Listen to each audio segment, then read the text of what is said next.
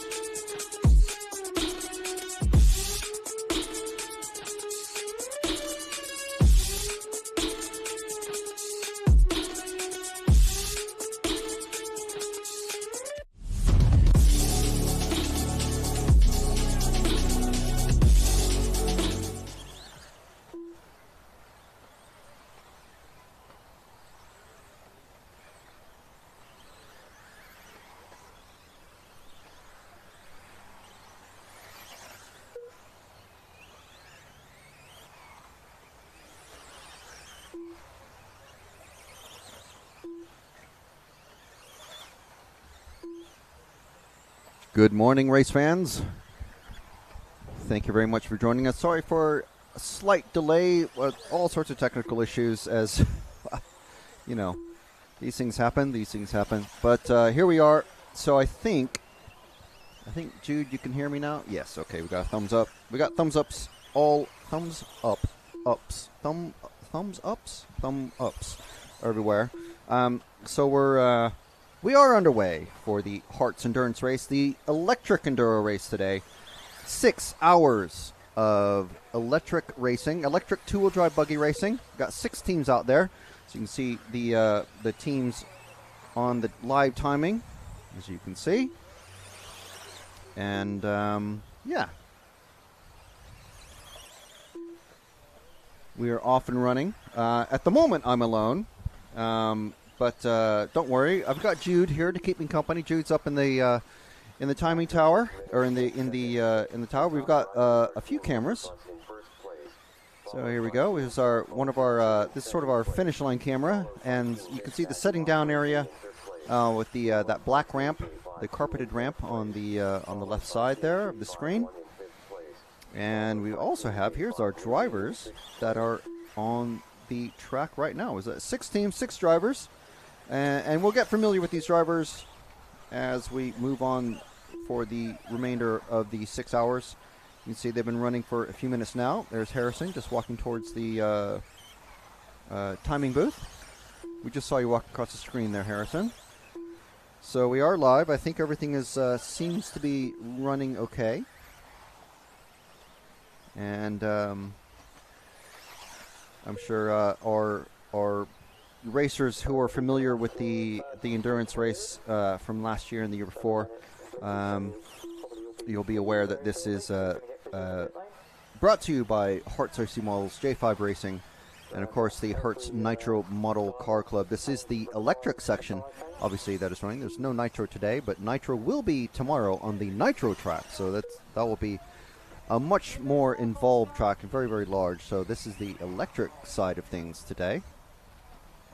So we'll be talking with Jim tomorrow, but today we've got Harrison with us, who will be telling us how things are. As soon as things kind of settle down for him and settle down for us, make sure everything is running, and we'll make sure things are going as smooth as possible first before we start bringing people in. But first, let's see how things are happening in the live chat. Make sure you can.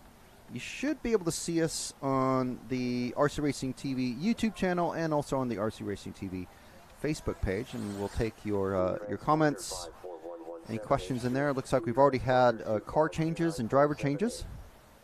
Car and driver changes happening. So, Jude, whenever you're ready to just start. Let's start with the car 1, and we'll just move through the cars. We've already had a car changes, so we just had 3 and 5 just come across in front of us. Car 1 is the yellow and orange car at the moment, just coming about to start down the main straight and going up the hill towards the back section, just passing the, I think it's the purple number 3 car. And we'll talk everyone through what's happening here. It's a front tabletop, and then this is the set down and finishing area as well. This is the car 1. Car 1 is the Stotfold Massive. And it's just funny hearing the computer saying that Team Bish Bash Bosch Racing. So car 1 here. Again, this is the Stotfold Massive. I don't have the driver names, but we'll be working on those during the day. So we've already been. It's just been. So these cars doing about what, 8 or 9 minutes or so on a battery. Is that about right? You think? Maximum 8-minute stints. So nice good jump there. And then car 2 is just about to cross the start line now. The blue, yellow and blue car just going up the hill now. Just come underneath our main camera.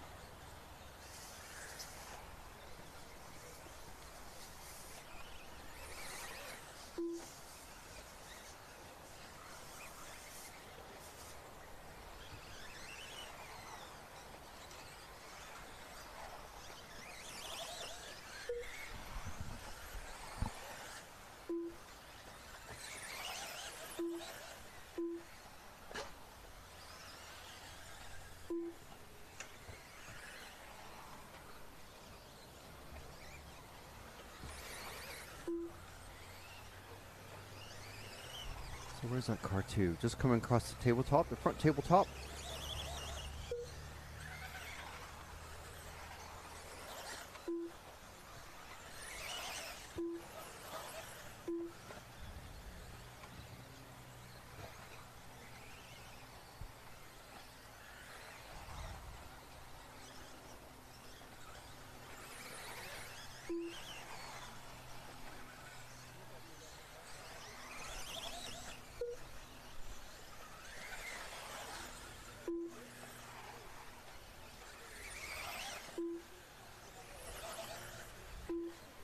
So which car have we picked up now?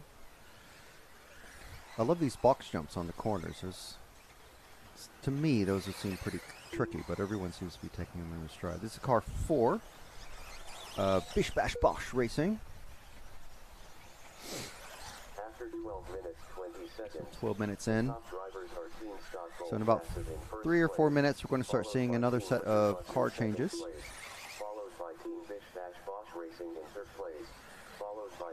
Bish Bash Bosch running in 3rd. Followed by Team J5 2 in 5th place. Followed by Team J5 newbie in 6th place.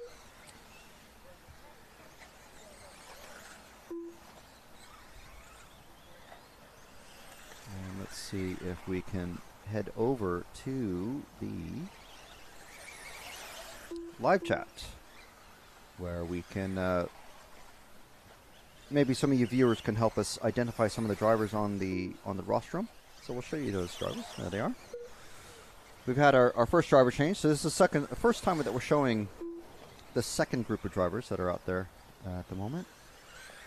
So if you know who these drivers are, make sure and give them a shout out.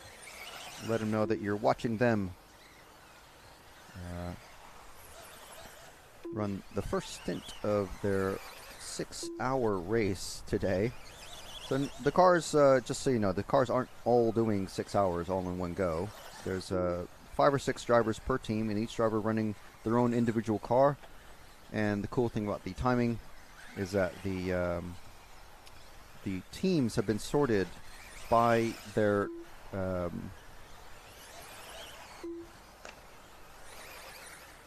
transponders into the particular teams that they've been either assigned to, or they picked or chosen or whatever. And so yeah, everyone's running their own personal transponder and their own car setup and everything. And then as soon as they swap over, the kind of like passing the baton in the relay race.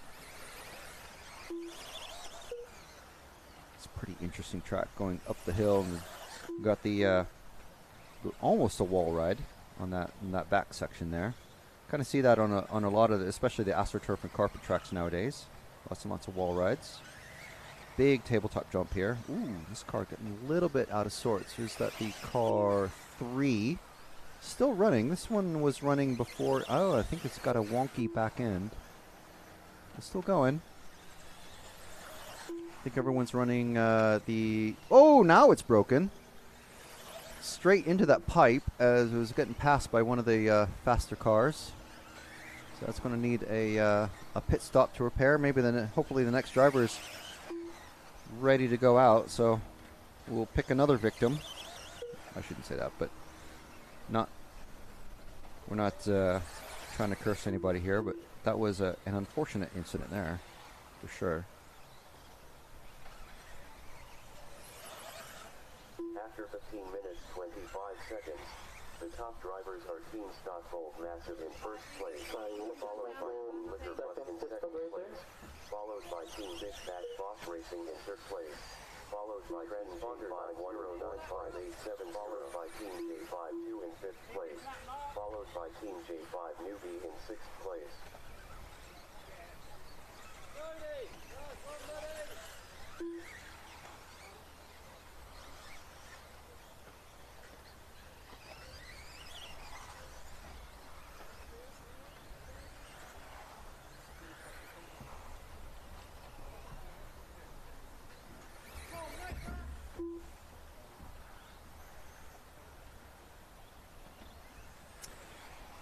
Right, so who we got? I think we've got another set of driver changes happening. You can see drivers coming off the stand and new drivers coming onto the stand.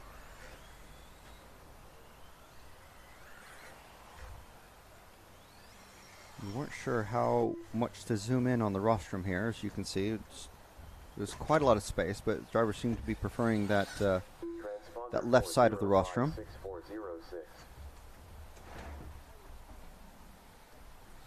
Show a bit more of there's a car coming on track there.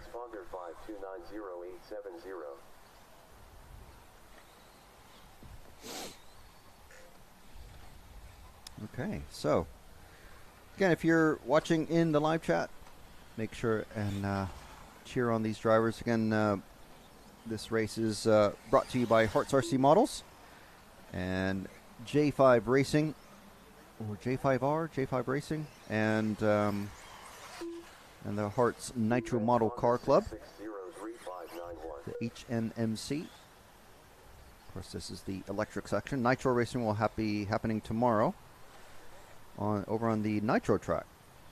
Be a little bit louder for us. Transponder 3317347.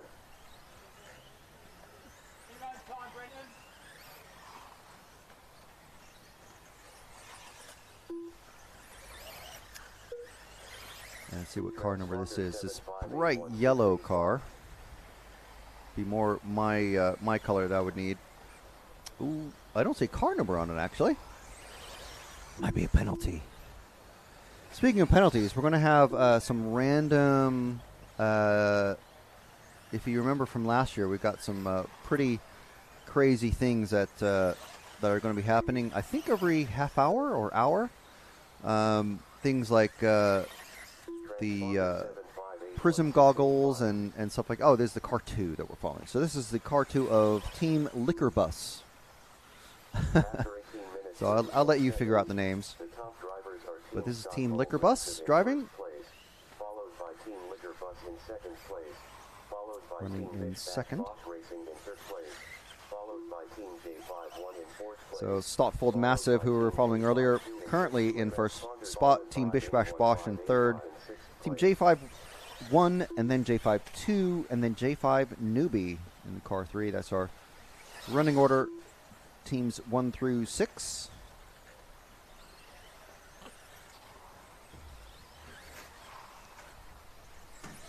You see the drivers on the rostrum there.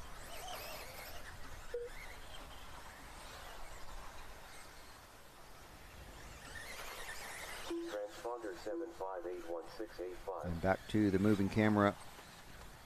Oh, a little bit of a bobble there. Let's see if we can get our replay to be working. I don't think it is just yet.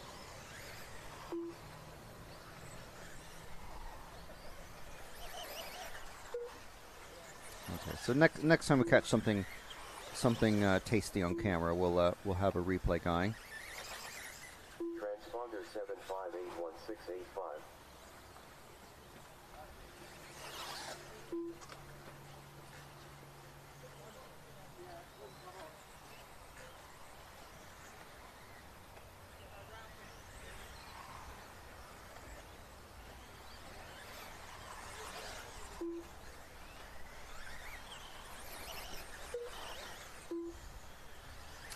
Transponder 758165. Yeah. And so you lost audio, Jude. Okay, sorted now? Okay.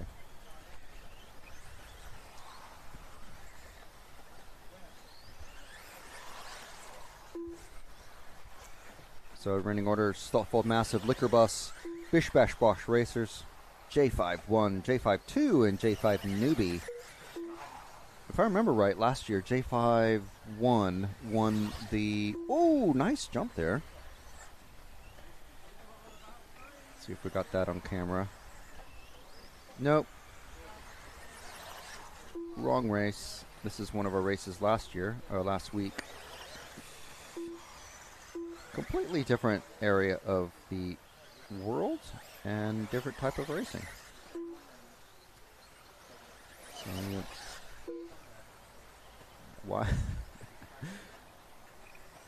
why is this continuing so long?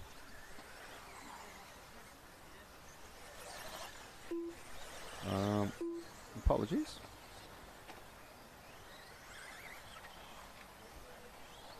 How do I? After 21 minutes 36 seconds, the top drivers are Team Stotfold Massive in first place, followed by Team Liquor Bus in second place. What is happening here? Followed by Team Bish Bash Bosch Racing in third place, followed by Team J5 1 in fourth place, followed by Team J5 2 in fifth place, followed by Team J5 Newbie in sixth place.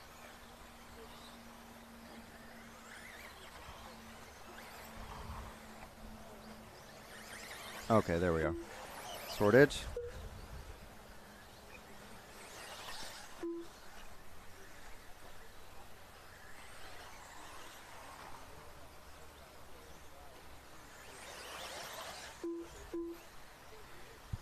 a little bit of a minor glitch there. Oh, got a slow car. Got a slow car. See if we can get our replays to be sorted.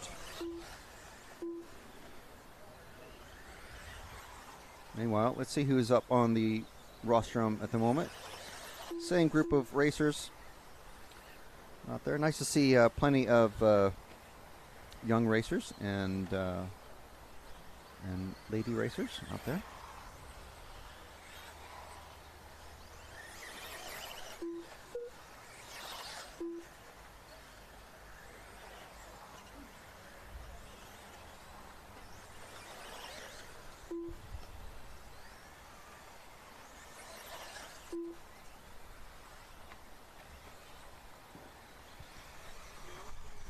So things, I think, are settling down with our tech side of things, racing side of things. We'll see how things go. So got 2 cars, or 2 teams, I should say, around the same lap. So 50 and 50. So that is car coming just off the wall ride, and ooh, bouncing off. Got 2 cars on 50, 2 teams on 50 laps, 2 teams on 49 laps, and then J5 2 on 45 and J5 newbie on 32.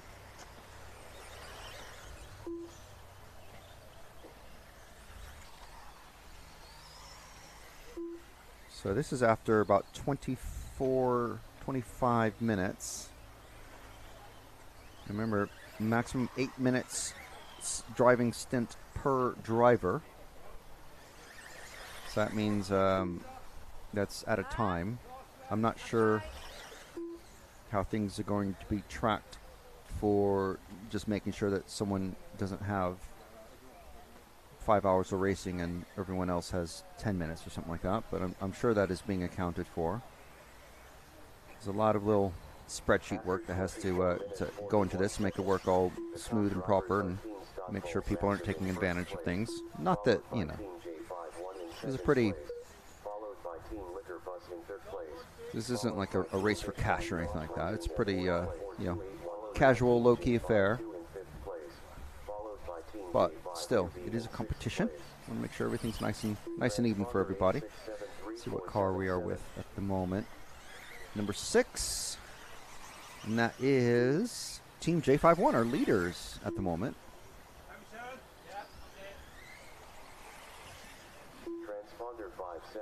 So we have a new set of drivers out there.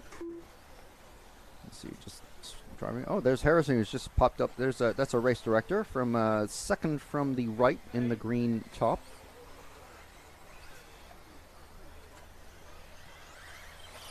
So things seem to be going smooth enough for Harrison to be out on the rostrum. That's good. Let's see how things are at the car switchover points. You can see the that black ramp on the left side.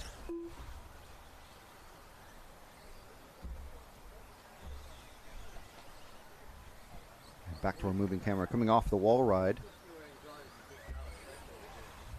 What team is Harrison driving for?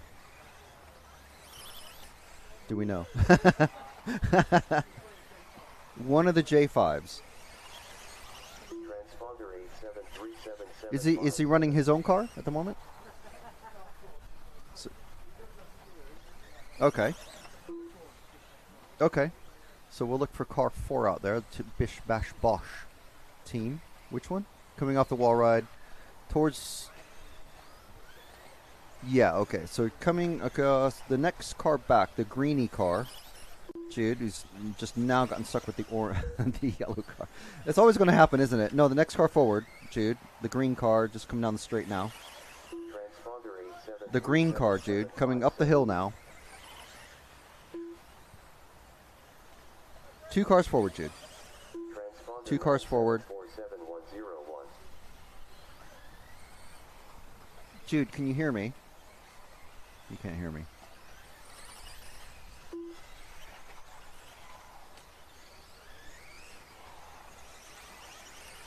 Transponder 87377757.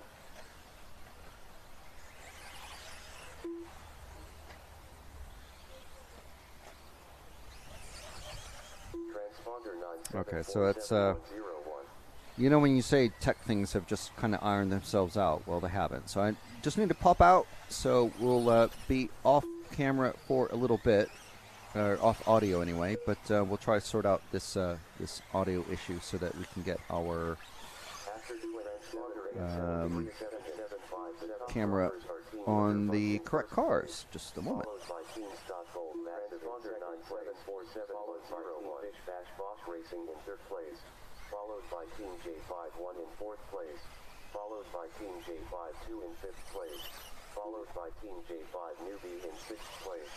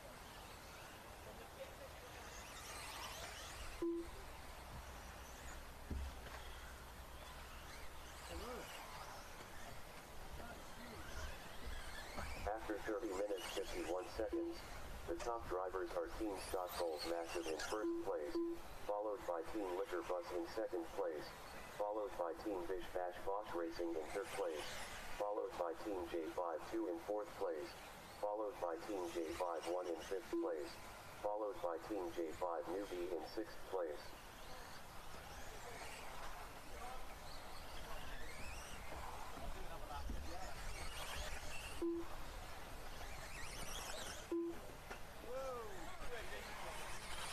Transponder 5208986. Okay, so we appreciate your help with, or your understanding. Can you hear me okay now? You know what it is? I hadn't pressed the comm. Watch your head. Okay, so I think we're sorted now. Right. So I'm just going to make sure that Jude can hear me, which means everyone else can hear me, which is good. Thumbs up if you can hear me, Jude. You still hear me okay? You hear me okay? You hear me? Okay. All right.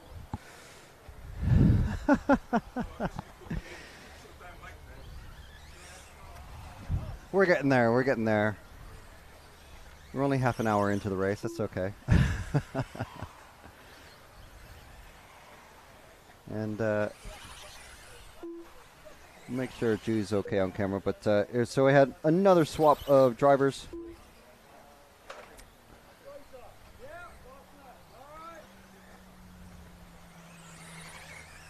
And so we got Stotfold Massive, Bish Bash Bosch Racing, Liquor Bus, J52, J51, and then J5 Newbie. Who's actually in danger of being passed by J5. J5 Newbie's only, 4 laps behind J51, so if they have any issues, we're going to have the Newbie team passing him. We can't have that, can we? So, you hear me okay, Jude? Yeah? Awesome, okay. Alright, so the problem completely on my end. Yeah. Okay, so we're getting there. Promise, we are getting there. Right. So let's reset and just make sure everything is going okay, and then we'll just do some background, a little bit of housekeeping. All right, so let us, now that we have actual communications, the infamous air gap, let's see who we're following here first. Let's just stick with this car. And this is car 2, I think, of Team Liquor Bus. Ooh, a little bit of a bobble there. After 33 minutes 56 seconds. About to get past, I think this is the car 1 again. Oh, yep. Bit of a mix-up there. Let's see if the replay works properly this time. We're going for it. No. Wrong. So that is not the correct. Let me undo GT. That's not. Okay. I don't know why the replays aren't working. So, okay.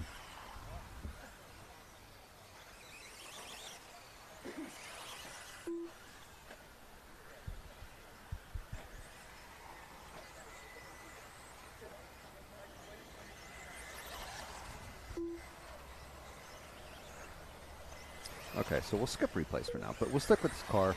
Let's see. Which one is it? This one here. Okay, I think this is still the car 2. Okay, so let's try this now. Let's drop back 1 car. There we go. Okay. Whee! And this looks like a buggy. Car 6 of Team J51.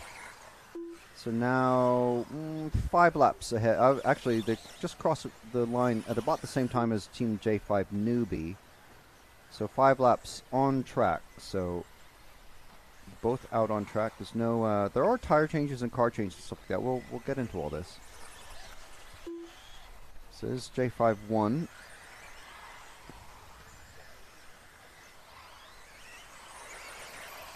Down the straight, right, straight towards up the hill over this little box jump. And that is possibly one of the biggest jumps on the track. Over the wall ride. Ooh, little bobble there.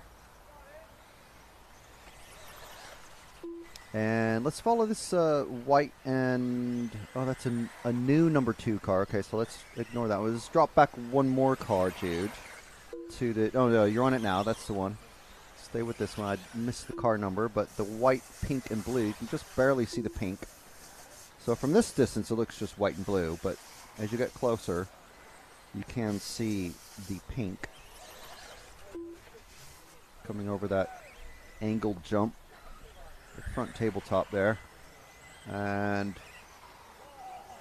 I'm not seeing a car number on that one.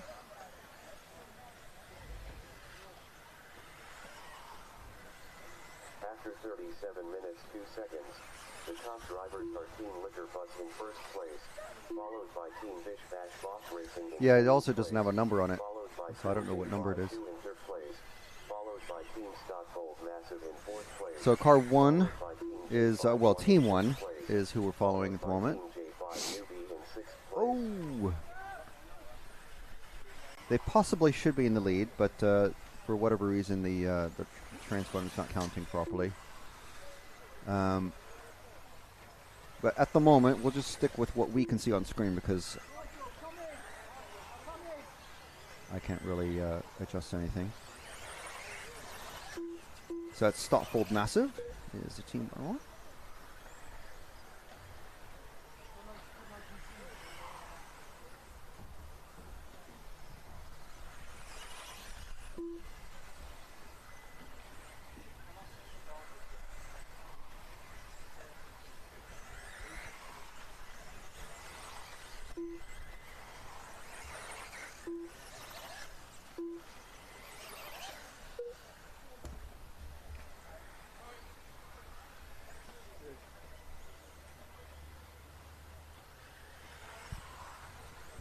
Right, so we should have our replays back. So we are now with the blue and white car. I missed the number that time around. Transponder 5952957. Let's see what we do have a car number on this one. That's all good. I think this is car 5. It is car 5. Well, team 5, I should say, of Team J5-2. Oh, and looks like we have a car change. I think that's about as zoomed in as we can get on that end. But that is, we just saw, that was a car change. So you come in off of that ramp. Now, on a normal club meeting or even a national club meeting, the cars will drive up that ramp to be going to the Park for May or whatever you want to call it. And that would end the run. But there's another car that's gone out to swap into for that car 5 position. I think. Anyway, there's 5 cars out there. There should be 6. So we're currently with now car number 2. So this is a new car 2. So what drivers are doing are basically there's 5 or 6 drivers per team, and now the car 2 has gone into swap. And let's see, is this car 2 that's just about to come out? I think so. Or it's either car 2 or car 5. I'd miss it. Let's stick with this one. This little pink one that's about to come out because we have a driver that is just coming on the rostrum now. You can see this young lady here. Oh, okay, so a different team, but let's follow this one. And I missed the car number as she was going past. But there's so many things to keep track of here. So up the wall ride, over the box jump, ooh, through the infield, over this angle jump, and then hairpin around over the tabletop. There's car numbers very hard to read, but that's car 6 or team 6 of Team J5-1.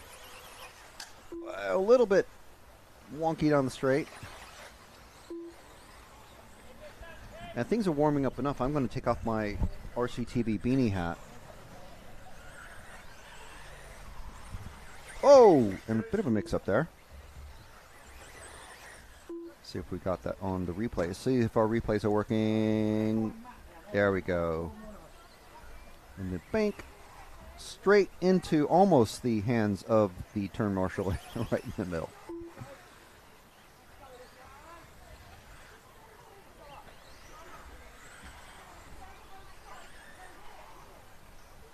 All right. Okay, our first live chat comments coming in. Thank you very much, guys, for joining in and taking part. So Lewis Anthony saying yes, loud and clear, very good. Yeah, that was totally my fault. I didn't hit the right button. When you're live, you need to make sure all the buttons that you want are red, which means you're live.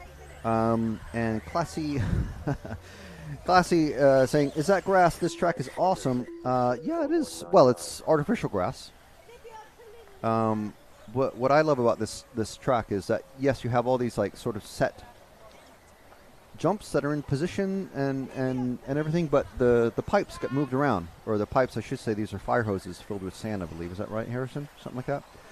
So yeah, you can move them around, and they will, they define the track limits of the cars very, very clearly. As you can see, they're painted white. But yeah, so you can 1 week, maybe the front tabletop is used, and the next week maybe it isn't, or maybe it's you come at it from a different angle. So all the box jumps, as I'm calling them, they just all have all sort of a jump angle on them. So it can be either a corner, or there might be a corner going the other way, or they could be a tabletop. You could go straight over them, 180 degrees. So yeah, it's all good. And then there's sand in there to provide some extra slippiness or traction, depending on whether the track is wet or dry. And it makes it all quite unique. And another good thing is that lately, the last few days, the track here, the local areas had tons and tons of rain. Road closures and all sorts of things, but the club here, 3 cars at the top of the hill, but that's okay. The club is basically at the top of a hill, and this is just one track of, I think, 1, 2, 3, 4, maybe 5 if you count the car parking area as a driving area.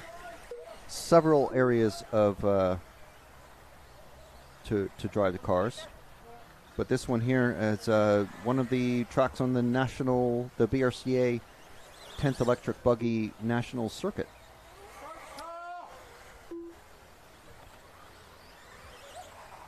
So there's our drivers on the rostrum. A couple of ladies out there.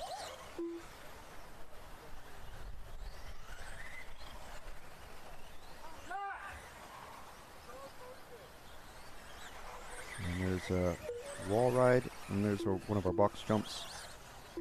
And so like that angle jump right there is obviously can be used as a double, or it can be used as the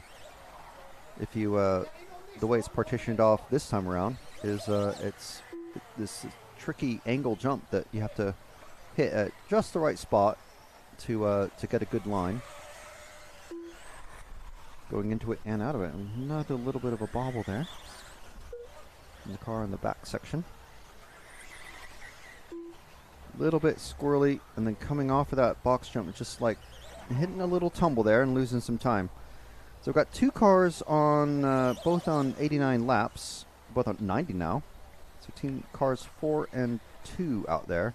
And then we have team J5-2 on 85, Saltfold Massive on 81, J5-1 on 78, and J5 Newbie now 10 laps behind on 68.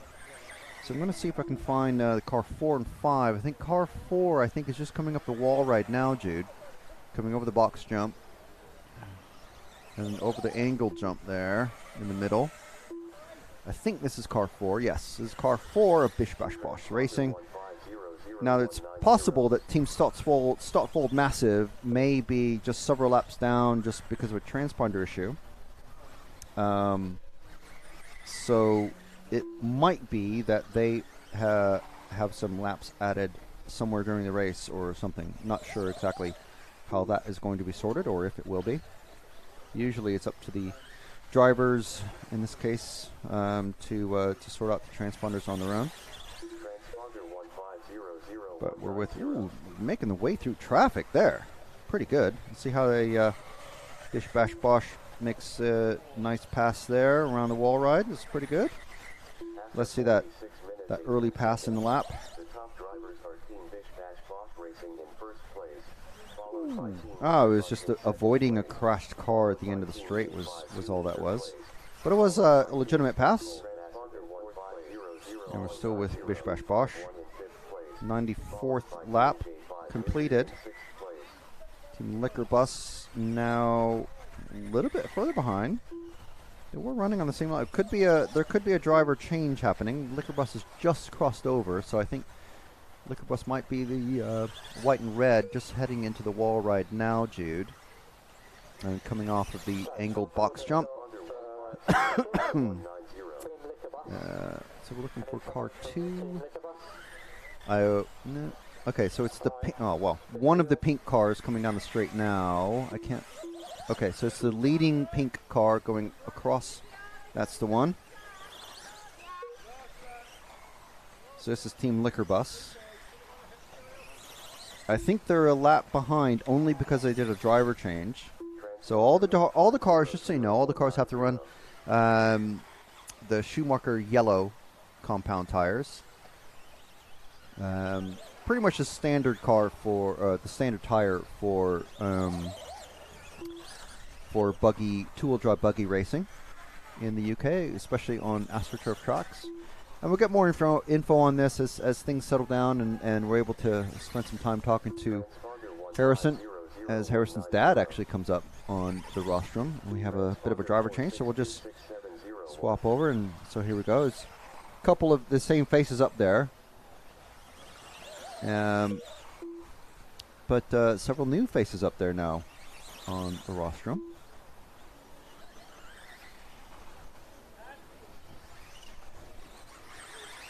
Transponder 2800190.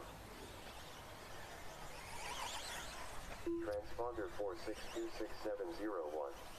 And here's one of our wide angle views at the start of the straight. Just to have a little bit different view. And we'll get the remaining sponsors of today's racing up on the graphics there. This race, of course, brought to us by Herts RC Models, a model shop. It's just a couple of hundred yards away, but also J5 Racing and the Herts Nitro Model Car Club, HNMC.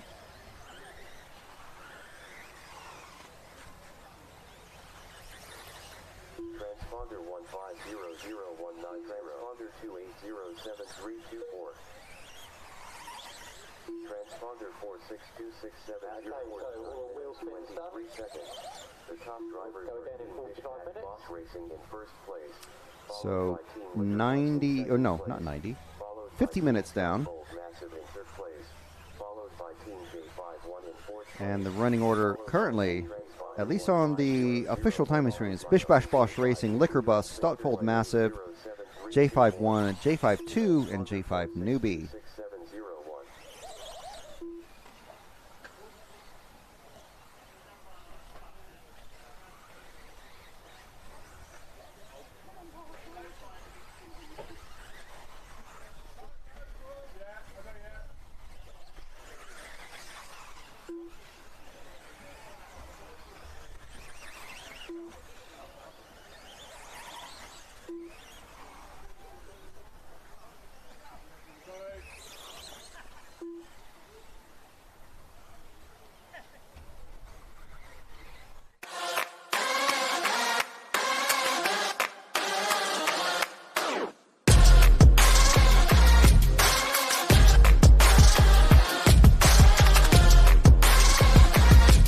This is mine. Oh, okay, fantastic. Yeah. This is amazing. It's unbelievable. The legend, Masami Himasaka. So Michael Olowski's going to cross the line to take the European title. Is it going to be? It's a race to the line and Skidmore takes it. Three-time winner David Runabout takes the Euros European champion. That's crazy, man. I can't believe it. Valesky's flamed out. Valesky's flamed out. Oh, he's broken. Valkyries is broken.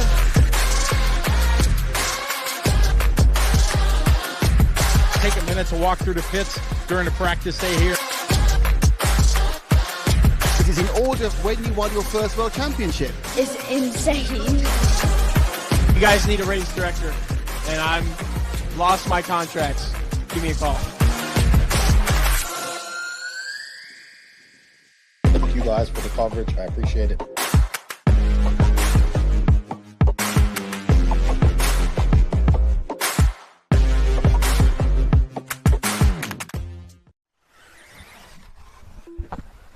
Okay, so we are back with pictures from the track. Yeah, so race order with 2 minutes and 7 seconds left in the first half of this 6-hour final endurance race. Again, these are two-wheel drive buggies running electric, and we'll get some details. Maximum 8-minute driving stints at a time between the drivers, and I believe they have to run roughly the same amount of time. So believe me, I've tried organizing these sorts of things before. It's quite difficult. So all props to Harrison here who's next to me from the HNMC electric side of the club, and we'll get their logo, their proper logo, on the screen as soon as we can here.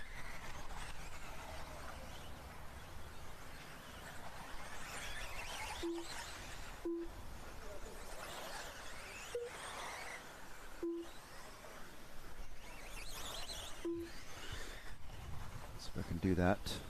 So we'll back onto the moving camera. Few battles out there. Bish Bash Bosch now 2 laps ahead of Liquor Bus. J52 moved ahead of Stockfold Massive. They're on 99 laps. J52 on 103. Liquor Bus on 107, just crossing now. And Bish Bash Bosch on 109. J51 on 94 and J5 Newbie on 84.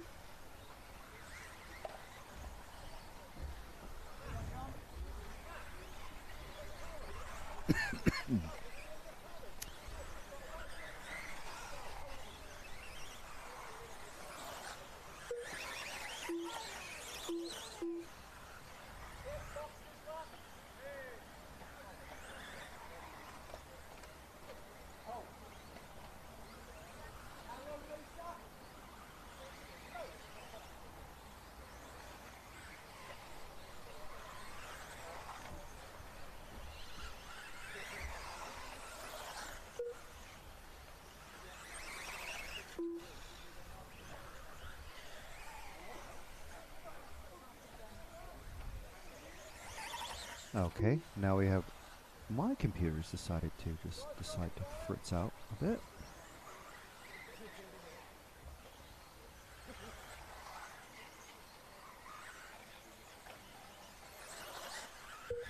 Okay, meanwhile, you're watching the Herts Endurance race. This is the Electric Enduro 6-hour race. We are nearly 1 hour into this 6-hour event, and we're about to have our first of our, I'm not sure what we're calling it, our Jeopardy wheel or roll of danger. We're going to have what they like to call here the beer goggles are about to go onto someone's face. So this this will be a bit crazy, I think.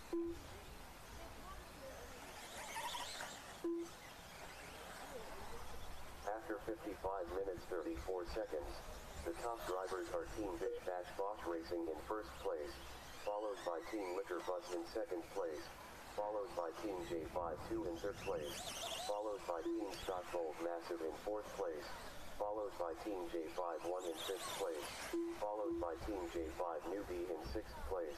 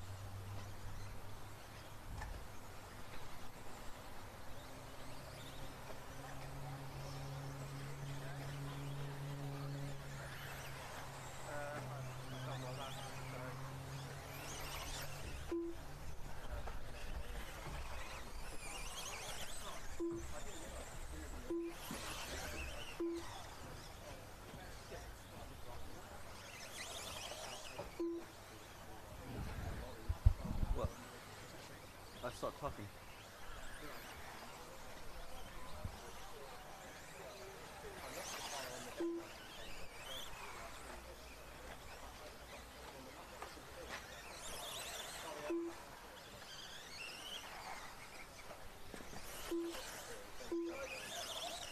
After 58 minutes 39 seconds, the top drivers are Team Bish Bash Bosch Racing. Okay, so with nearly an hour down, we have Team Bish Bash Bosch on 119. Team Liquor Bus on 117. Team J52 on 112. Stopfold Massive on 109. Team J5 1. J5 Racing 1 on 105, just crossing the line. And then J5 Newbie on 93. Seems like they've been stopped for a little while.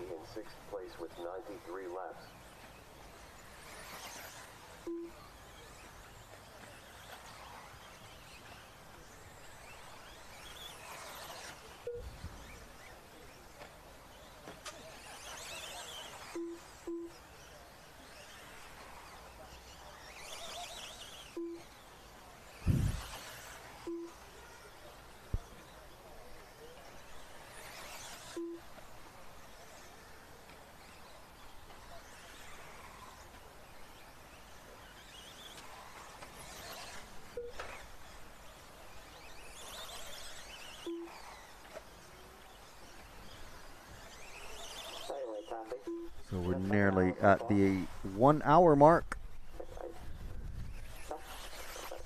And coming down the straight is the car 3 in that checkered pattern. Almost, I would call it Red Bull pattern, but it's not really Red Bull. That pink and purple. It's a good color combo though. Nice thing about white wheels as well, everything works with white wheels.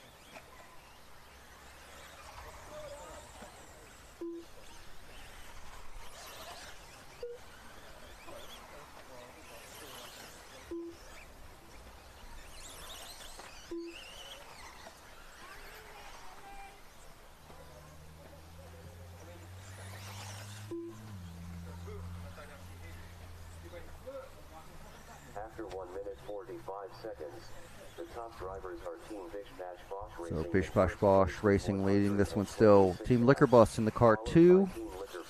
Team number 2, I should say. Again, these cars are being swapped out about every 7 or 8 minutes or so. 8 minutes maximum for each racer allowed to run. So in the,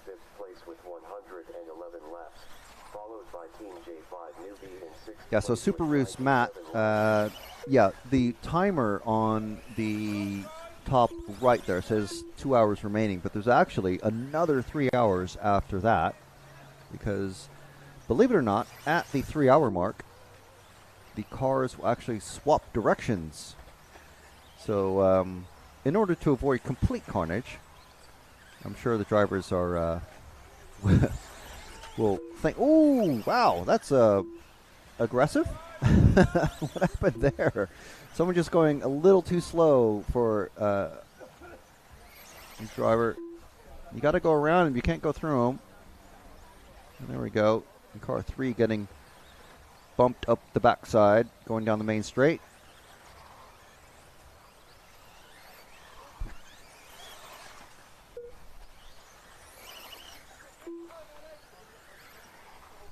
Classy saying, dirt or clay track is for pros. Well, it's a good thing these aren't pros. These are club racers. And just out here to have some fun and raise a bit of money for the Carl Jackson Charity Foundation. Followed by Team Liquor Bus in second place with 128 laps. Followed by Team J5-2 in third place with 120 laps. Followed by Team Stockfold Massive in fourth place with 118 laps. Followed by Team J51 in fifth place with 114 laps. Followed by Team J5 Newbie in sixth place with 100 laps. After 3 minutes 24 seconds, the top drivers are Team Bish Bash Bosch Racing in first place with 130 laps. Followed by Team Liquor Bus in second place with 128 laps. Followed by Team J52 in third place with 120 laps. Followed by Team Stockfold Massive in fourth place with 118 laps. Followed by Team J51 in fifth place with 114 laps. Followed by Team J5 Newbie in sixth place with 100 laps. After 3 minutes 25 seconds, the top drivers are Team Bish So Bash which car Bosch are we Racing with in now? The first place with multicolored, 130 almost laps. Ronafalk-esque. Followed by Team Liquor Bus in second place Across with the 128 tabletop just now. Followed by That's the Team car. J5 in third place with 120 It's laps. very hard to read that Followed by Team number Stockfold label. Massive in fourth place Hey, with come on. 118 laps.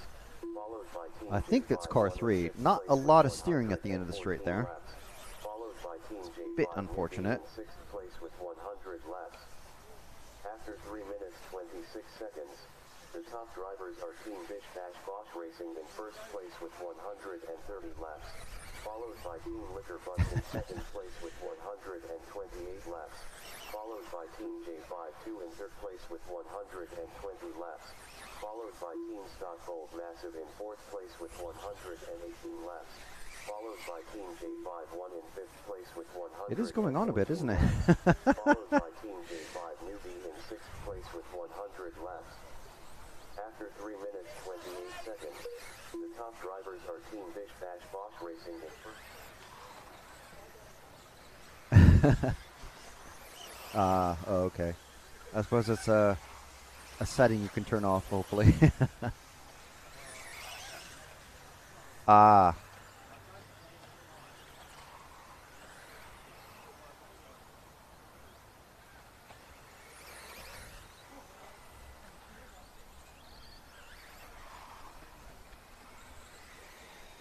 Right, so I think I have been able to sort out the sponsor thingy. Whilst we're been talking and waiting for the timing to figure out what it's trying to say.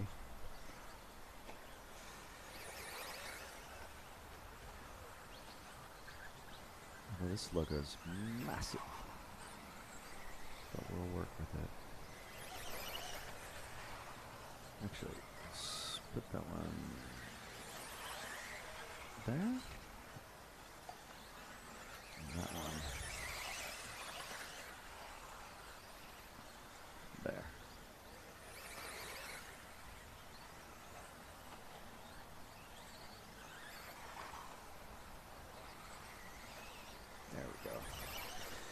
Right, I think we've got our sponsor logos sorted at least on the...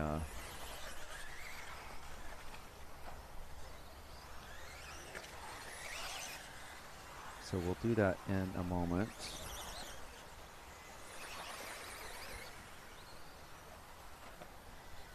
Bus in second place.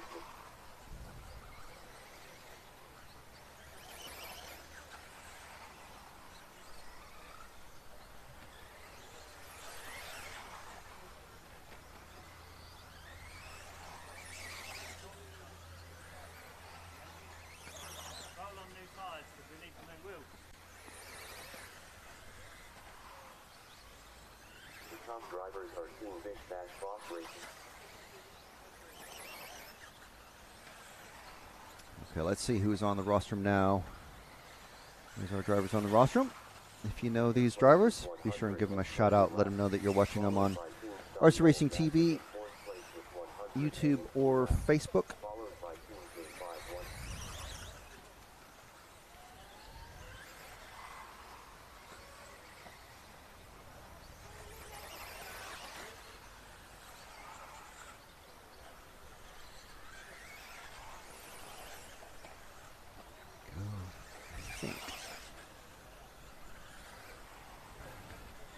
In the usual manner of RCTV, we are making things just a tiny bit better as we go along every little bit here.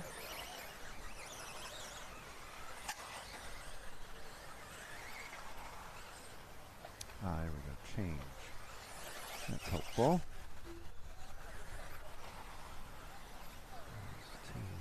That one.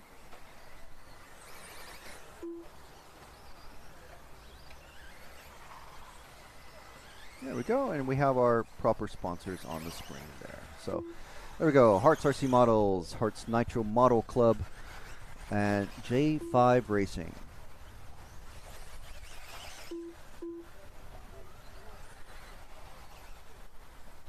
So make sure and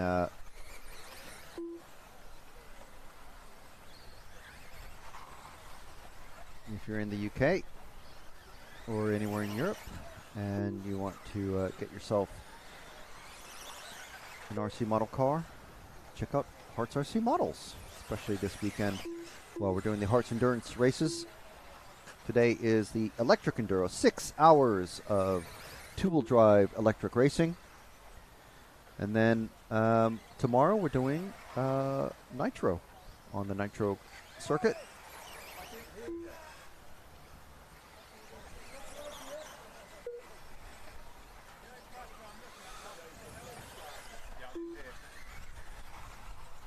After 10 minutes 13 seconds, the top drivers are Team Vish Bash Boss Racing in first place with 144 laps, followed by Team Liquor Bus in second place with 142 laps, followed by Team J5-2 in third place with 135 laps, followed by Team Stockfold Massive in fourth place with 134 laps, followed by Team J5-1 in fifth place with 129 laps, followed by Team J5 Newbie in sixth place with 113 laps.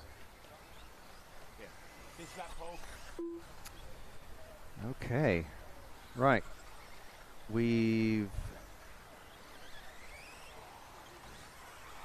an hour and 11 minutes in now officially, with a Bish Bash Bosch Racing getting caught up by Team Liquor Bus. J5-2 several laps down with 137. This is about 8 laps behind Team Liquor Bus. Stockfold Massive, they might be getting some sort of transponder correction at some point along the way, so, but at least now, at the moment, they are in fourth place with on 135 laps. And then Team J5-1 on 131 laps with J5 Newbie just falling a little bit further back, very slowly, and they are on 116.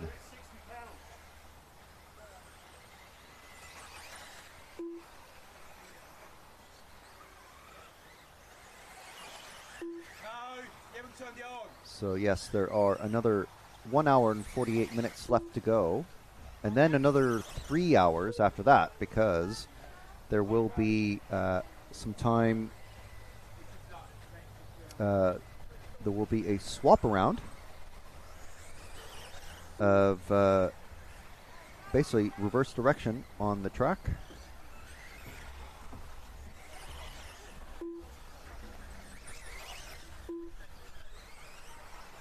So everyone gets to go around again. And we're still hoping to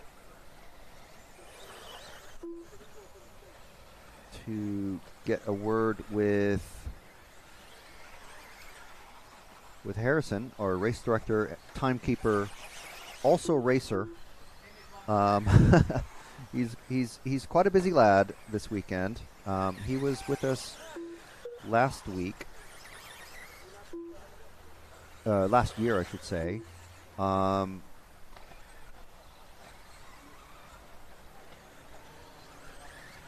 To talk us through things, but it's not as easy as one might think to run a race, especially when it's, you know, there's a lot of moving parts in this one. But how are things, Harrison? Going well enough to talk? Okay. Okay, maybe after your stint. Okay.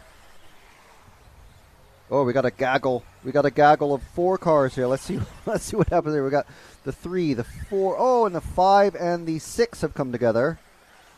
The 5 is still stuck. That didn't last long, did it? The gaggles usually never do.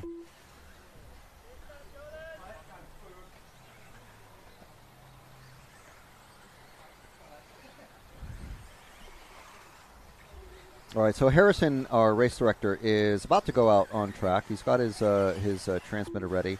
No pressure, Harrison, but everyone's watching. Is yours the green car? Ah.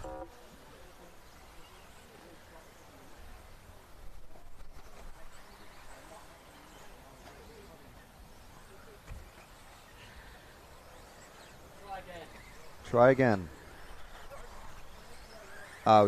Is that the line there? Is that the loop?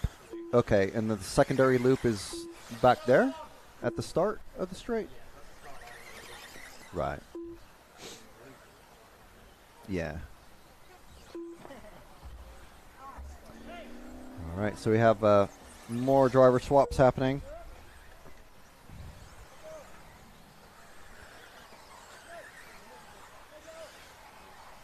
See marshals running across our cameras. As long as they don't knock them over, it's fine. I see lots of young racers and lots of female racers. And by lots, I mean like literally like I think there's at least 5 or 6. So it's great to see that. Lots of kids and parents. Always tempted to say dads and lads, but nowadays it's like it's mums and sons and daughters and dads, and so it's great to see. Let's see who we're following now, coming down the straight towards us. Woo, a little bit going across the top section there.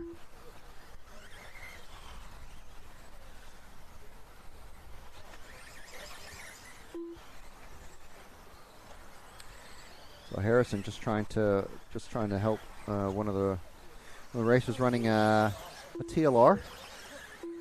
I see a lot of Associateds. I wouldn't be surprised if probably half the field is either Associated or Schumacher.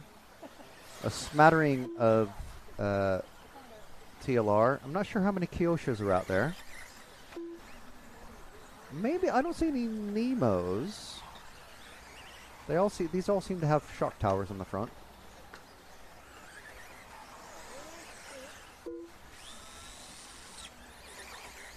In case anyone's curious, people are always curious about what brands people are using out on the tracks. 53 seconds. The top drivers are Team Big Bash Boss Racing in first place with 157 laps, followed by Team Liquor Bus in second place with 156 laps, followed by Team J5. So waiting for, I think it's going to be a few minutes before Harrison is out on track himself, and then we'll have we'll get to hear from him and see how things are progressing and how we actually got this thing organized, because sometimes running a major club, I mean, it's one thing to run a club week to week because people know what to expect, but to run a weird meeting like this where there's multiple transponders being counted for a single team and drivers coming late and missing their practice and trying to sort out all the normal sorts of things that you have to sort out at a club meeting, and then add in the mixture of 5 or 6 drivers per team and sorting that out and sorting out all the various multitude of things. I'm curious to see how he's been handling it. Of course, he did this last year for us, for the club, I should say, and we were here broadcasting it. I know the J5 team won, I think it was Nitro last year. I think they won the Electric as well. But this year they got 3 teams. So J5 1, J5 2, and J5 Newbie.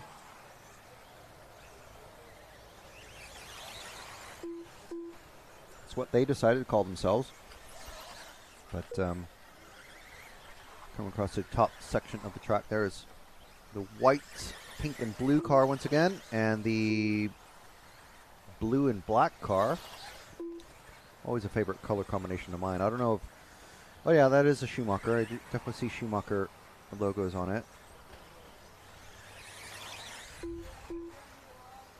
Ooh. A little bit of a tussle there. See how that came to happen. Tight battle. Almost like side pod to side pod there. At least it wasn't wheel to wheel. So one of them going into the pits now. So we're following the, well, pretty much white. On camera it's white, but it's actually, there's tinges of pink on it. I think that's the 5 of one of the cars of Team J52.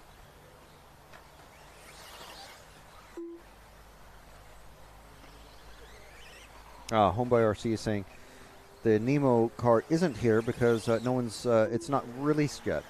The N110. Pretty handy, easy to remember name. It's 1/10, 110. But yeah, we did see that at the Slough race that we broadcast earlier in the year from the Slough Club. We talked to the Nemo boys a little bit about it.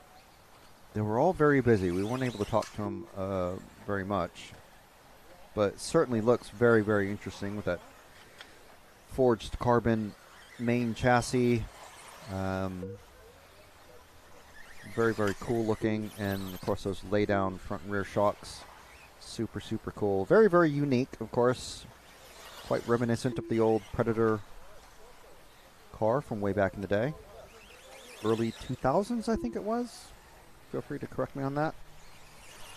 Transponder 6664199.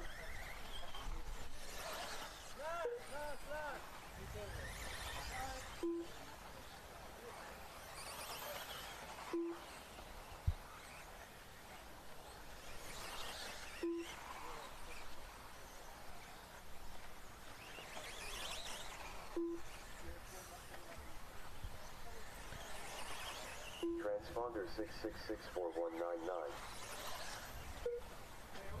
Yeah. Yeah. We're coming in now, John. 10, get ready.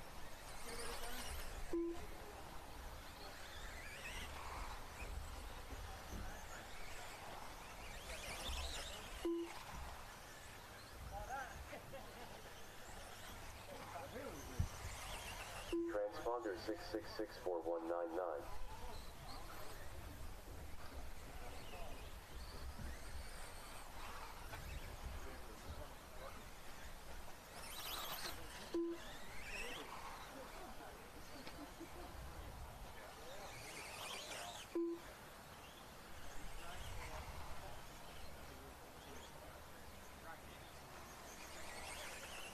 Transponder 6664199.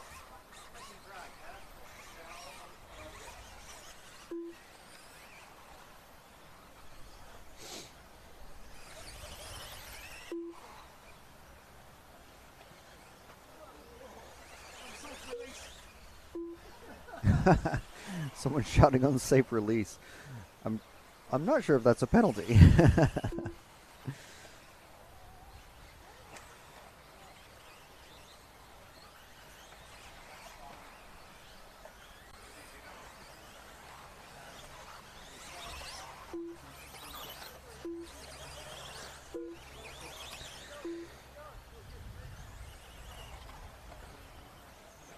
So an hour and 37 minutes left in the first half of this 6-hour Herts endurance race, electric enduro. We got Team Bish Bash Bosch on 169 laps, Liquor Bus on 168. Let's see if we can find that number 2 car out there somewhere, wherever they are. Just one of these group of cars. So we drop back to the, this group there. Just, well, they were together for a bit. It's dangerous to crash going up the hill there. It makes it really tough for the marshals. But yeah, just looking for that car 2. Briefly we had a gaggle of cars together. What we like to call the clumping. Okay, so the car 2 is this blue car that's just coming down the straight now, Jude. The all blue car with the clear wing. And then team 4, I'm sure, is one of these 3 cars. Oh, okay. So team 4 is... Oh, got a little mistake there. So they're catching up, actually, on the Bish Bash Bosch team. This blue car that we're following. Very slowly catching up on track, and they are a lap and a bit behind. But if they can make a nice pass, they'll be on the same lap.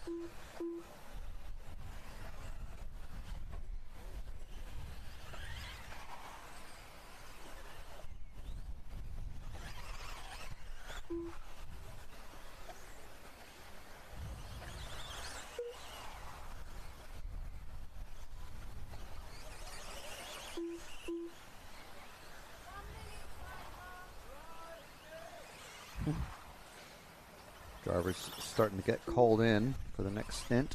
You see the drivers who are out on track at the moment.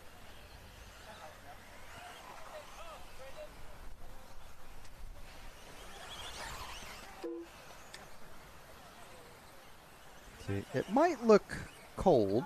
It depends on your version of cold, what you think is cold, but it was pretty chilly this morning. We had, I think it was about 8 or 9 degrees Celsius this morning. Have a look at, see what it is at the moment.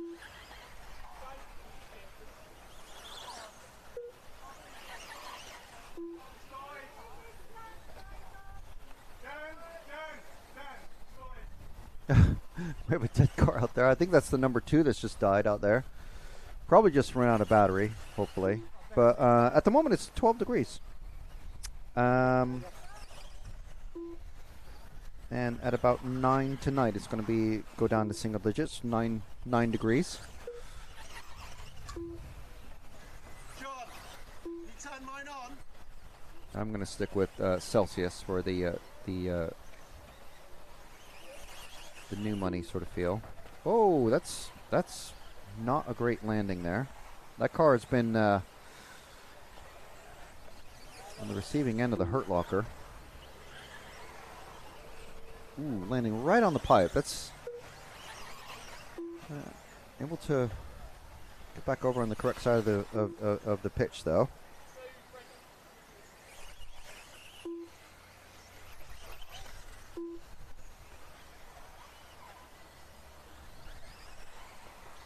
So Bish Bash Bosh now 2 laps ahead of Liquor Bus, 179 to 177. J52 still about 10 laps behind the lead. Stuffold Massive another couple laps behind them. And then J51, as you can see, currently 5th place, just crossing the line there. You see that light blue line of the name, the team name.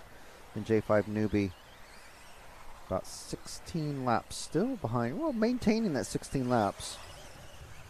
The thing about an endurance race, though, is if there's a major problem for one of the teams, that gives everybody else a good chance to catch up and make up loads and loads of time.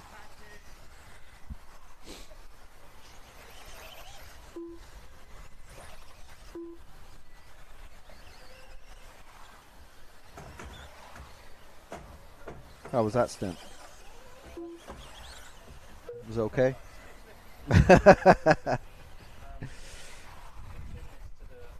Okay. Yeah, go ahead, yeah. So do we know what's going to happen next to someone? Oh, okay. So what I was just talking with Harrison about there was there's a wheel that basically is spun every hour, I believe, or every half hour. And so a random car number is picked. And something happens to that, well, whether they have to drive with an eye covering, like a pirate patch, so they lose their sense of depth perception, or they have to, I don't know, stand on one leg, or my favorite is the, and I think everyone's favorite, where they have to drive with this weird prismatic color shifting thing, goggles that basically make everything look like you're looking through a kaleidoscope. If you remember that from when you were kids. And yeah, it gets quite hectic. It's pretty weird. Very, very difficult to drive, but you do get used to it, but it takes you some time, of course. So it's not something that that you can get used to right away.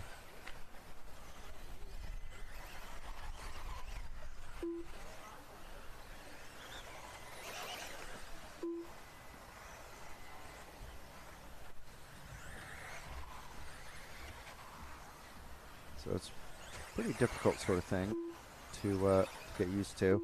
But yeah, that happens every half hour. A random thing happens to a random driver, and whoever's up on the stand on the rostrum, that's who has to deal with it. So we'll see what happens. Followed by Team Stockfold Massive in 4th place with 172 laps. Followed by Team J51 in 5th place with 171 laps. Followed by Team J5 Newbie in 6th place with 156 laps. Shameless. Okay, J51 was check tyres. Who's next? It'll still go. Get another car ready. So we got a problem for one of the cars out there. I think it was just a popped off camber link.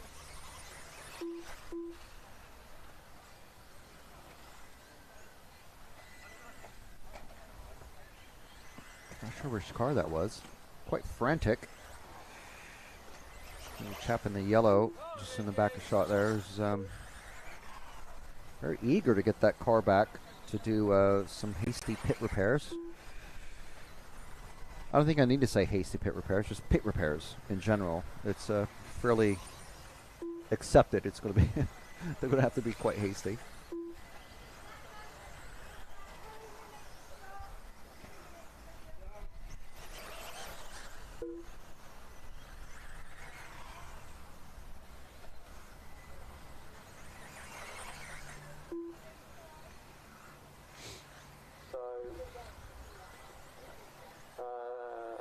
J52, someone from J52 to spin the wheel.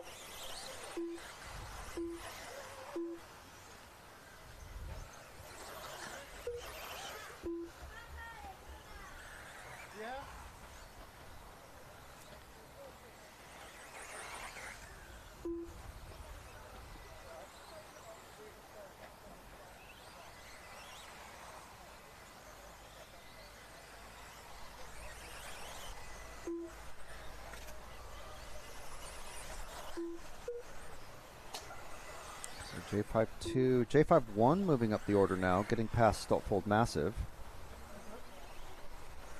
Again, there's potentially some lap time corrections coming for Stoltfold Massive, but I'm not sure of the validity of that assumption.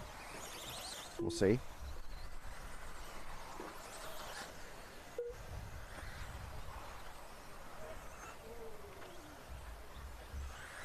Current running order: Bish Bash Bosch Racing, Liquor Bus, J5-2, J5-1, Stoltfold Massive, and J5 Newbie. So still, after an hour and a half, a spread of 30 laps or so. So it's not gone too far in anyone's direction. And again, all Bish Bash Bosch need is some major problem to befall one or more of their cars, and suddenly there's a lead change. And then J5-2 and J5-1, Stoltfold, they're all running pretty close together. They're only one lap apart each. So it's a very, very tight race, actually, for third. And it's pretty close between first and second.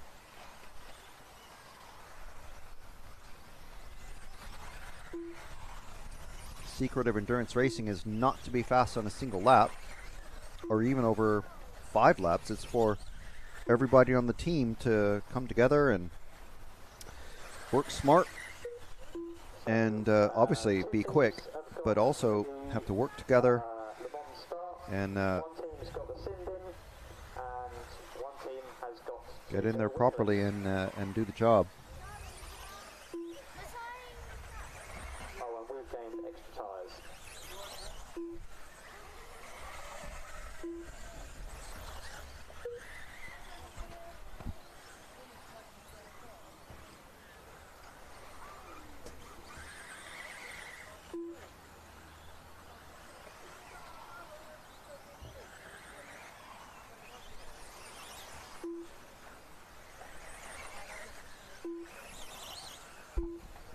So again, today's race is obviously electric two-wheel drive buggies. Tomorrow's race is going to be full drive nitro-powered 1/8 scale buggies.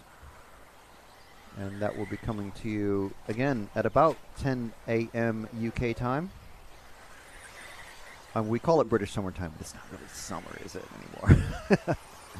anymore? Okay, so I think we've got Harrison. You ready to have a couple words at least? Just see it. Very good. Okay, so Harrison, you hear me okay? Yeah, can you hear me okay? I can hear you okay. So as long as that green bar is bouncing up and down, we're going out live. So, all right. So now we're just over an hour and a half in. Yep. How are things? Going well so far. Going well.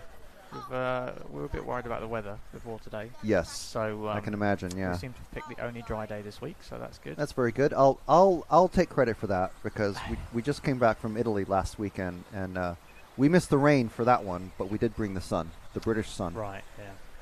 And then we came back and we realized that we left the British sun back in southern Italy, and we're like, where's the sun gone? Where's the summer gone? Yeah. No, it's almost winter now. Yeah. Like Yeah. big coats and stuff. Crazy. Yeah, I'm gonna have to. I'm slowly transitioning my wardrobe. I'm in like hoodies and maybe another like a long sleeve under the hoodie, and then it's going to be rain jacket over the hoodie, and then eventually just the thick rain jacket. Yeah. So many clothes. All right, so tell us how this is the. I believe the second time the electric Enduro has happened. Yep. Is that right? We did one last year as well, yeah. Yeah, and like you were telling me, we did do. Well, you reminded me, we did do it from the van last year, and we were parked way over. Well, not far from where we're physically located at the moment. So this is the first day of the Herts Endurance. Is it the HNMC Endurance Weekend or J5? J5. Okay. Weekend, yeah, you could call it. We could work on the name a bit. Yeah. And then, like I was just saying, that tomorrow there's a full drive endurance, which is on for the nitro side of things. Yep. That's on a completely different track to this. So if you're watching this and you're enjoying the track and the racing action, make sure to watch tomorrow as well. to join us and see the Nitro Boys in action. Excuse me. But we've got this year. We've got 6 teams, and I think 5 or 6 drivers per team. Is that right? 6 or 7. 6 or 7 drivers per team. Okay. Okay. So is it? I mean, pretty decent turnout. That's still like that's close to over 50 racers or something, isn't it? Yeah. So 6 teams, at least a minimum of 6. So that's 60 drivers. Plus a couple of extra people here and there. Yeah. So yeah, no, it's good turnout. Similar to what we had last year. Yeah. We'll have to try and make it. Well, we might update the format or make it to a Sunday. Try and get more drivers next year. Yeah. Saturday people are busy, I guess. So, are electric drivers just used to racing more on a Sunday? Yeah, we race midweek. During the summer we race every Tuesday night, and then in the summer Sundays. Sunday seems to be the default for most RC racing in the UK because I guess people aren't doing stuff. Yeah. I mean, I work on Saturdays as well, as a few people do. So I guess that's part of it. And if you get your commitments out of the way, then you can relax. Yeah. Yeah. And of course, like you're saying, there's racing on Tuesday nights, so there's obviously like quite bright LED lights all around the track. That's pretty good. Yeah. Very and handy. Is that why we see a lot of the bright fluorescent neon? That is part of it. Yeah. Yeah. A lot of people who are here tonight do race on Tuesday nights. So you want something that's not green, so yes, in with the Astro. Ideally not white, so it blends with the pipe. Yeah. Something that stands out.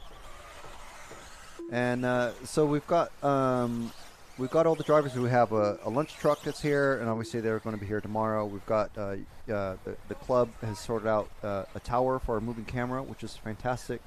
So how many different layouts does the track have? Because I was mentioning earlier, you can move around lots of. I mean, obviously there's like static jumps. But you can move the fire hoses around quite easily to have a million different. In layouts, theory, really. yeah, you've got limitless configurations. There are a couple of jumps that you sort of don't run in certain directions, not because you can't, but just because it's not ideal. But apart from that, no. In theory, there is no limit. Every track we do is different. And so what do you change it every week? Basically, we change it normally. We have one Sunday event in the month, and we usually change it that and maybe tweak it during halfway through the month if we're doing Tuesday nights.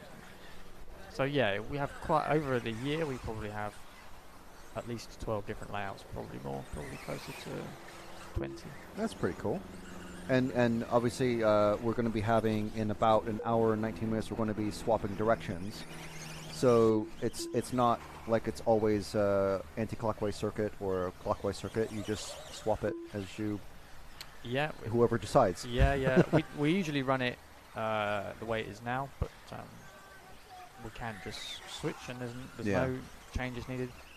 Really, we might move a couple of the pipes so the joins are the other way around, so you can, if you brush them, you brush them in the right way. Yeah. You don't. Apart from that, we have seen one breakage, but the nice thing about these sorts of circuits is that, I know hobby shops depend to a certain point of selling spares, but you don't want to come to a club and be breaking constantly. No, yeah, exactly. And there's someone running out there without a wing, so how is that still going around? Yeah, that's one of the Wheel of Fortune bits. Right. Okay, that's okay. Yes, so this is the thing that we did need to talk about. So I was mentioning we have the beer goggles, we have all sorts of the forfeits or whatever. They're not really forfeits because you're not really losing a bet, but no, some of them you can win stuff. We've just won an extra set of tires. Oh well, there you go. So that's good. And someone else spun that wheel for you, right? Yeah. No, it wasn't me. So what happens is you have the wheel. Ooh, that was almost a breakage. You have a wheel, and that determines the random car, right? Yeah. So there's a wheel team, you spin, and it's got numbers on it, and then those numbers correlate to a stipulation. So it might be the drunk goggles or something. Right. Sin bin, so you have to leave the car for 30 seconds before you do the pit stop, things like that. Okay, which is pretty important actually, because there's a bunch of cars that are, well, Bish Bash Bosch and Liquor Bus seem to have like spread apart a little bit now. Yeah. But the other three teams are still pretty close. 198, 198, and 195. But Bish Bash Bosch and Liquor Bus, they were running only like 1 or 2 laps apart for at least the first hour or so. Bish Bash Bosch have obviously had a couple of good stints. Yes. So who's got the more sort of, I don't want to say pro drivers, because most of the pro drivers are probably in Sweden at the moment, but the for the Euros, which you catch on the other live broadcast on RC Racing TV, but who's got the more experienced teams, shall we say? So experienced drivers. We've got at the moment we've got Abe Loins out there, I think, who's I think he won the juniors and vets here a couple of years ago. So top junior, and he won the B. He won the B final national here by a country mile. So if you're going to be in a B final, you got to win it, right? Yeah, he dominated it from what I remember on 2-wheel drive. Did quite well on the 4-wheel drive as well the day after. Wow. So he's out there with no wing at the moment. So he's a good one to have. The best one for that team probably to have the no wing. Yeah, he might be their star driver. Who else we've got the orange car with the number 1 on it, just coming down the straight. Now that's going to be Alex Carter. He's very experienced. There he is. His Stopfold is home track, which is just sort of 45 minutes from here. Okay, and so he's obviously on the Stopfold massive team. So is that a big, but that's entirely sort of, made up of the Stopfold club yeah, guys? most of those guys are sort of Stopfolders. Their home team. They all live fairly local to that track. And wheel to wheel with someone down the street actually. Ooh. Lots of defensive driving there. And then stuck on the pipe. Shame.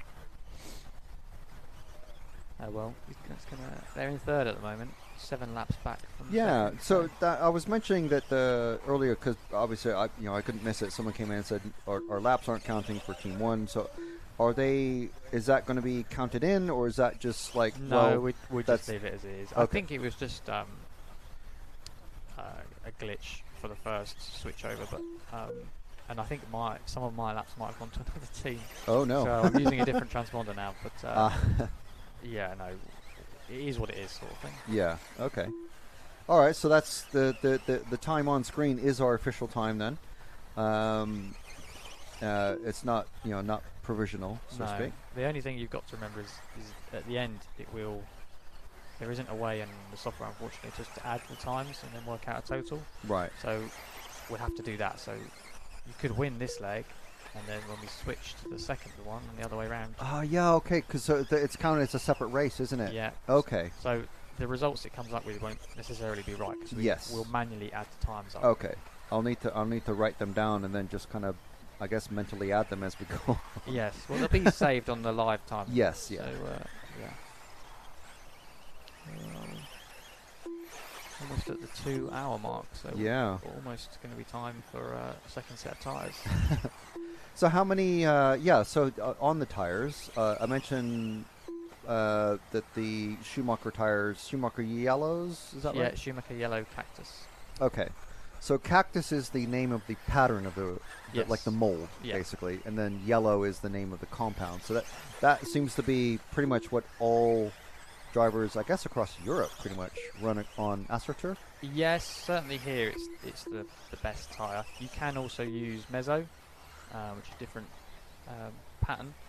They're sort of bigger spikes. Okay. But they're, of the two, Cactus is better here. And is that that's the dry tyre? Yeah, that's definitely the dry tyre of choice. And what would be the wet tyre? The wet would it be just a Mezzo, Mezzo Cactus or Mezzo Silver. Okay. And silver is what, a softer compound? Softer compound. Okay. Yeah, much softer. So longer spike, softer compound. Yeah. Okay. I've never raced two-wheel drive buggy on. I only race on dirt. So way back when. Yeah. when I had my RC10 Worlds, like the original RC10 Worlds. So yeah, way back when. I did get the re-release though, but I've never actually raced it. Yeah, we have still in our summer series and winter series, we have like a vintage classes. So there's lots of classic cars going around. That's really popular actually. Yeah, I mean, if I had the time, I would definitely be doing some vintage two-wheel drive buggy racing. Yeah. Just because it's, you know, for the old time feels. Yeah, and the people like the way the cars drive. Yeah. Driving an old car, it sort of pitches a bit more, and it's nicer to drive. Yeah. It's a bit more rear steer, you know, like get out the back end a bit. Yeah. A bit like a old school motorbike, I guess. Yeah. Yeah, no, that's cool. And are there any four-wheel drive? I mean, I suppose Yokomo and Schumacher. Who else? Oh, Kyosho, of course. But I don't know if they're like sort of up to spec with the. There might be one and stuff like that. in the newbie team here, I think. I don't think there's any others. But I mean, does anyone race the four-wheel drive vintage buggies? Oh, yeah, we have 2 and 4-wheel drive vintage classes. Oh, okay. So yeah, depending on the weather, get more 2-wheels or 4s. But yeah. So, what are the apart from knocking off a front arm? What are the in a endurance race these guys are going to be doing? If there's, well, I haven't done the math. I'm just kind of, I don't even know. We're going to be doing how many runs each over 6 hours? Well, quite a lot. 8 minutes. Yeah, it's comparable to a long normal race day. It's not actually that many, because the stints are slightly longer. Yeah. It's comparable to a race day. Okay, so they're not completely trashing their cars. No. It's I mean, normal rebuild sort of things like, you know, I suppose like diffs, shocks, and just check the bearings, that sort of thing. The difference is here is you can't, like, normally between a round you can rebuild a shock or replace them. You've got time, You've got time. Here, there is, you need to just get it running, and that's the main thing. Yeah. Oh, that's pretty good. I think it's the same sort of story with the nitro guys tomorrow. Although I don't know how. I remember Jim last year Jim from Herts RC Models he even had a video guide on how to swap over transponders for people. But I don't know if he's doing the same thing where. Yeah, I think they'll have the same thing this year, from what I've heard. Same thing that they did last year. Yes. Okay. Yeah, so we don't swap the transponders over. They will be doing. Okay, so it'll make it a little bit easier for the race director. Easier for the race director, harder for the participants. Yeah. So what you've done basically is you've taken 5 or 6 different 6 or 7 different transponder sets and then merge them into one team. Yes. And then there's all the 6 different. Yeah, you can assign multiple, and it will count every transponder. Yeah. So yeah. It's useful. It just means you don't have to faff about. I mean, if you damage a plug or something in that one transponder, it's tricky. So yeah, very true. Hence the extension leads and whatnot. Yeah. Just a nicer way of doing it. That's pretty good. So that's pretty good. So if there's any chance of getting anybody, I know the team guys are fairly busy, but if anyone wants to have a chat. I'll let them know, and they can come in and they can talk all about their team and let us know who's actually driving out there. I'm not familiar with the drivers who are out on track at the moment, but we've got one of the young lads. We've got so we've got Oscar on the far left. He's up and coming, you could say. He's gotten very good. My dad with the yellow high vis on in the junior team, and then we've got Andy on his left, and then Louise on his right. I don't know. Yeah, so Oscar's obviously concentrating. He's just overtaken someone. That's why he's leading out. But he's got a bit of the horror pose there. Yeah, he's doing well though. I think he's caught up a lap or 2 to the leaders, because it's 2:27, 2:32 at the moment. So only sort of 5 laps between them. So and I think it was sort of almost 10 at one point. So he's caught them up. So he's going into the pits now. So. So we see a little bit of the pit action there on the left of screen with that. I think is that ramp going on and off track? Is that unique to this club, or are there other clubs that do anything similar? It's unique to today. Oh, okay. It's not normally there. Normally it's just a drop down. Right. Just for safe, but today, because you've got to be able to take the cars on and off. Yeah. And we don't. Oop, straight in. Quite have space for a pit lane.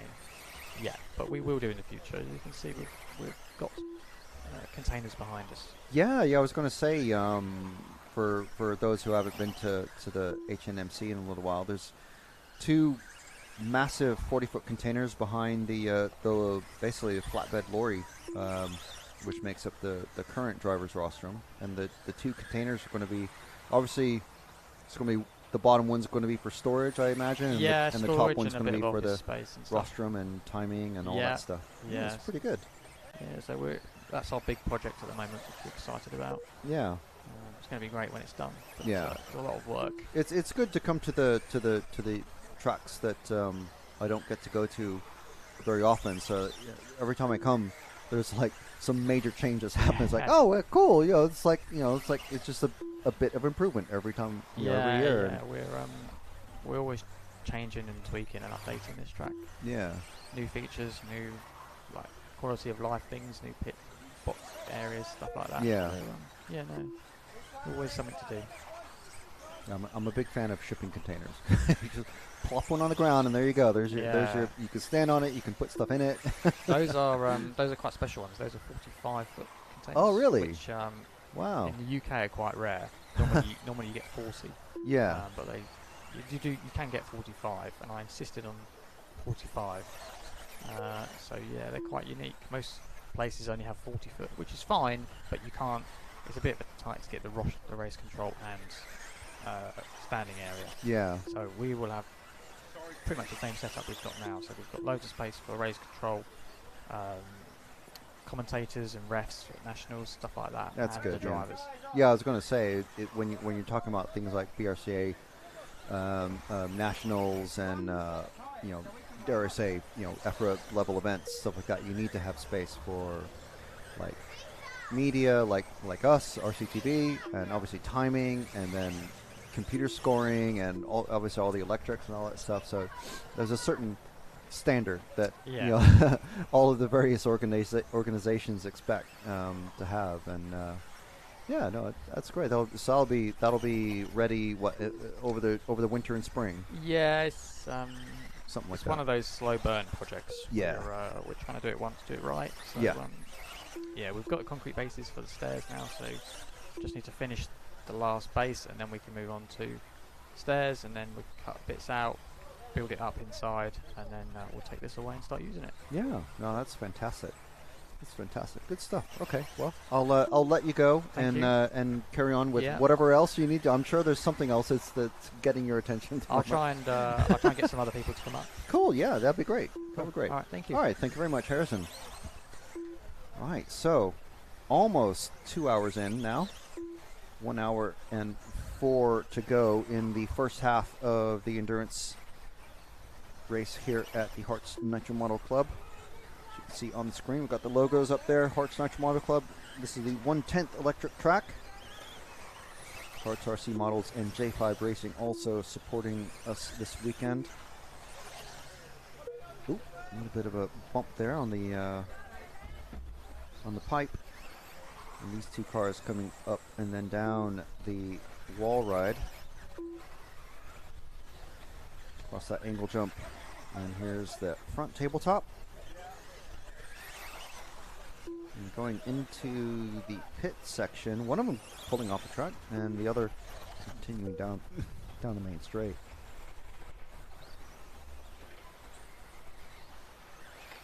After 56 minutes 54 seconds, the top drivers are Team Bish Bash Boss Racing in first place with 241 laps, followed by Team Liquor Bus in second place with 237 laps, followed by Team Scott Gold Massive in third place with 229 laps, followed by Team J51 in fourth place with 226 laps, followed by Team J52 in fifth place with 222 laps, followed by Team J5 newbie in 6th place with 208 laps.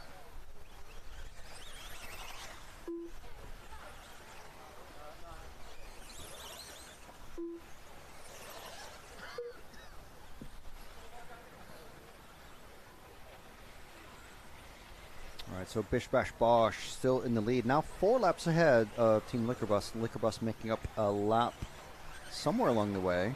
Stolfold Massive now moving up to just 10 laps behind Liquor Bus. J51, J52 starting to get a little bit spread apart there, but Stolfold Massive and J51 I think they're just about a lap apart.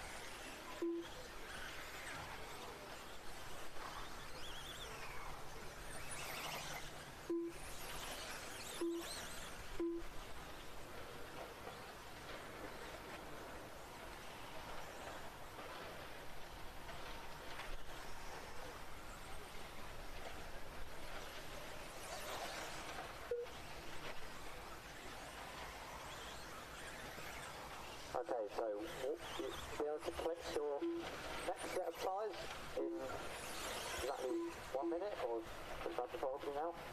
So we're very close to exactly 2 hours in to the Herts Endurance race. Here at the Herts RC Models, Herts Nitro Model Club and J5 Racing bringing you the electric enduro race today. Tomorrow we've got the Nitro Endurance. Several teams on the HNMC Nitro track, just on the other side of this track, sort of to the left a bit of as you're looking out on the track here from our moving camera. The driver's out on the track right now.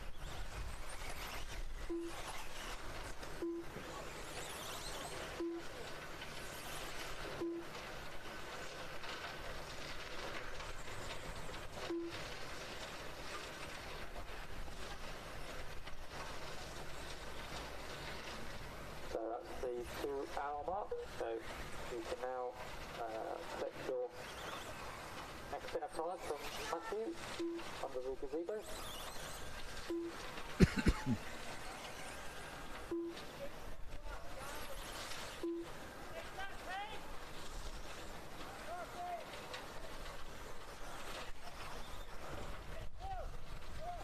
So 2 hour mark means the teams can collect their next set of tires, and they are swapping from each car as they come off, gets the tires taken off and then put back onto the next car that comes out. So they are using the exact same set of tires for 2 hours. So really good longevity on these particular tires, the Cactus Yellows from Schumacher, and as well as the AstroTurf, a combination of tires and track surface. Quite friendly.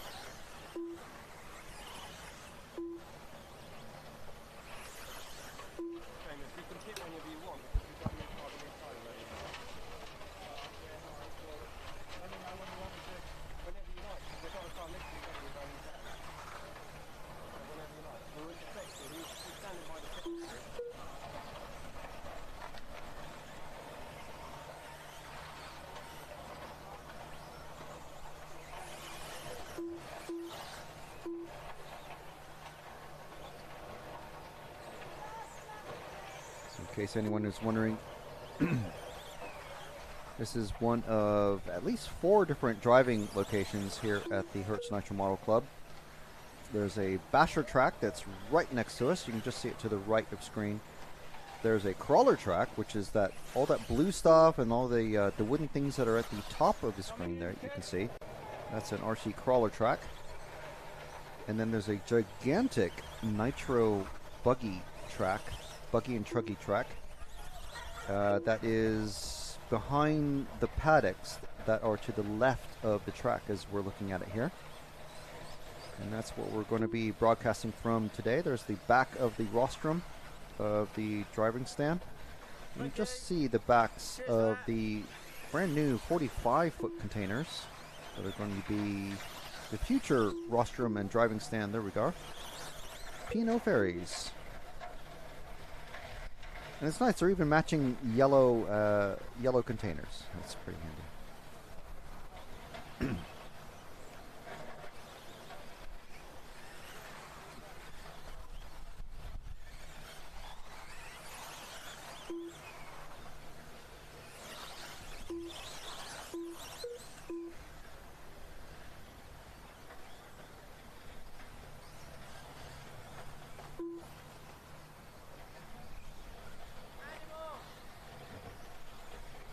After 3 minutes 35 seconds, the top drivers are Team Bish Bash Boss Racing in first place with 256 So now laps. the gap between the top two teams is 4 laps, and then another 9 laps now to third place J51, who's now past Stopfold Massive. They're on the same lap. Let's see if I can spot car 6 and 1, because they're literally battling on track as we're watching. The track is pretty dry now. I think the car 1 is the white and blue coming down the straight now. Still doesn't have a number on it. Going up the wall ride. That white and blue car just about to pass car with the black wing.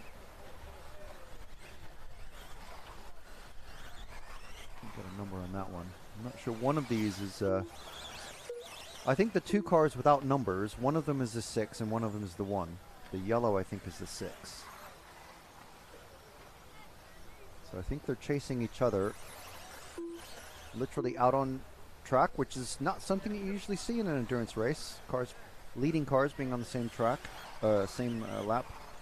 No, sorry, they're not leading. They're battle for position 3.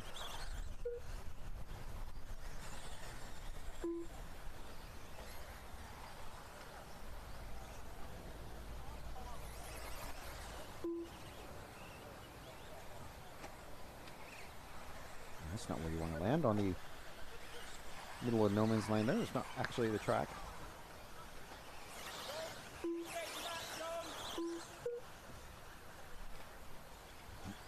Come across the back side, the top of the track, also the back.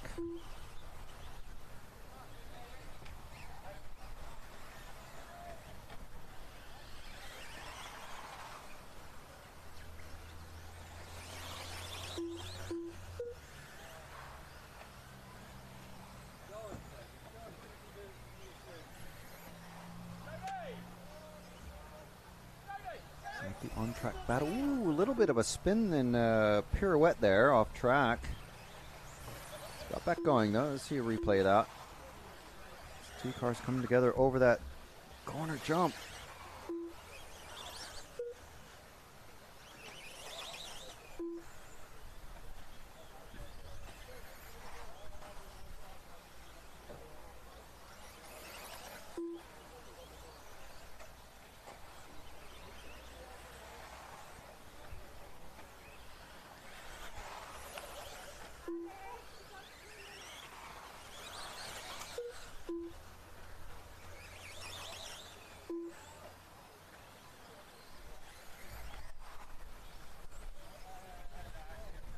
Bish Bash Bosch now just 4 laps ahead. Let's see if Liquor Bus can catch up, or if Bish Bash Bosch is going to be able to pull away any further. J51 still maintaining 3rd place ahead, just ahead of Stopfold Massive. Now on the same lap, but J51 just about to cross the line just now, so they're about a half a lap apart.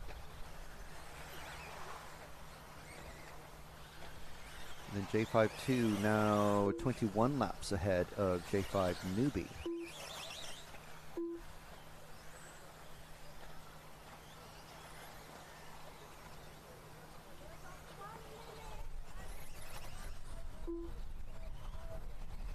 There's our drivers who are on the rostrum right now. See most of them running pistol grip radios. There's one of our young ladies out there racing right now.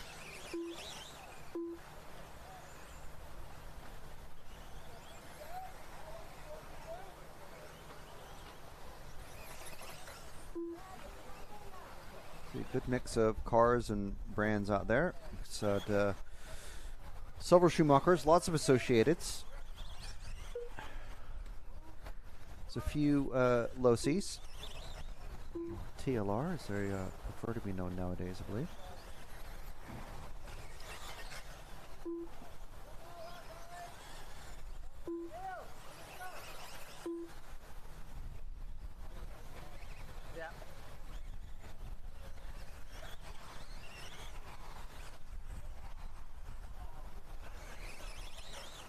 Coming towards us on the main straight, you see all the starting lines there for the normal sprint races that they have.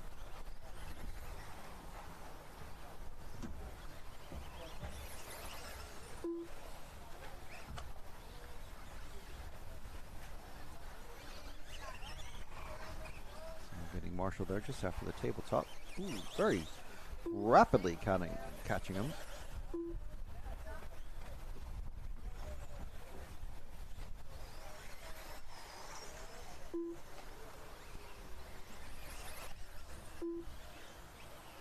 So we've been going for about an hour, 2 hours and close to 10 minutes now. So we're going to take a little bit of a break now. So, yeah, Jude, go ahead and lock it off. And we're going to go and have a little snack and a little bit of a break. And try and sort out one or two of the cameras. And we'll be back in about maybe 10 or 15 minutes. But we'll just put a message on screen. Just to let you guys know that we are not leaving you all alone. We will be back in just a few minutes.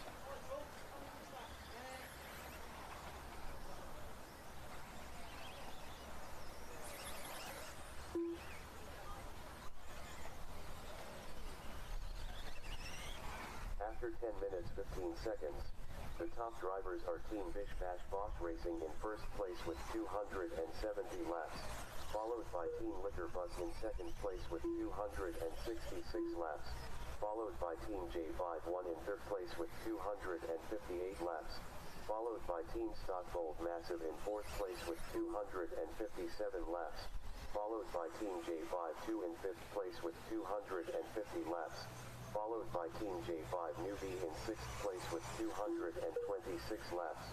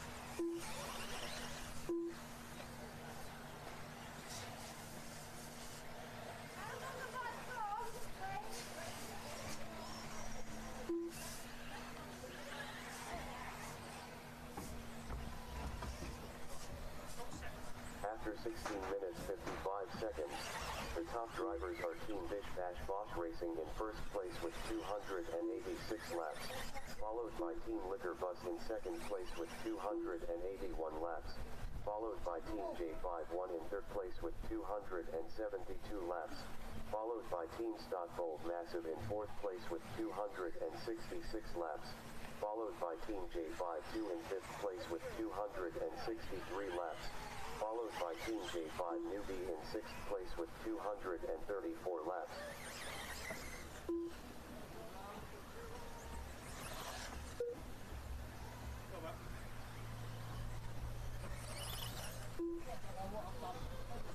Okay guys, it's time to do the Wheel of Fortune. Can I get someone for me to team up out here.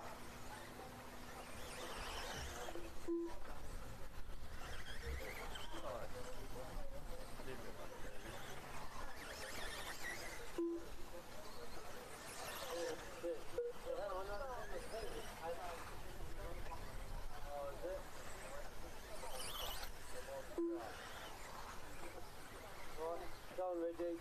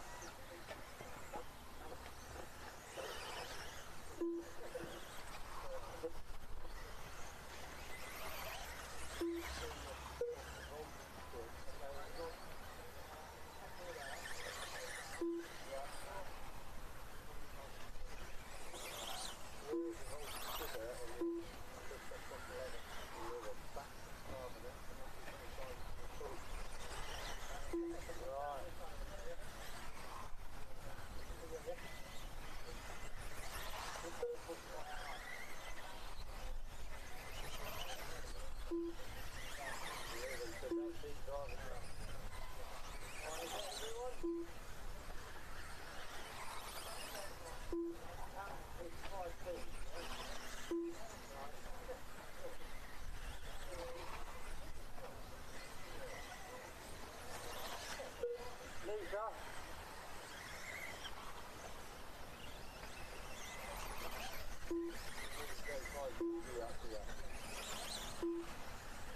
You've already got yours. You got them on that. Don't keep doing it until you get too tired. You got this. Oh, look, new tyres. Oh, yeah. So I really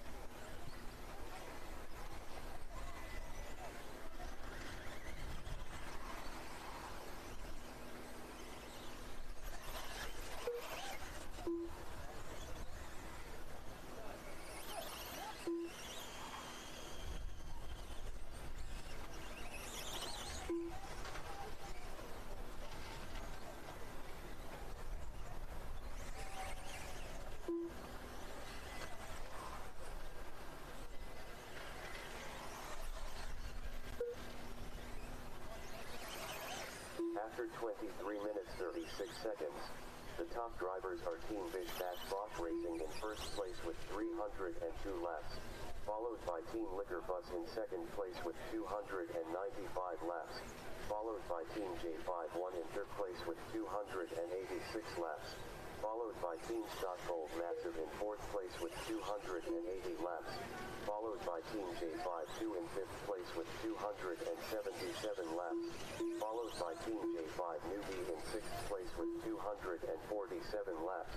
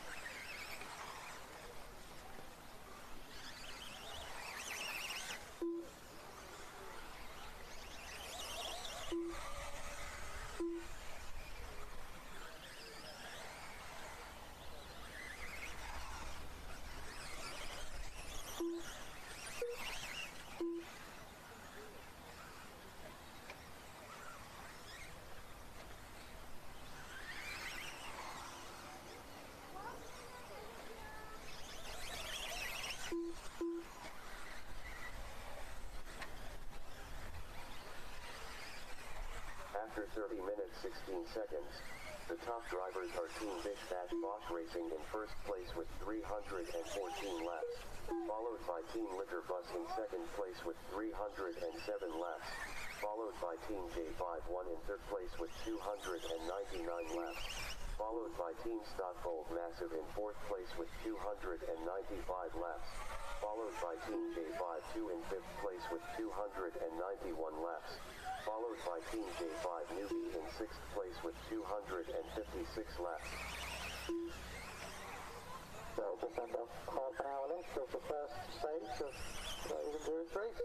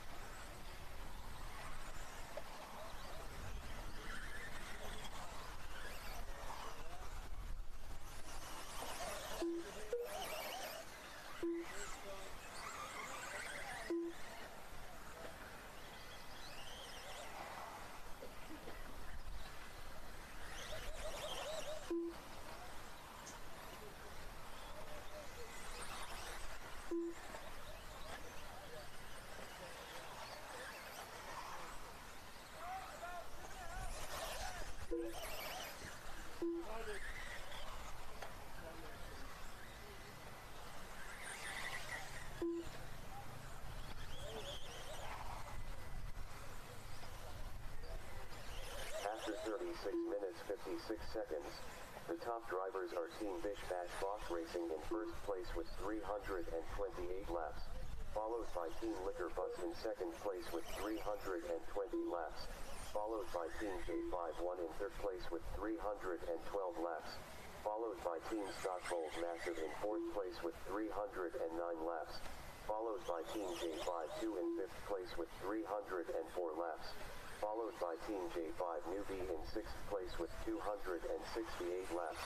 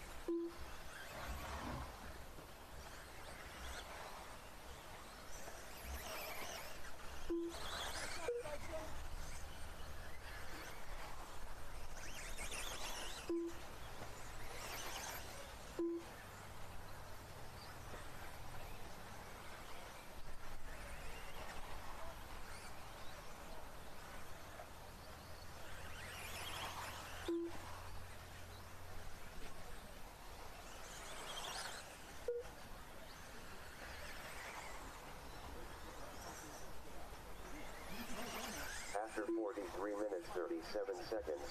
The top drivers are Team Bish Bash Bosch Racing in first place with 343 laps, followed by Team Liquor Bus in second place with 333 laps, followed by Team J5 in third place with 326 laps, followed by Team Stock Gold Massive in fourth place with 324 laps, followed by Team J5 in fifth place with 317 laps, followed by Team J5 Newbie in sixth place with 282 laps.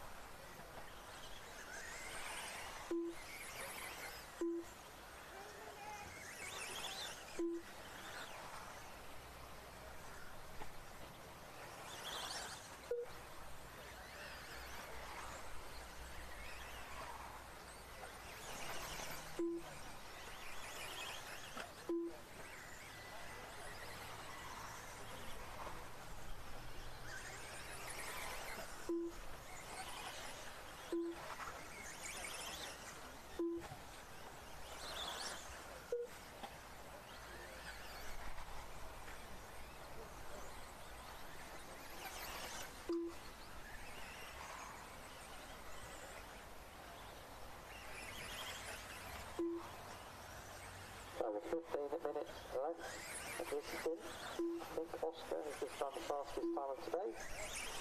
I'm not going to count one of them because I think it was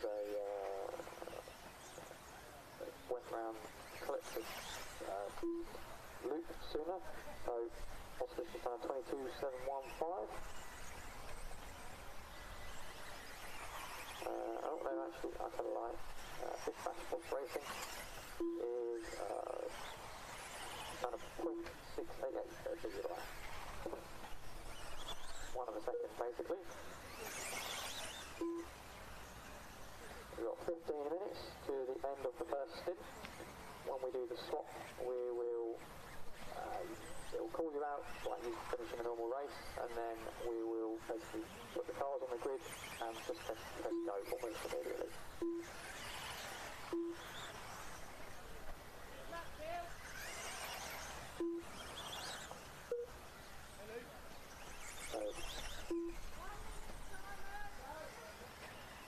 So the car that finishes must be the car that starts. No pit stops or driver changes or anything like that. In the switch, we'll basically be switching instantly.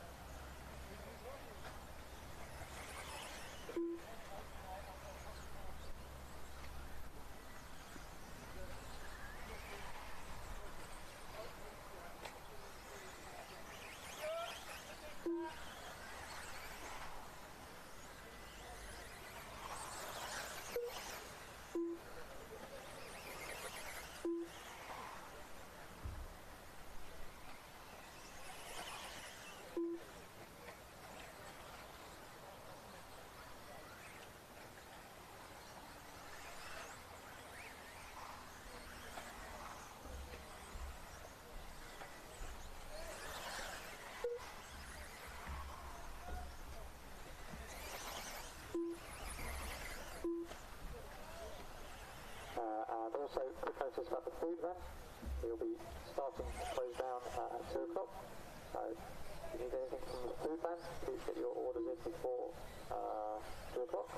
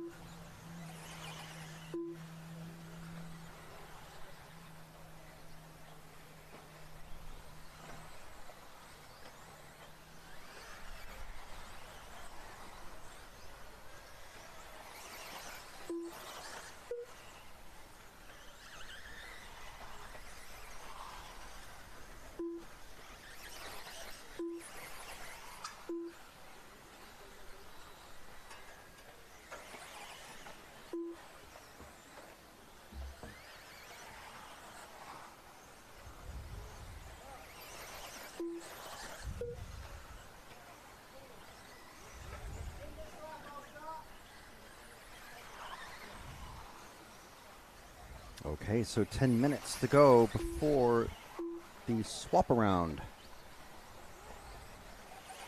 And we've still got Bish Bash Bosch in the lead, 7 laps ahead of Liquor Bus. J51 still ahead of Stutfold Massive, just by a few laps.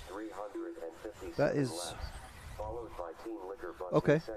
Yeah. With 350 laps, followed by Team J51 in third place with 342 laps, followed by Team Stutfold Massive in fourth place with 338 laps, followed by Team J5. And then we've got so J51, Stutfold Massive, just a few laps apart, and several laps behind them is J52, and still looking to break that 300 lap barrier is Team J5 Newbie.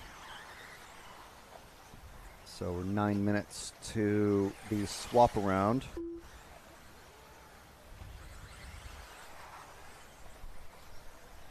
So that is the running order at the minute. So we've had a nice little lunch break. So thank you very much. Let's see. Anything else happening in the live chat? Homeboy RC saying he's buzzing for tomorrow. He's in the race for the Nitro Endurance race happening tomorrow. Pretty much the same thing is going to be happening, but I don't think they're doing the random forfeits that the electric guys are doing today. Innovate Racing saying very excited for tomorrow, competing with one of the Herts teams. Good luck to everyone else competing tomorrow. It's fabulous stuff. The race tomorrow is 6 hours, and I believe this one is also, yes it is, so it's 2 halves. There's 3 hours, and then there's 3 hours but at the end of this, so in about 8 minutes time, we're going to stop racing and have everyone come off the track, and then they're going to reverse direction on the track. So it'll be an interesting one. And oh yeah, and tomorrow's racing is 7 hours, not 6 hours. So it's 7 hours tomorrow. But again, it's just going to be all nitro, all day.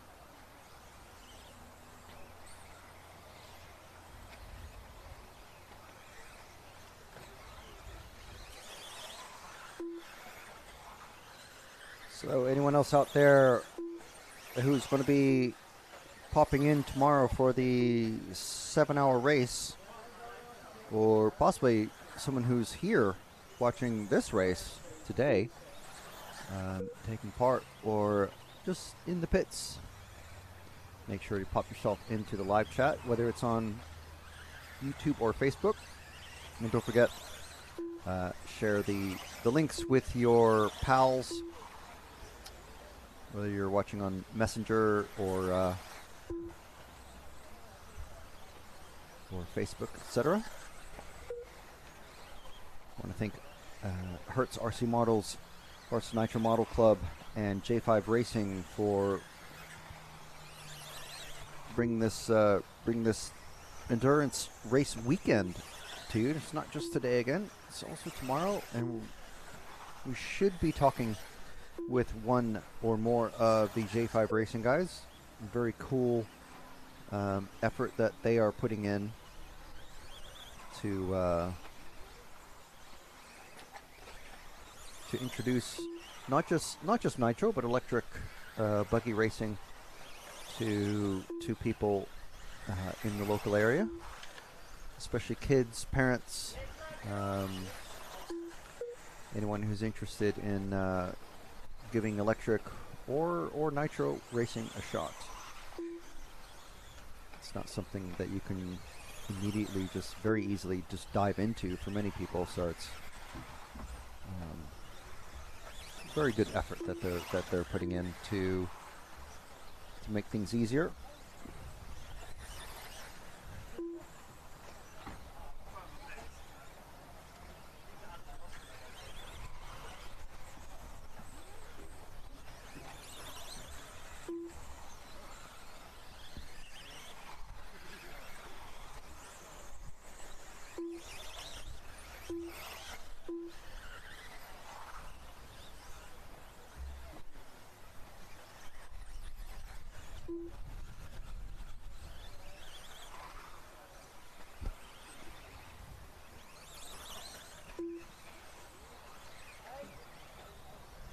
Dude, you able to hear me now? Is it? Okay.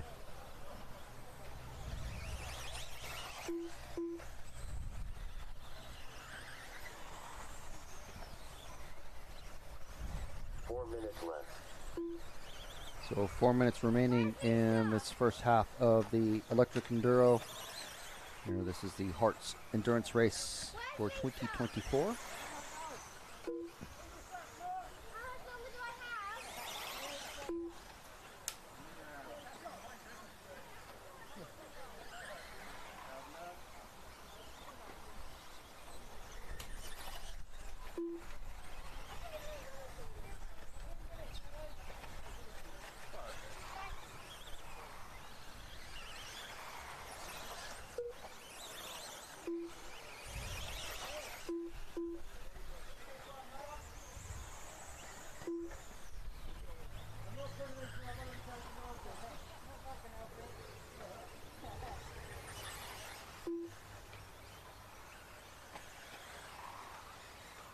After 56 minutes, 58 seconds, 3 minutes left. So 3 minutes left now. Boss Racing in first place with 371 laps, followed by Team Liquor Bus in second place with 365 laps, followed by Team J51 in third place with 356 laps, followed by Team Stock Gold Massive in fourth place with 351 laps, followed by Team J52 in fifth place with 345 laps, followed by Team J5. We'll see if Bish Bash Bosh can break the maybe the 380 lap marker before the last 2 minutes and 20 seconds of this part of the race is complete.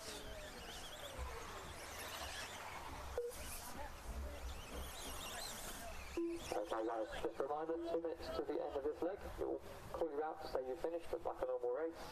And then once everyone's finished, we'll take the positions on the grid. The positions will be the same as what you started with earlier. Obviously starting from 10, going in reverse. And then we'll carry on. Aim is to have a nice and quick turnover.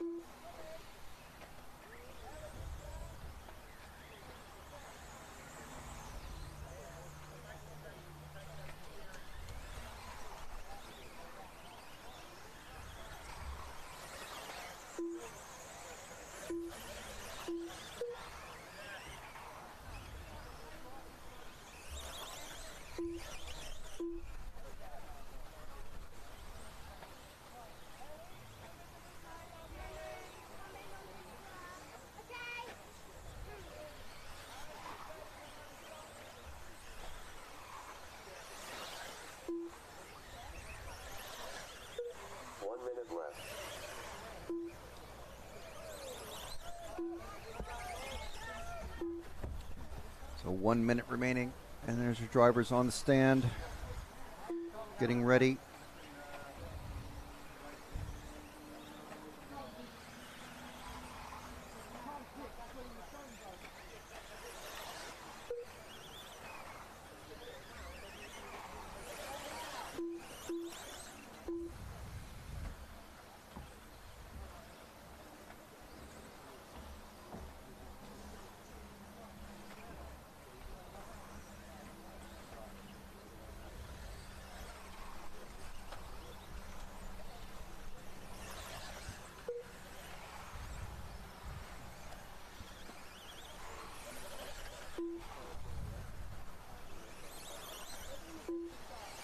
We're going to see the race is finished now. 1 second and 0. So they're going to be finishing the lap they're on, I think. And then Car done. Car done. Car done. Car done. Car done. so Bish Bash Bosch finishing on 380.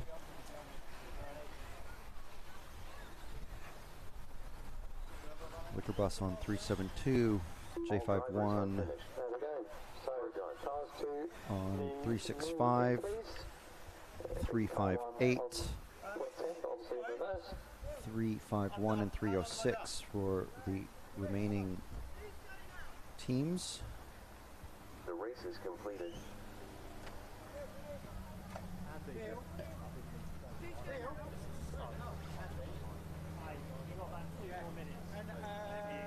This is going to be so awkward. Just cruise round. Remember, it's like practice again, right?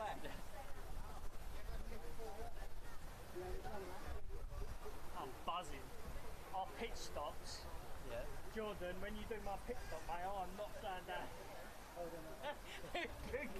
So basically what we're going to see now is the start of a fresh race, but it's still... Up next, race number 2. 2 WDA2 finals.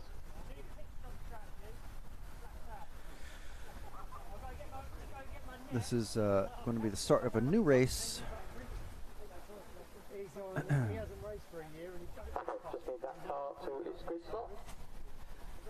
So now they're going to be going backwards, so this will be potentially pretty interesting here. The computer's going to be saying all your PC numbers again. Just don't worry about it, I'll sort it out. Everyone move back a space. Same start order as before, just facing the other way. So cars 1 through 6, or teams 1 through 6. Hopefully the cars are all labeled. There we go.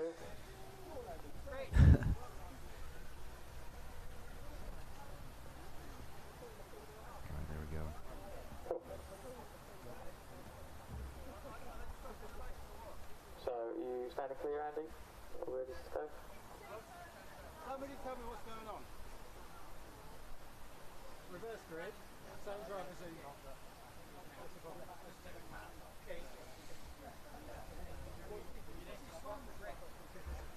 Okay, so I should finish him, Andy's on 3.6, so we'll get started.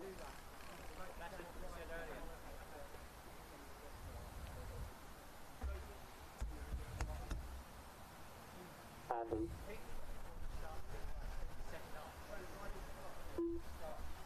Andy, do you understand clear the... Who was out when we finished? Oh, okay, yeah, you've done that wrong.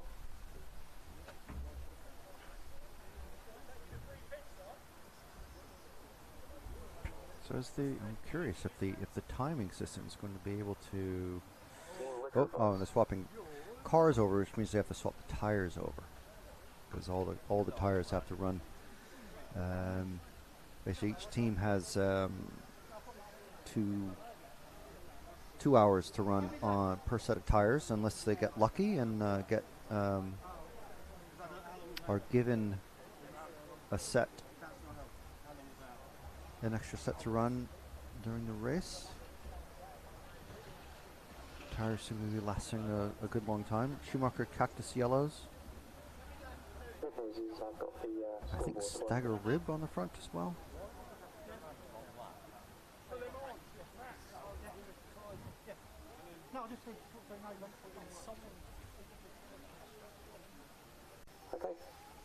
Alright, so that is car 6. Yeah, we're in number order. Okay, listen up for the start, please, drivers. So now they're going to be going away from us.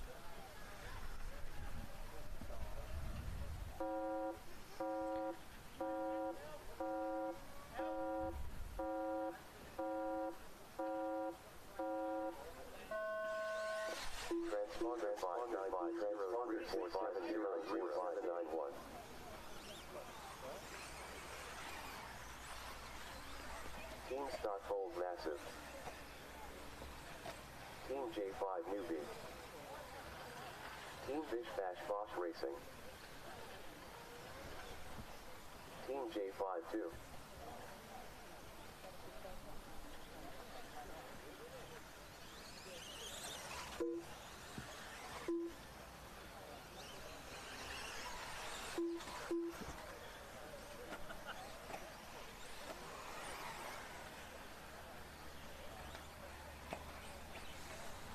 So here we go, up into the wall of death, around the back, and then again coming straight towards our corner camera position, and then away into that entrance, avoiding the ramp. And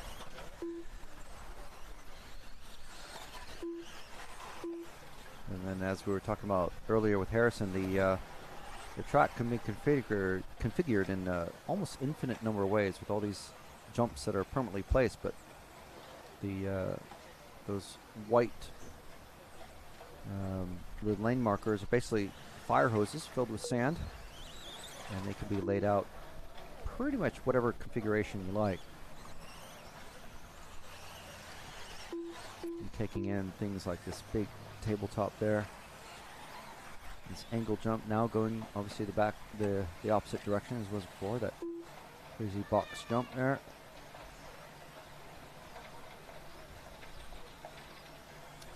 Right, so I'd like to welcome to the booth now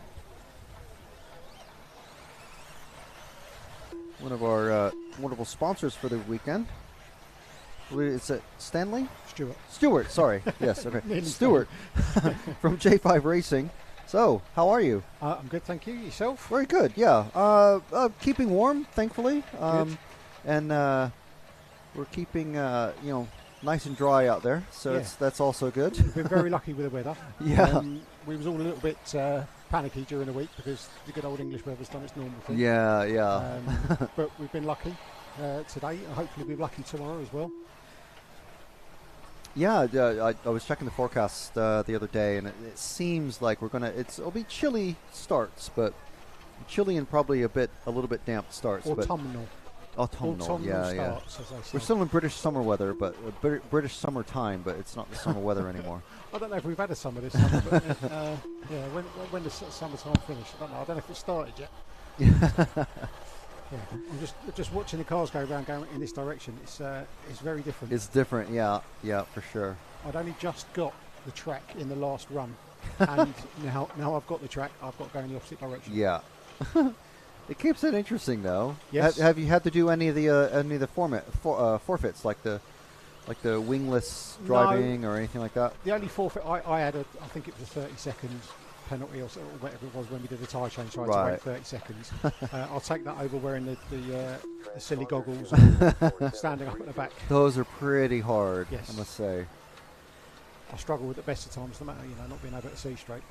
Might do me some good, actually.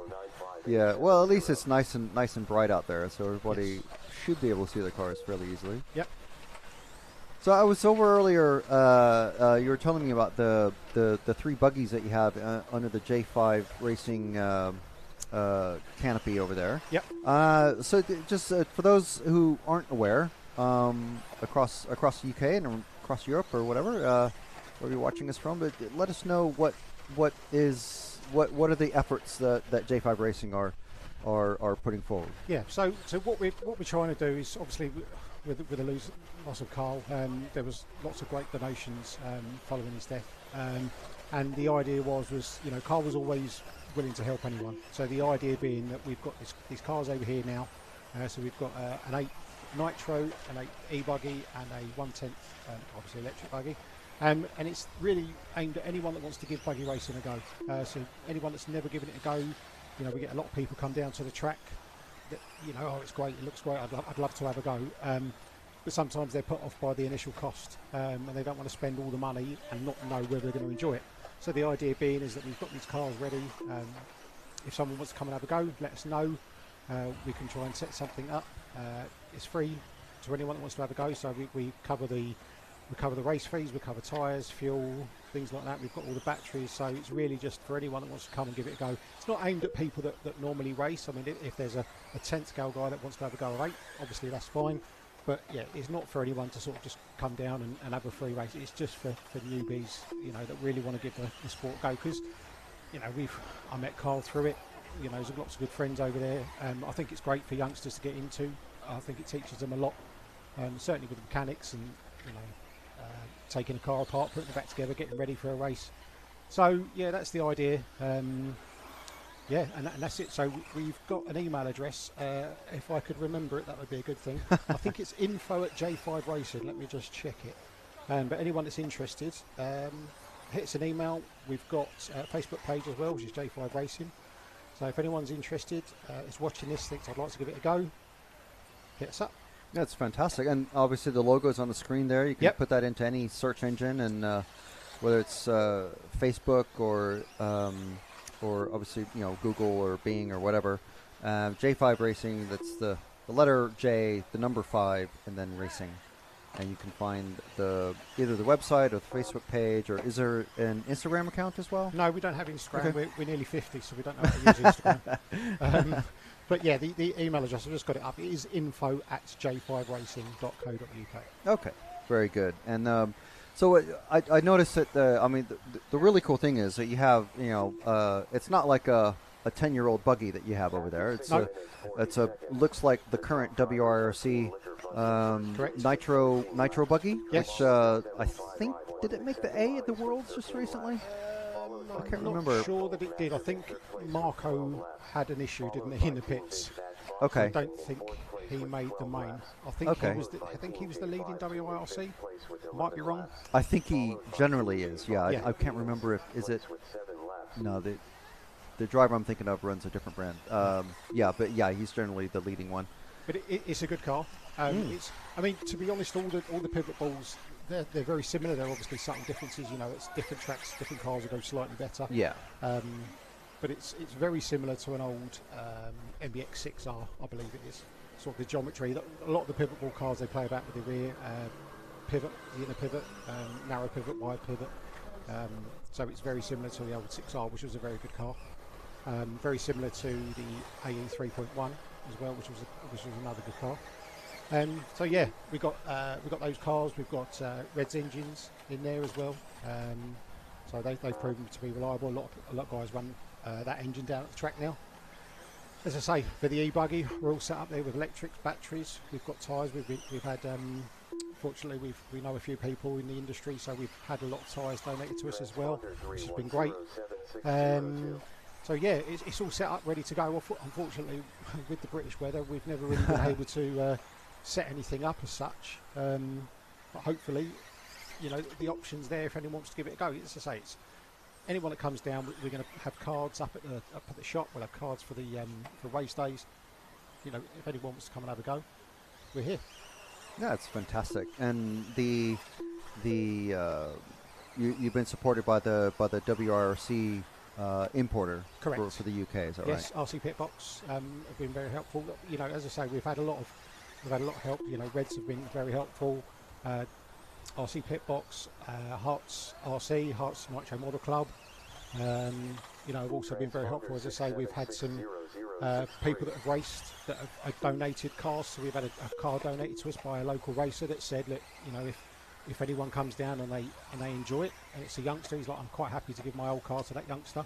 So, you know, that's saved them, I don't know, 150, 200 pounds of buying a new car. Yeah. Which has been great. So, yeah, lots of people want to help. As I say, we'll miss Mr. Jackson.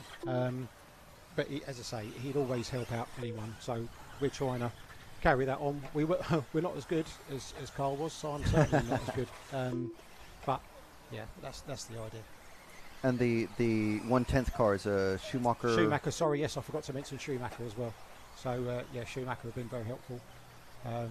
You know, tyres, electronics, things like that. And again, that's their current car, isn't it? It's not like some knackered old thing. No, pulled out of someone's loft or something. No, it's all they're all competitive cars. Yeah. And they all go around, you know, well, as I say, the tyres, we've got new tyres, we've got some Proline tyres, as I say, that have been donated to us.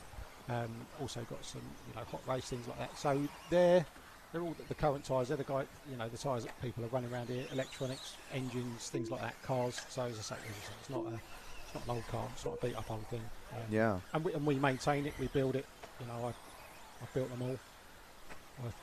I'm all right at building them. I'm not too good at driving them around. That's the problem.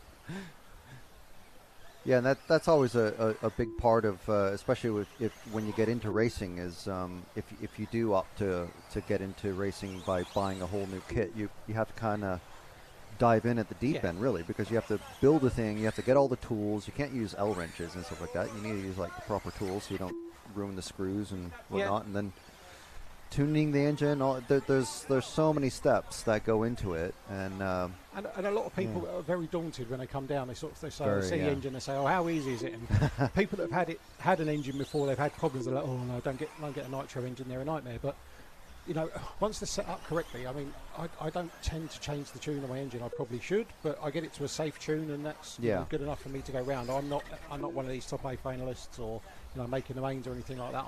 I don't need the engine to be tuned within its within its last 5%. I just want it to go round, decent performance, decent run time. It'll get me round, good enough. Yeah, definitely. And I mean, the joy of going around Europe and watching literally the top 1 or 2% of the RC drivers in the world do their thing. Yeah. You kind of forget. It's like this guy showed up with probably 8, maybe 10 engines. But if you're a club guy, it's you might have 2, maybe 3 engines. Well, like one good engine and then a practice engine or something like that. I'd always have a new engine for the start of the year. Yeah. I'd obviously run that, but I'd keep last year's engine, as a backup just in case. And 9 times out of 10, I never went to the backup engine. I've still got my backup engines in the bag. Never needed them. All right, I want a bit off them or whatever. The heads quite often get damaged, but yeah, they're not as bad as people. A lot of people like the e-buggies because you can just put them down, but switch them on and go. Yeah.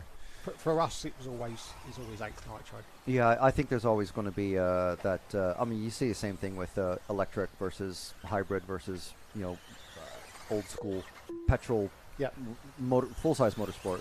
There's always going to be some nitro, proper old, 2-stroke, fuel-driven cars around, no matter what it is. It's interesting seeing that sort of play out in the model car world as well as full-size. Yep. So yeah, it'll be pretty good. I think it's a fantastic. Opportunity for someone to walk into a shop, like you say, you walk in and you go, how much for a car? Yeah. How much for the engine, the fuel, the starter box, the tools, the tires, all that stuff. And but if someone can ease you into it, especially if it's one thing if you have if it's like a parent and child sort of situation where the kid knows kind of what they're getting into. You need a fuel person, you need a mechanic to help you, but if you're trying to get into the hobby and you don't have that sort of initial support from the get-go, or a group of mates or friends that can guide you through it, the J5 Racing opportunity is there. So and I find, I'm not, sorry, I know we're at the 10th talking about 8, but I when I started off with 8, I didn't know anyone, I didn't know anything. And before long, you know, at the end of the day, you're at a race meeting with like-minded people. There's always someone that helps out. There's always someone else in the same boat as you. There's always someone that needs a hand. So you just reciprocate. You give them a hand, they give you a hand. We have, you know, the club put on a members GP, and they also have a members. They have a free meeting for members. So a lot of the times, you know, the people down here that come just use the track just to practice. But then on that day, it's free to all the members. We often come down and we don't race. We just come down to help out. So if anyone's got any questions or they've got problems with their engines or not sure, you know, what's going on with their car, just try and help out. At the end of the day, this is fun. I'm not at the level that I'm winning, so I just come down to help out and try and enjoy myself. And hope other people enjoy themselves. Yeah, that's right. I mean, that's what a hobby is, isn't it? You know, once the hobby becomes a sport, it becomes a different sort of thing mentally, isn't it? And then obviously, you know, for the top level, when the sport becomes a job, you know, it's totally different. Again, so yeah, but we're talking about, you know, club level racers helping other club level racers, and you know, all to have a good time and to get more and more people into the RC hobby. Yeah, and it was great. You know, we was here early this morning, and there was guys down here getting the 8th track ready for tomorrow, which is fantastic. You know, and that's the sort of, I wouldn't say community feel that you have. You have a lot of people that are willing to give their own time up for helping other people. Yeah. You know, I've been a chairman down here, you know, for years, been helping out, doing bits and pieces, building the club up, and that's what it's all about.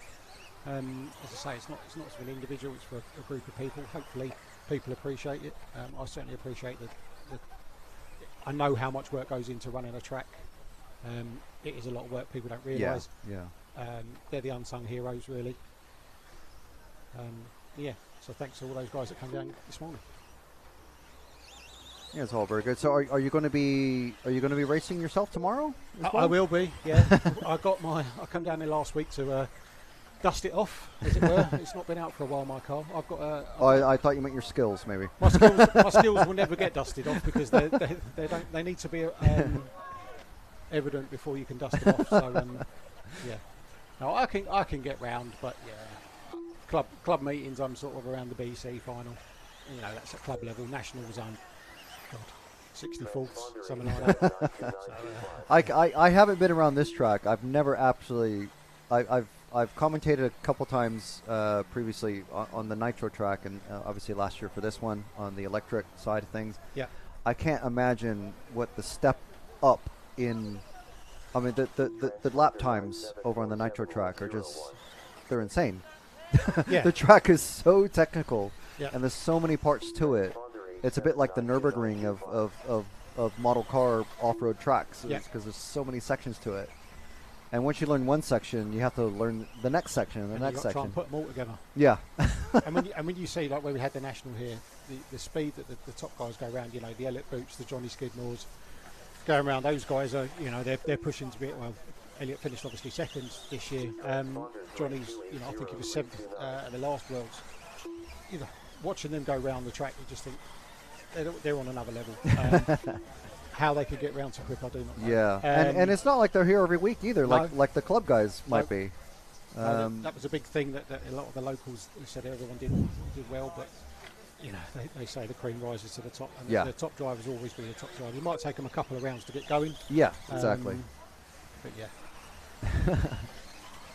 yeah, we're not quite on the scale of Redovan at the moment, but it's a decent sized track.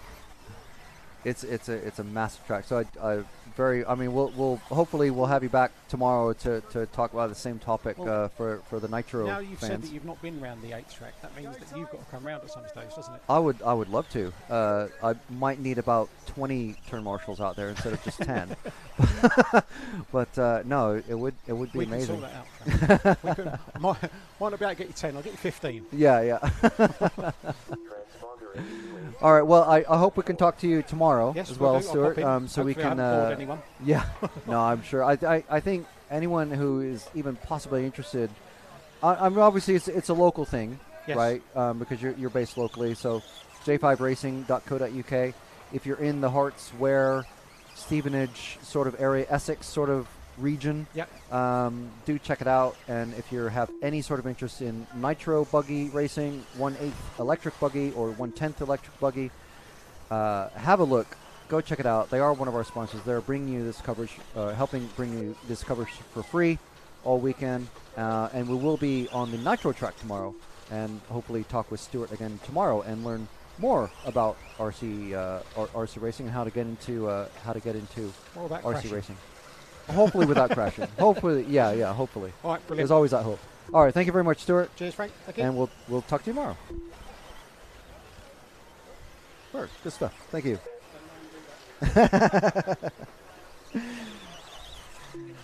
All right, so there we are. That was Stuart from J5 Racing. Thank you again. Really good stuff. Really good effort. Not just from the club here at Herts Nitro Model Club, but from J5 Racing. Again, they are helping us bring you this coverage for free.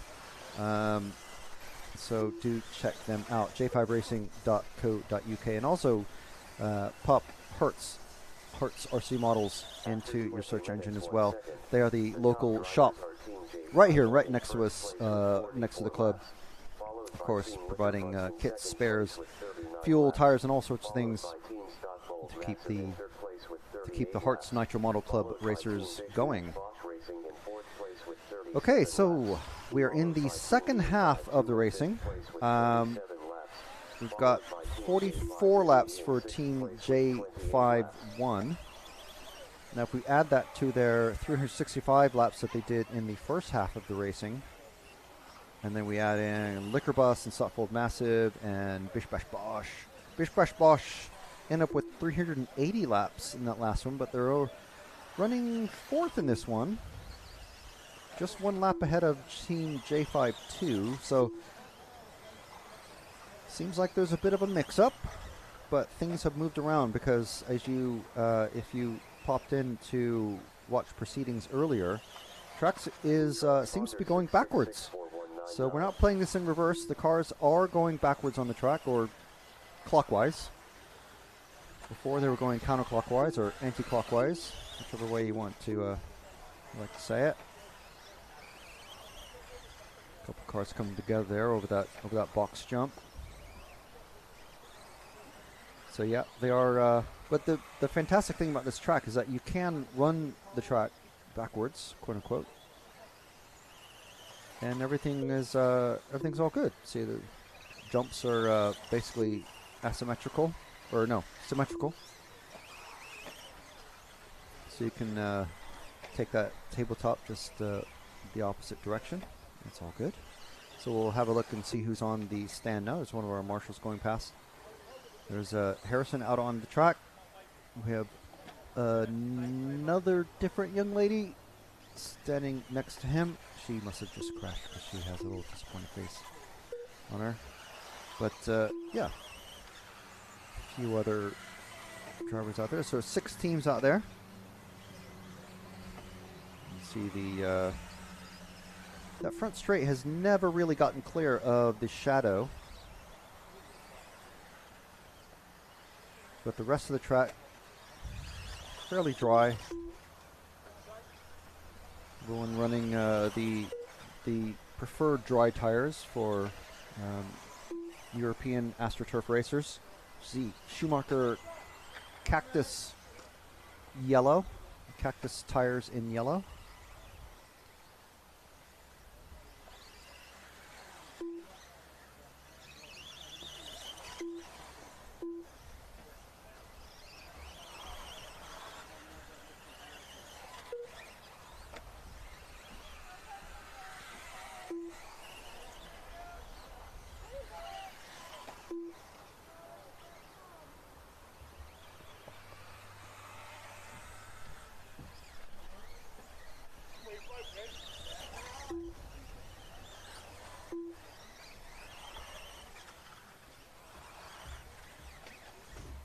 So Team J51 leading this one, just a couple laps ahead of Stotfold Massive, and they are 1 lap ahead of Team Liquor Bus. Bish Bash Bosh 1 lap behind them. It's pretty tight for that second place position. Just 2 laps between second, third, and fourth places. And 5th place is Team J52. And they're just approaching 10 laps ahead of Team J5 Newbie.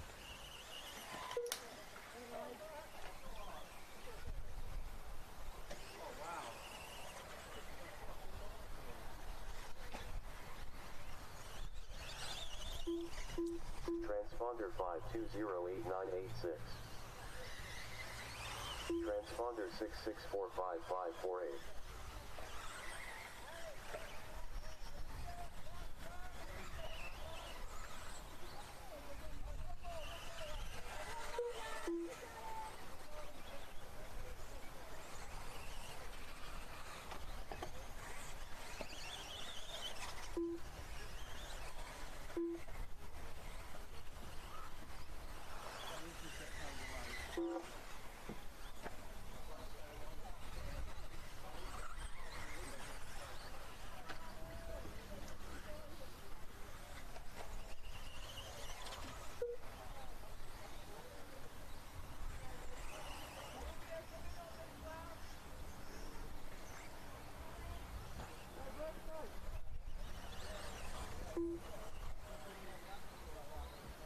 A little slide there going into what was almost a pit entrance.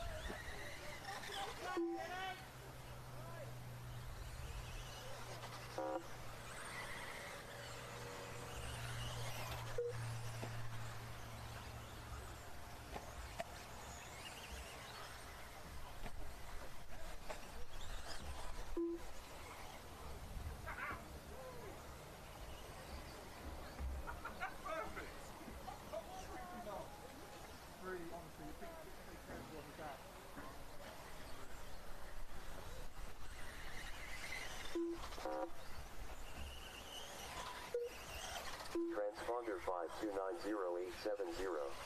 Transponder 9397425.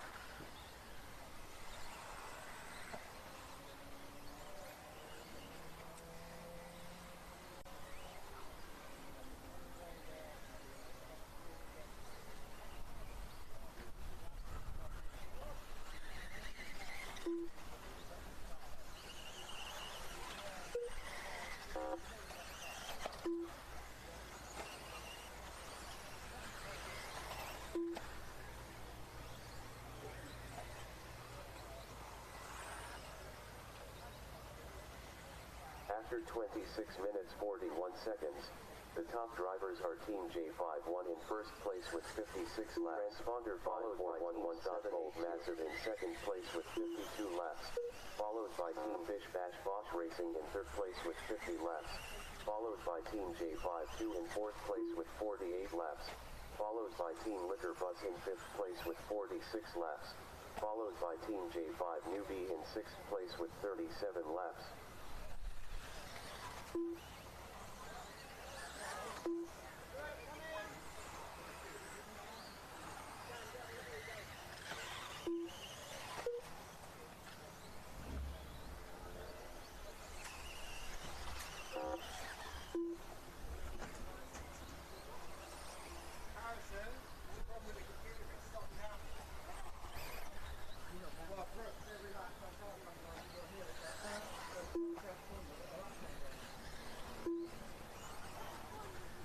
So I was just looking for the website for J5 Racing. It's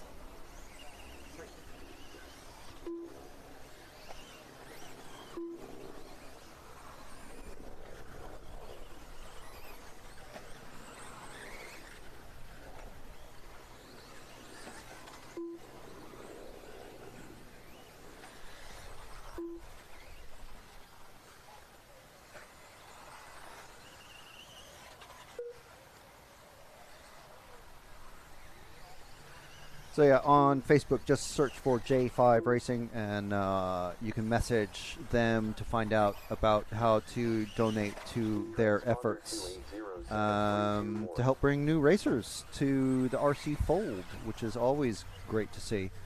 But I do think it'd be a great thing for a club or a shop to do as well, to have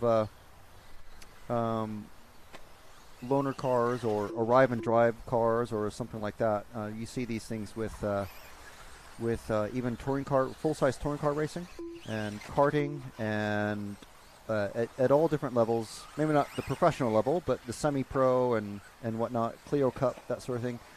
You can pay, I don't know, maybe £1,000 or something like that to go to a proper track like Silverstone or Donington or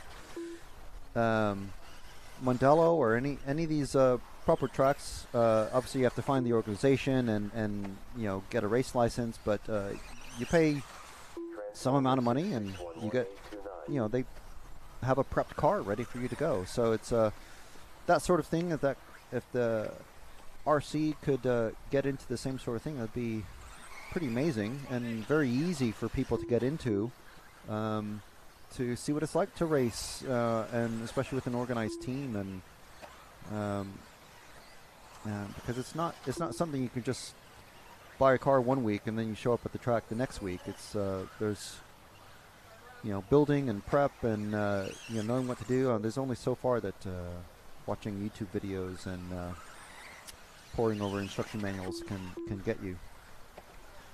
So be certainly something to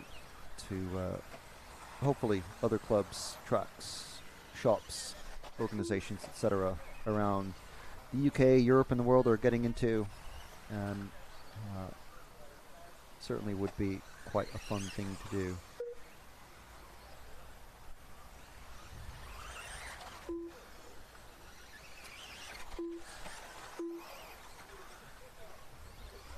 So Homeboy RC is saying in the chat, or said, what J5 are doing is fantastic. The amount of people that come and look and how much, or they ask how much and are never seen again is unreal.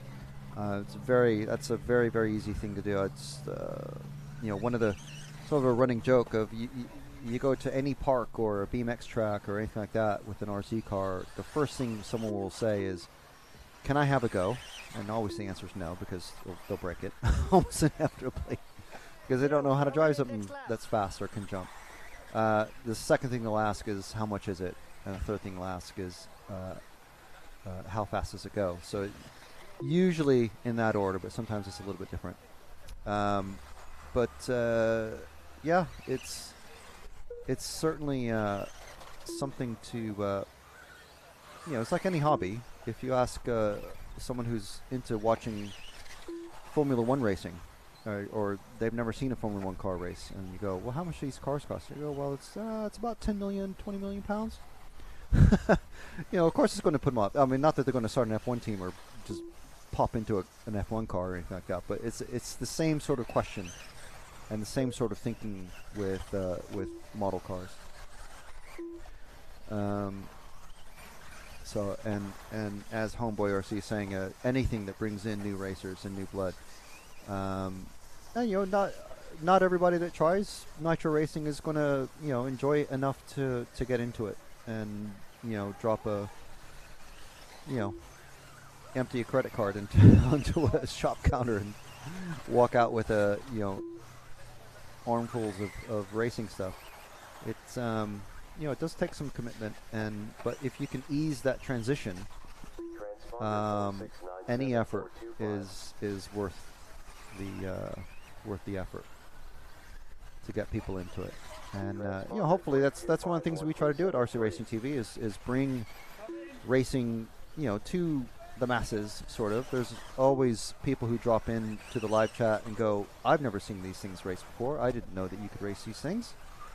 You know, they may have seen a Tamiya advert in the 80s and gone, oh, I wish I could have had that when I was a kid. And then they just chance across an RC Racing TV coverage, whether it's this one or the electric buggy Euros that are happening right now in Sweden, or the Nitro Track Euros that I was at in Italy, or anything like that. And it's sort of like especially, you know, once people are making a little bit of extra money and, you know, they got their living going, and they go, you know what, I could use a new hobby, or here's a new thing that I was really interested in as a kid, and I want to get back into it and see what it's like nowadays. It's a completely new thing. So, like we've been saying all along, it's anything that brings in new people to the hobby. Fresh blood is always what we're looking for. And so, anyway, let's play in one of our trailers and see why we love RC so much.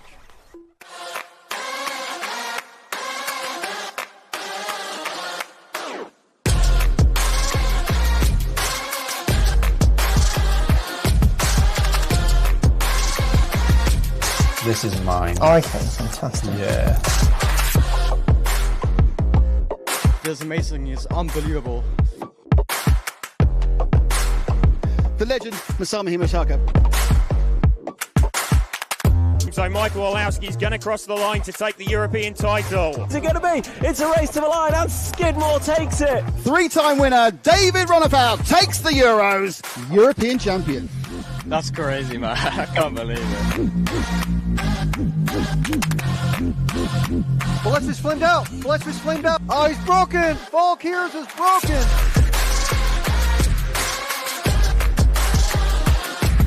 Take a minute to walk through the pits during the practice day here. It is in order of when you won your first World Championship. It's insane. You guys need a race director, and I'm lost my contracts. Give me a call.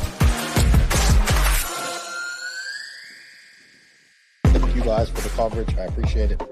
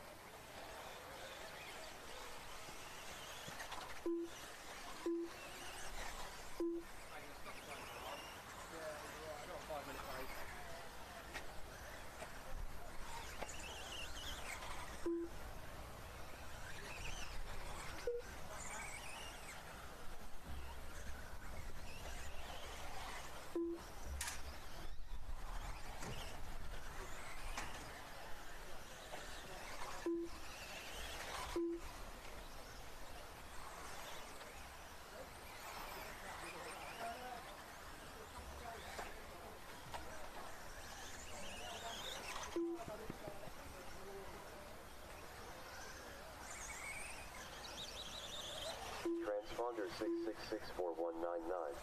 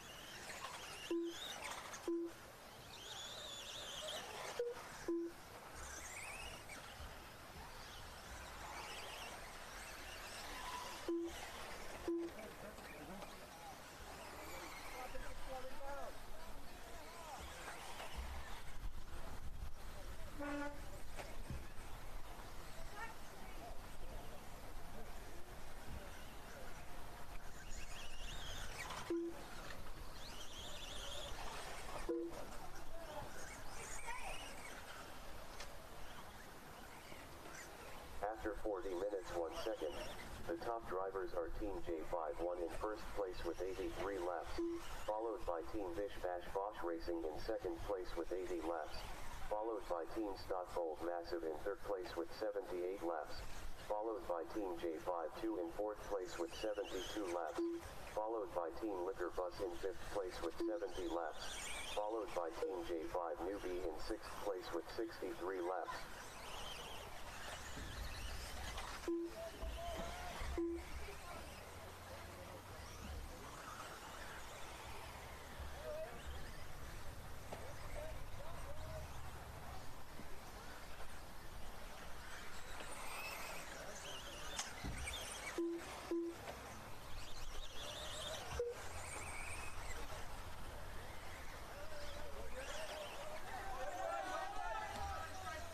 Transponder 48444956.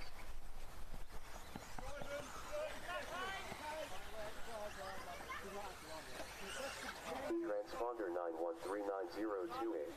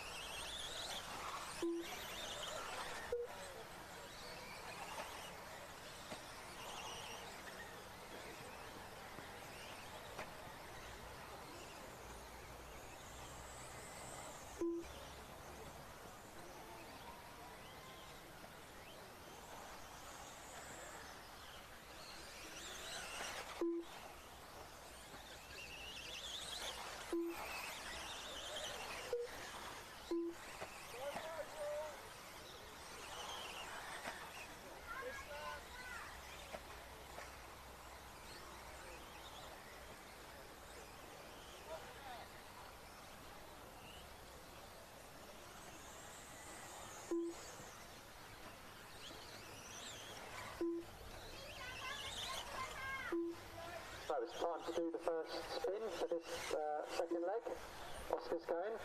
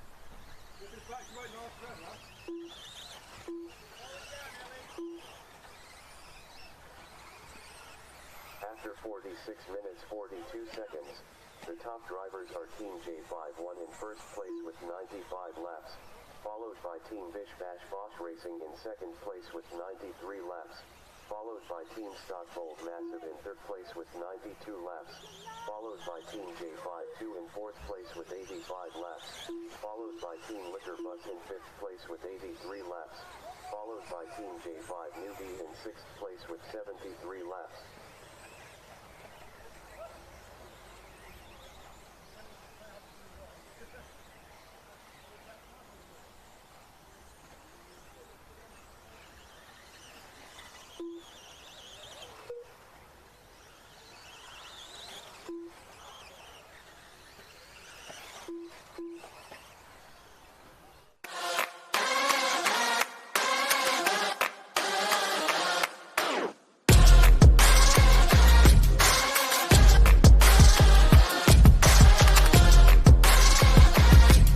This is mine. Okay, fantastic. Yeah. This is amazing. It's unbelievable. The legend, Masami Himashaka. So Michael Orlowski's going to cross the line to take the European title. Is it going to be? It's a race to the line and Skidmore takes it. Three-time winner David Runabout takes the Euros, European champion. That's crazy, man. I can't believe it. Gillespie's flamed out. Gillespie's flamed out. Oh, he's broken. Volkiers is broken.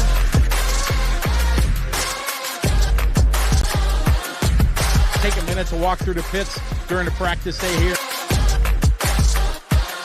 It is in order of when you won your first World Championship. It's insane. You guys need a race director, and I'm lost my contracts. Give me a call. Thank you guys for the coverage. I appreciate it.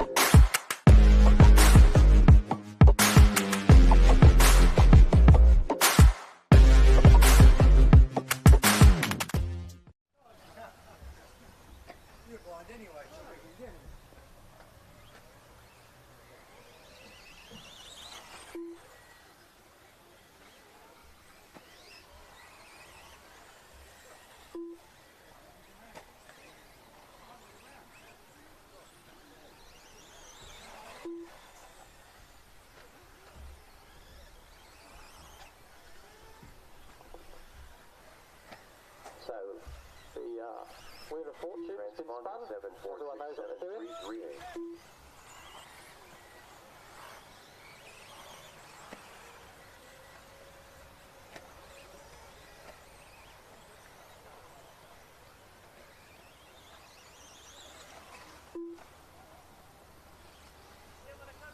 Atenea.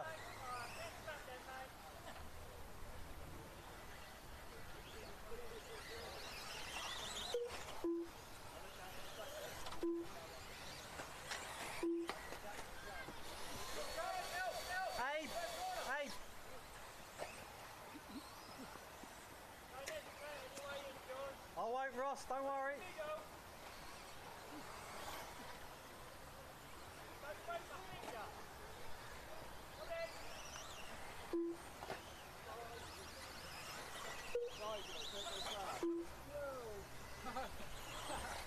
Late.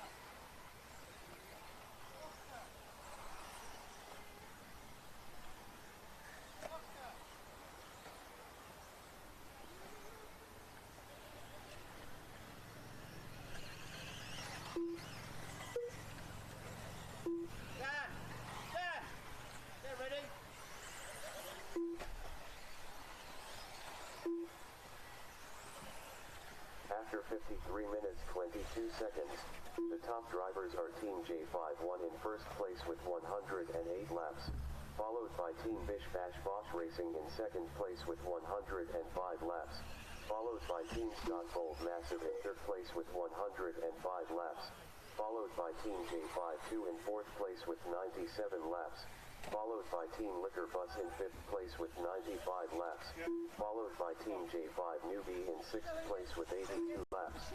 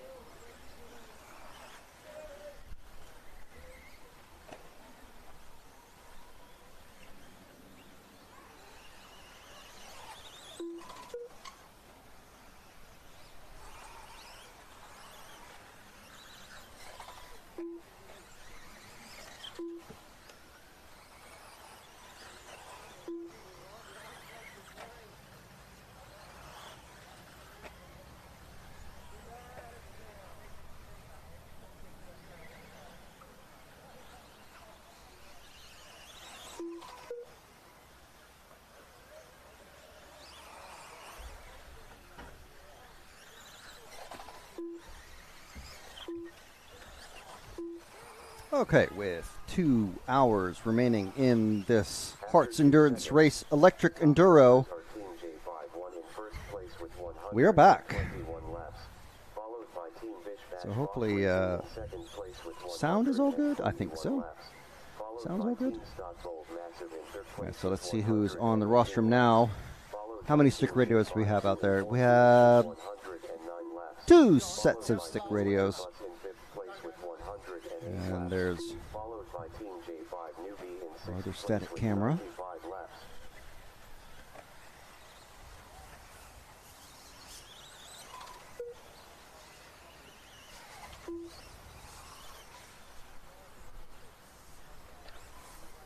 There's our main camera.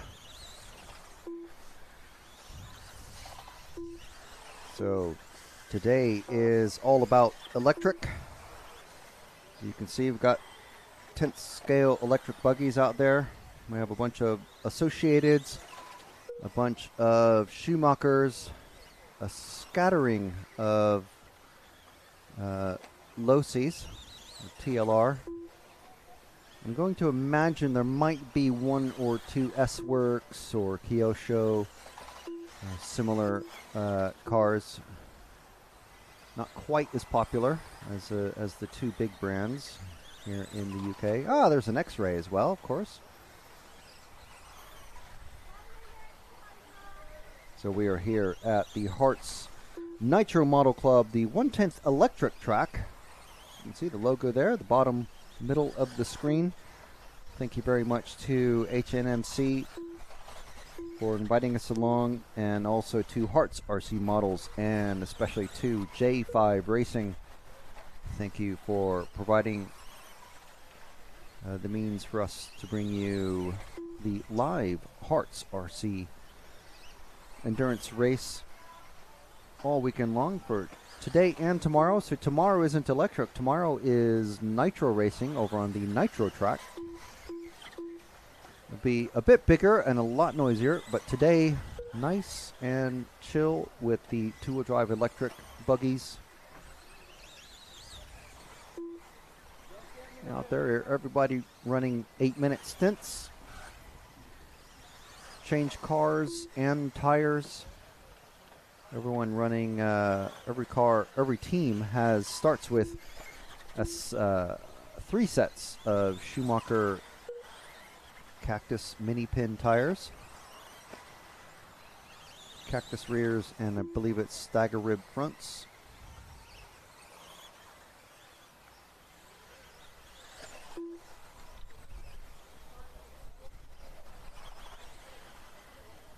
Got a bit of a kerfuffle on the back, but we're following this yellow and white car with the black wing, going up the wall of death, back down it, across this crazy box jump there, across the not quite so straight back straight. This is the car 4, Team 4 of Bish Bash Bosch Racing. Ooh, they've definitely caught up now to J5-1. They were leading the first half of this race. This is a 6-hour endurance race. And they took the lead of the first half with 380 laps. And now they're tied for the lead for the second half. So what they're doing, basically, effectively, there's 2 separate races, but they're adding the total laps between them. So on total countback, Bish Bash Bosch is leading this one by 14 laps by my count, because J5 Racing 1 ended the first half of the racing with 365 laps. Omar Encarnacion saying, greetings from the Dominican Republic. Hello to the DR. How are you folks doing? Hope everyone out there is enjoying the coverage and enjoying our little talks with the good folks here from the HNMC and J5 Racing.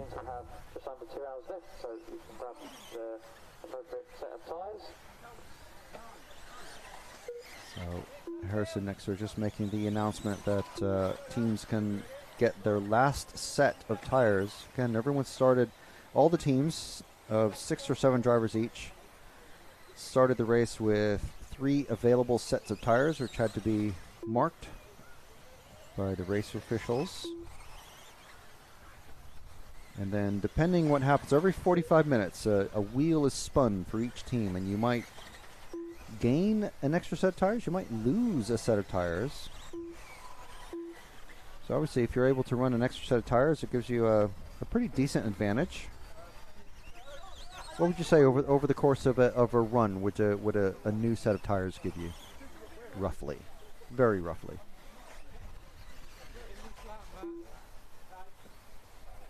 So up to a second a lap, depending on the skill and luck and back markers and stuff like that. So up to a second a lap. And they're doing about how many laps in 8 minutes?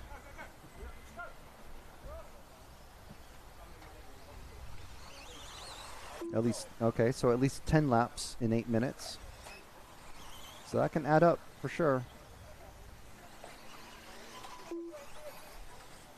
And so a good strategist might get lucky, but you might also be good.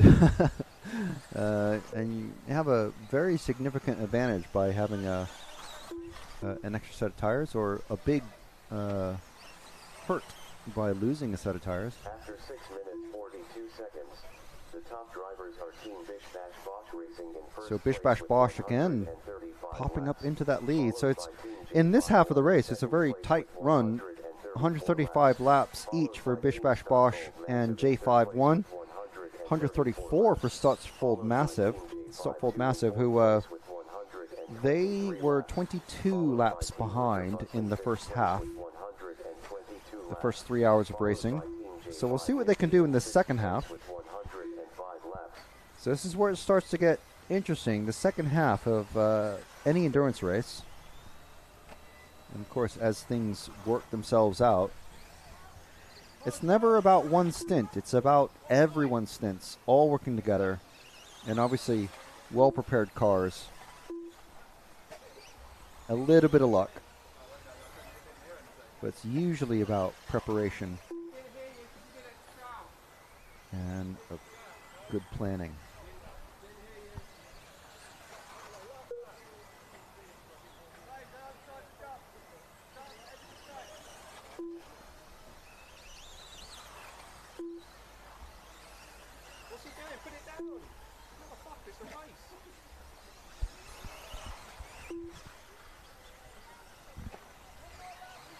So we're in the final third of this 6-hour endurance event. Tomorrow's race will be 7 hours for kind of the same sort of setup, where there's multiple teams and everybody is running their own individual cars. Because if you were to do it like a World Endurance Challenge team where everyone is running the same, 3 cars all together, this could prove interesting. And a bit of a mix-up there. These 2 orange cars coming together. Ooh, very quick. Now it's 4 cars together. What's going to happen here? And a bit of a mix-up there. What happened? Getting all tangled up. Everyone trying to avoid each other. Of course, these are open-wheel cars, so they're not touring cars. You can't be going in side by side and hoping for the best. You gotta. Sometimes that's what you do. Sometimes that's what it looks like the racers do. A couple of bashes there coming down the straight.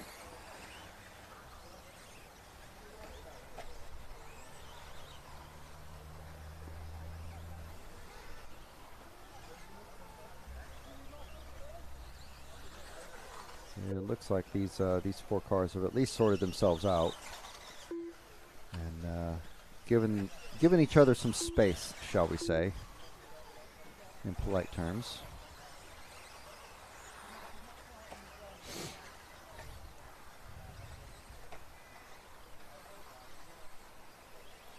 So whatever happened to short course racing? Did that just kind of popped up for a bit and fizzled out? Yeah. Well, that's what I meant. In the UK, it kind of is there. Okay, right. So there is a national series still for in the UK for short course racing, which is, to be honest, kind of what I would like to do, because it's you can get in side by side and deep dive, whereas with these is you just get tangled up, and it's like Formula 1 cars, open wheel racing. It's someone will go flip, and it could be you, it could be the other guy. But yeah, vintage is, I suppose the racing series I always seem to get drawn to are going to be the slow ones, like vintage and short course.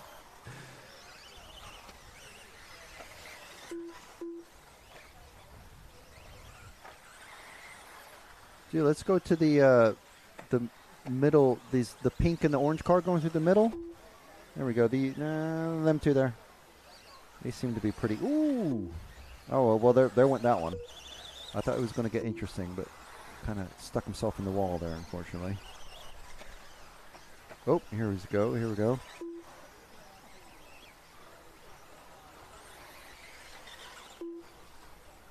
Oh, 3 cars together now.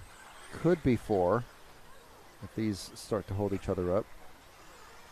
Now, this isn't necessarily a battle for position. These are just cars together on track. And something interesting could happen to us visually. Of course, we don't want anyone to like actually go out and crash and hurt their car or anything.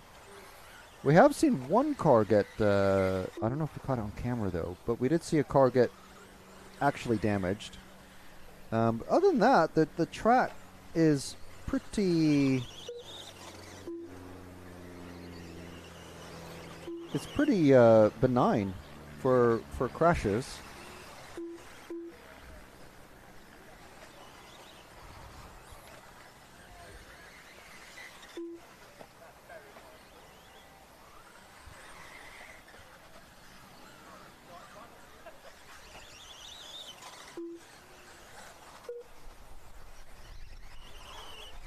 So some tracks can be pretty brutal. This one seems to be, it's all right.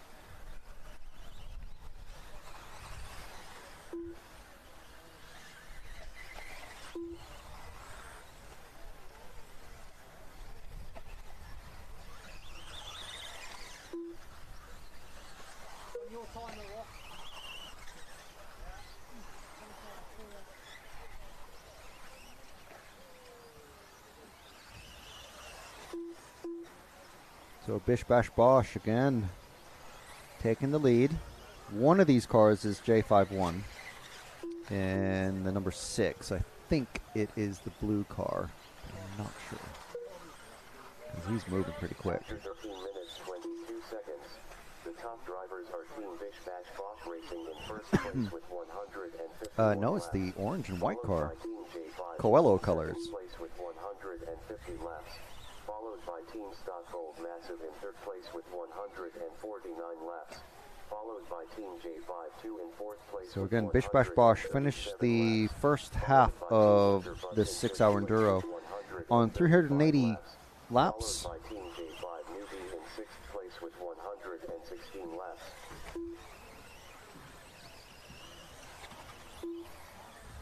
And currently on 152, same number as J51, but J51 ended the first half 15 laps down from Bish Bash Bosh. So it looks like, to me, Bish Bash Bosh is starting to really just pull away with this one. But weirdly, in this one, we've got Stockfold Massive also on 152. Oh, and J51 is just taking the lead. This car right here. So Bish Bash Bosh must be pitting at the moment. That's why their number has come up black on the screen. And I think they're just about to come out. Stockfold Massive now also pulling 1 lap ahead. Bish Bash Bosh just crossed the line now. So now they're even on laps with Stockfold Massive. But where's that car number 4 then? Let's see if we can follow them for a bit. Not that one. There's only, 3 cars out there at the moment. There's a lot of pitting happening.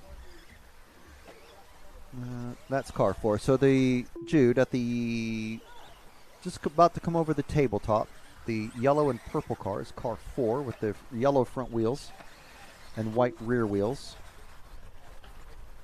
Yeah, they had it, is on the back section. 1 car forward, Jude. 1 car forward. 2 far forward. That one. There we go. That's car 4, Bish Bash Bosh.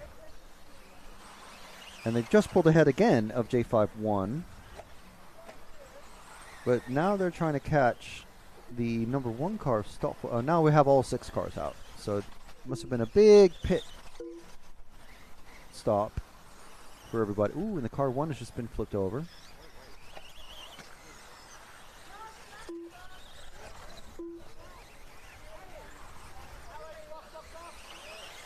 Yeah, so Bish Bash Bosch is the car that is out there at the moment is only a few seconds behind Stotfold Massive car now. Orange and white. So whoever's driving it now is, I mean, to be fair, they're both going quick. Oh, I think actually Stotfold has, no, we're,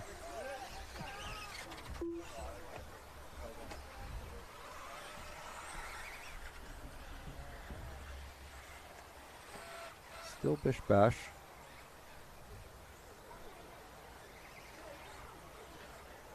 They must have changed cars because the orange and white car is no longer out there. But it can't have been that quick.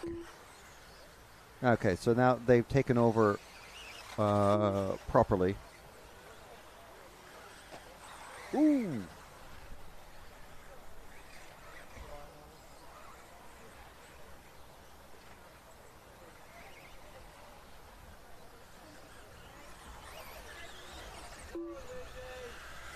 There's number 4 cars, all kinds of quick.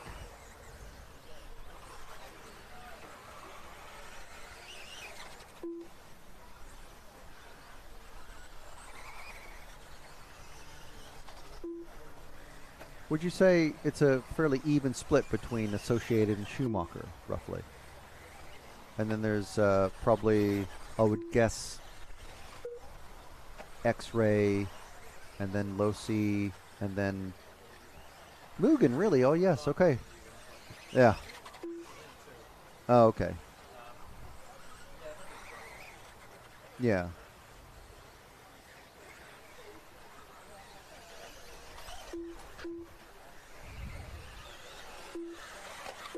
Oh, that's a big hit. That was a big hit. See that again. Coming down the straight. Full speed, and then trying to avoid the moving chicane, but just going way too fast for that other driver to figure out exactly what was going to happen there. Man.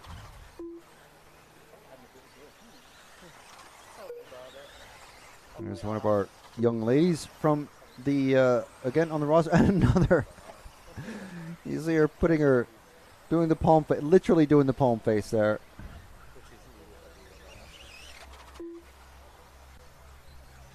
So a big driver swap around again. So Bish Bash Bosch now 2 laps ahead of Stotfold Massive, 1 lap ahead of J51. So it's a pretty tight battle for first, at least for the second half here. The battle for fourth is between J52 and the liquor bus.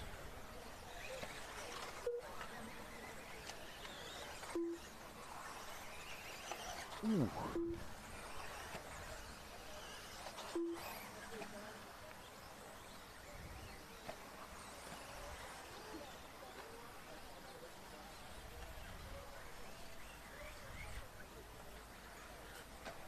So I think this pink car is, I'm not sure who that is. I want to say it's J5 Newey, but I'm not sure. I don't want to guess. No, it's car team. Yes, it is J5 Newbie.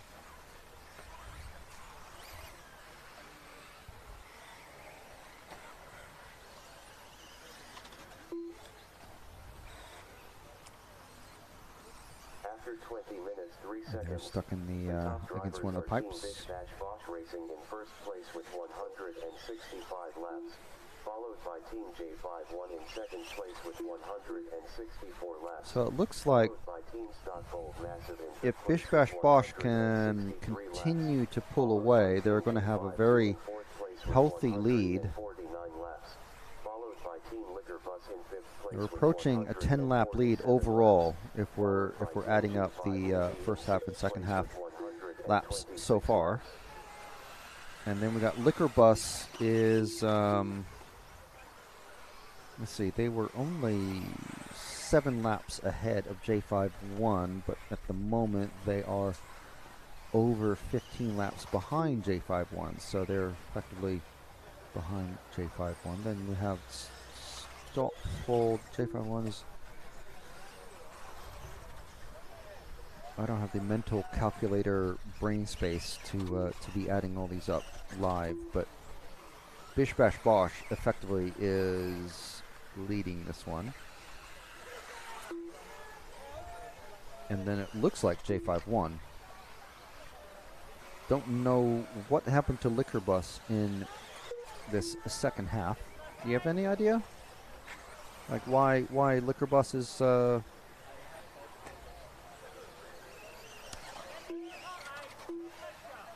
okay. Okay, so they Liquor Bus will be gaining some extra laps somewhere along the way. Oop, saw a nice little easy pit stop there.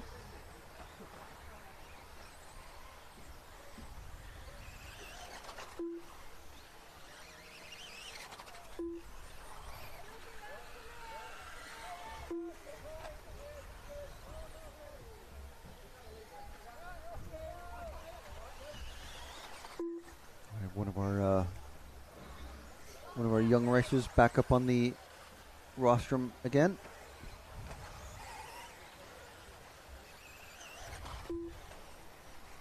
He's eager. He's ready to go.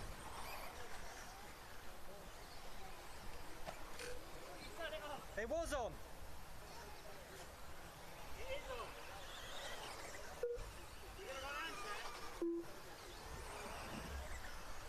6 new drivers up there. Driver changes happening.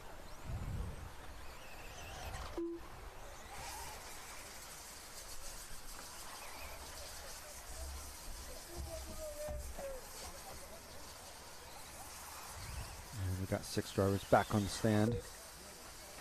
And you can just see the edge of that new yellow, the top container of the 2 containers that are going to consist of the they're going to make up the new driver's rostrum here at the Herts Nitro Model Club, the electric track anyway.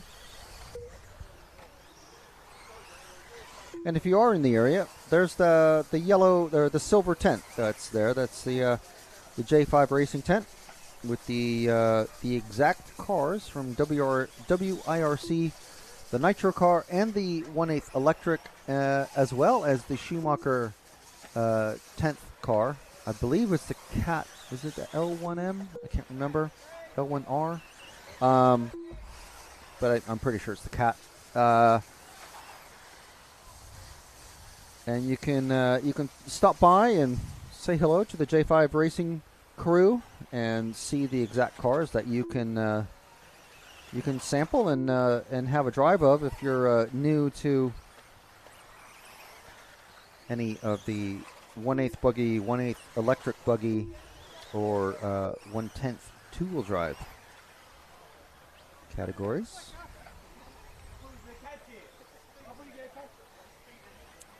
So after that round of pit stops, again, cars have to have their tires swapped. So that's why we see some time elapsed between driver and car changes. So Stopfold Massive now down 1 lap to J51 on the same number of laps as Bish Bash Bosh. So it's all very tight. It's all very tight there.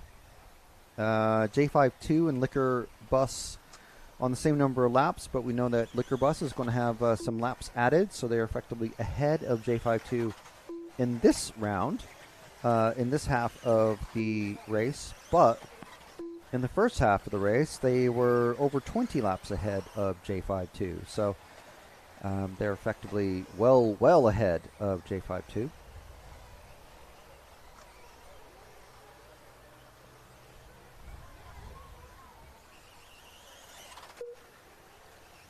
So we're approaching the 1.5 hour mark to go.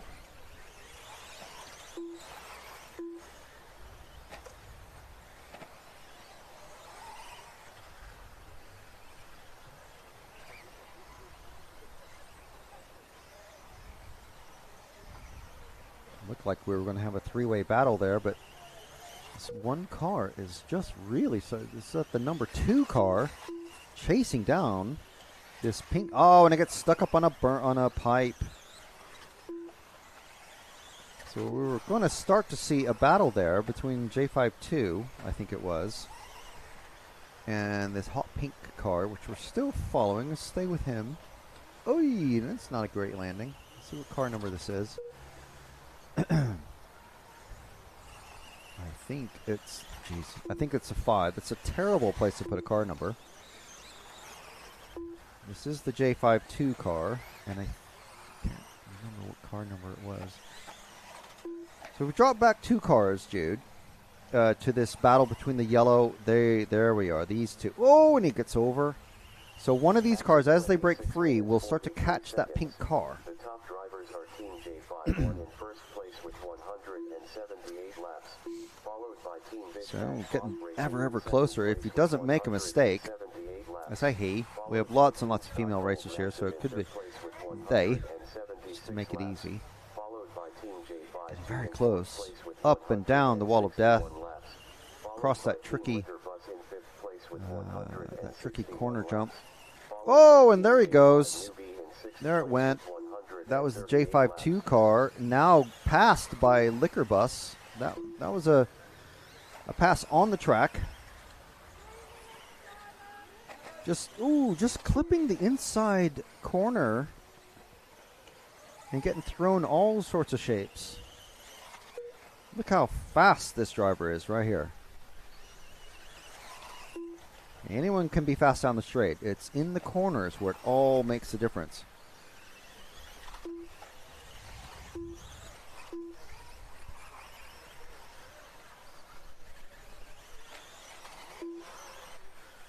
This tricky corner there, that jump is so odd. Very difficult. And then, ooh, getting a bit wrong there. How did that happen? Just a bad landing. And while trying to steer probably as well. If you're going to get crossed up in the air, you just have to land it straight as you can. Otherwise, you're going to need the marshal's attention, which basically just costs you time. Stoffel Massive now a full 2 laps down. So one of these cars ahead, one of the teams ahead, has a fresh extra set of tires to use, which gain an extra second a lap, we're told, on a track this size, which is pretty handy, must say.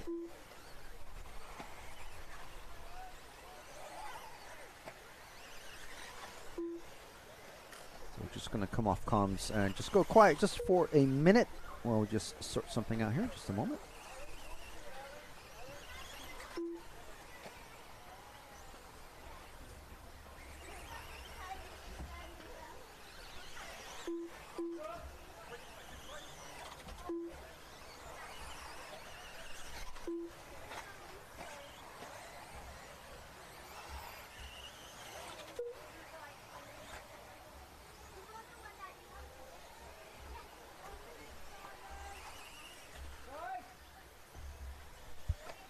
Okay, we're back.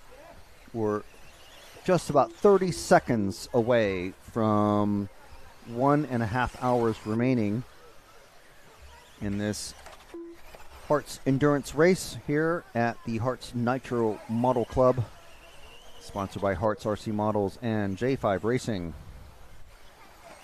Remember, if you're looking for model cars, RC model cars in the UK, you could do a lot worse than go to Herts RC Models.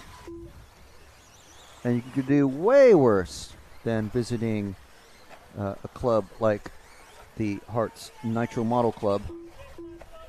Thank you very much for your generous hosting once again. It's my 3rd time here. 2nd time doing the electric Enduro. And it's been good fun. It's been very interesting. And it's great to see that the Carl Jackson donations have really started to pay dividends. Friends of Carl's, who was a British racer, was very, very friendly, and had the good fortune to speak with him a couple of years ago. He died last year, and last year's race became a Carl Jackson memorial race, basically. And they started to collect funds and collected enough funds and model car bits and cars to help the J5 Racing organization actually provides cars that people can try out for free, and you can check those out by searching for J5 Racing on Facebook, and you can contact them through their Facebook page. And stop by and say hello if you're in the local area.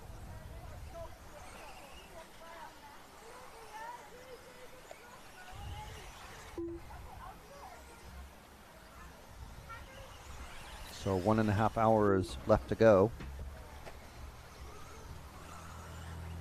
J51 starting to pull away from Bish Bash Bosch and Stutfold Massive, who are tied for second overall in the second half of the 6-hour endurance race.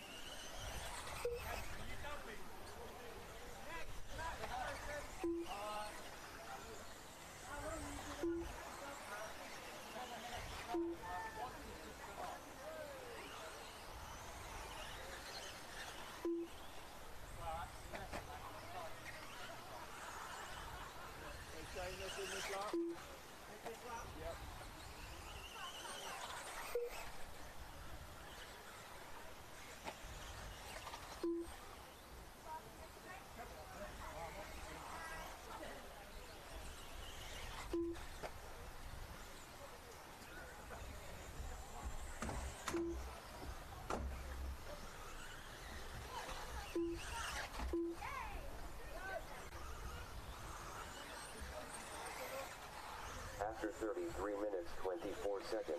So I just posted a discount code that anyone is able to use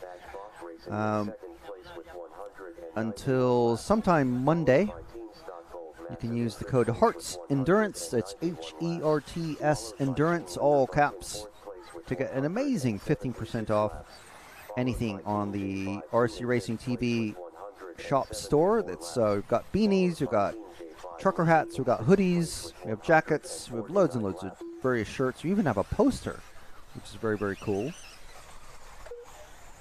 If you're into your RC and you want to see more from RC Racing TV from around the world, one of the best ways to support us and let us know that you want to see more is to visit the shop at rcracingtv.com, and there's a merch link there, and you can use the code Herts Endurance to get 15% off anything you like. So make sure and do that, please.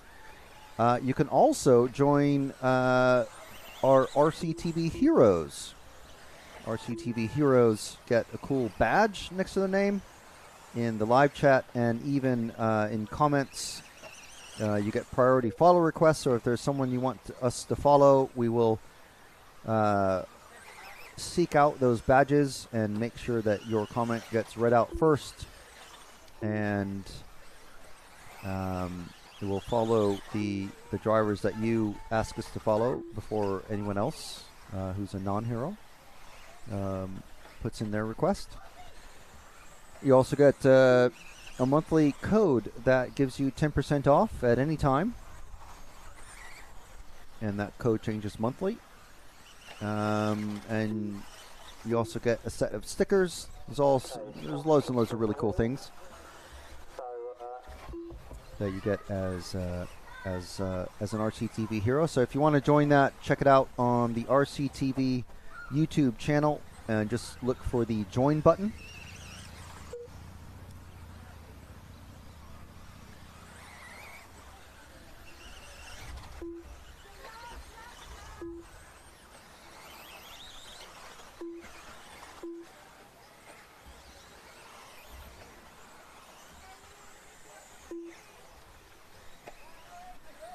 So we're a minute and 24, 1 hour and 24 seconds left in this race.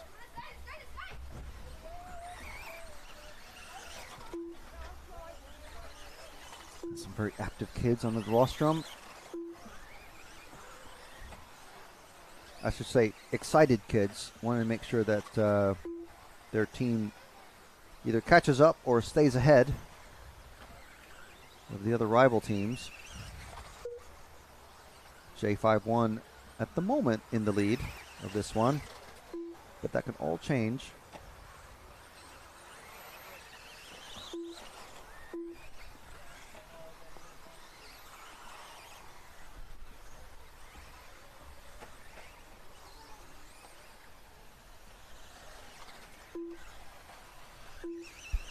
If they want to pull ahead properly, they're going to have to pull ahead about 15 or 16 laps in total, because they finished the first half of the race about 15 laps down. So there's basically a 3-hour endurance race, and then the second half of the race, which we're watching right now, is another 3 hours, and the number of laps that everybody does will be added up at the end of the 6 total hours. It's going to finish about around 5 p.m. UK time, if I'm figuring it out properly, something like that.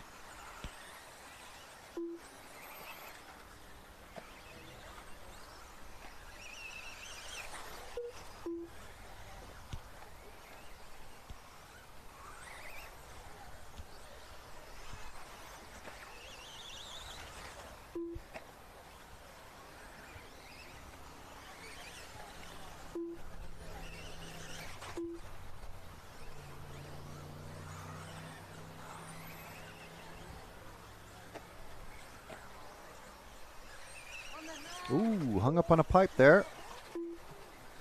That's unfortunate. Just turning in just a little bit too much. I want to say this is the J51 car, this white, pink, and blue. No, it's Stoffel Massive. It's number 1. There's no, I don't think there's a car number on it. Some of these cars don't have numbers on it properly.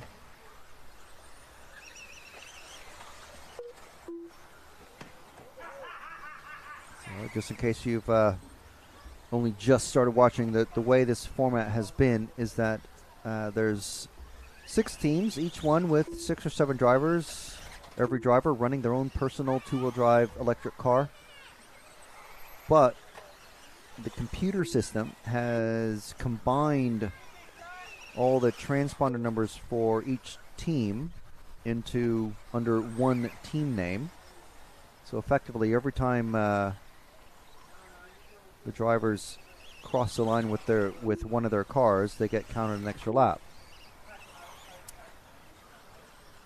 So this just avoids having to run one car for 6 hours. And everybody gets to drive their own car with their own setup and their own electronics and everything. This makes it a lot easier to figure out.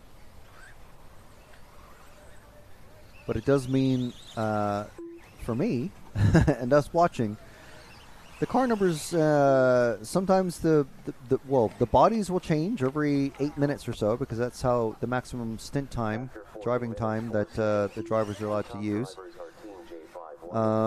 And sometimes the cars will have numbers, and sometimes they won't.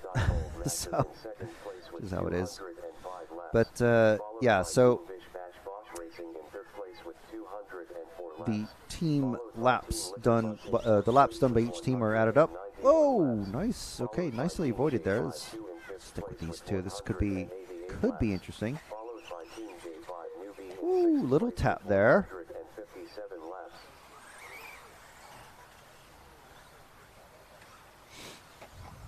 Now 3. Oh, no. Now 2 still.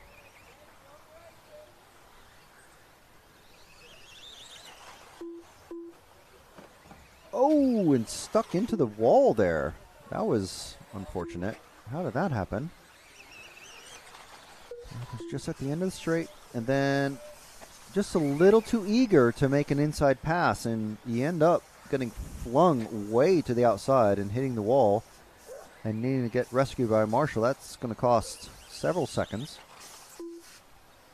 Now J51 now just over 2 laps ahead. Bish Bash Bosch now 6 laps down. 3, sorry, not 6. It was 4. Now it's 3. Now back to 4. So 4 laps down from J51. So J51 still needs to make about 9 laps on Bish Bash Bosch to take the overall lead. Oh, and into the that was a pit entrance, wasn't it? So here we go. 2 more. Oh, that's not the quick way around the corner.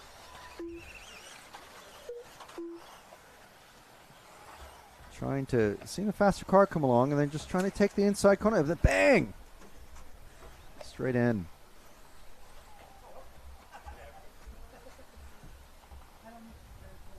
Ooh, very high line there.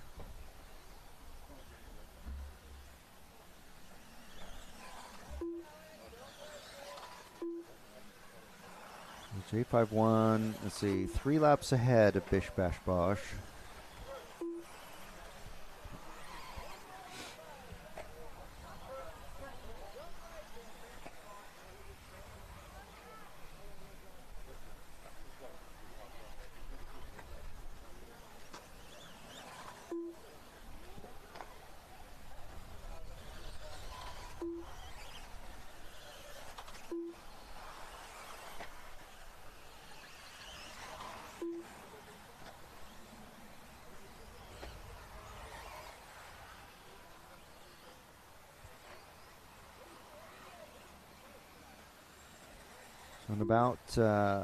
In about 15 minutes or so, and it's mostly me talking to Jude here on our camera operator, we're going to take a bit of a break and then come back strong and fully empowered for the last hour of racing and see where things shake themselves out.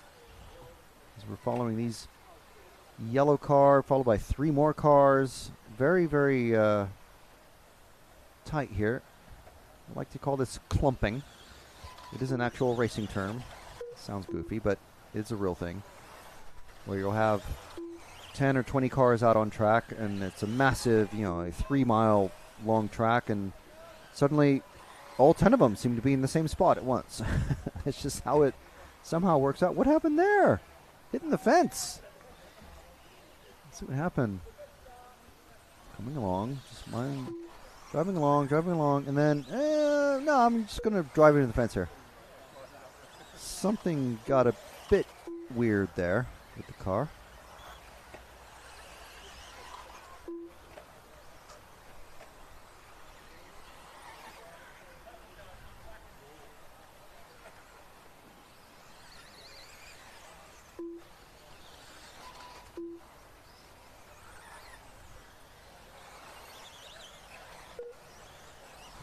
Straight, this white and red car.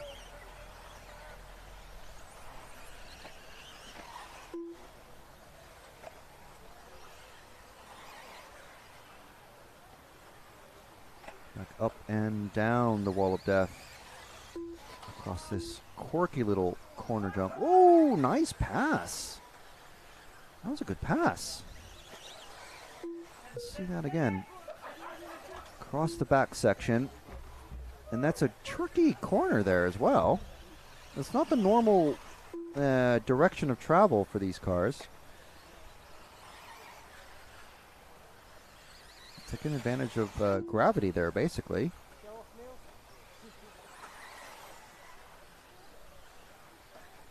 There's our drivers who are out on the stand again. Oh, look at that. We got how many? We have 3 sets of stick radios now.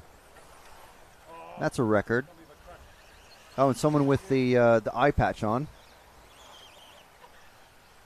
That is one of the random occurrences that is possible to happen to the drivers.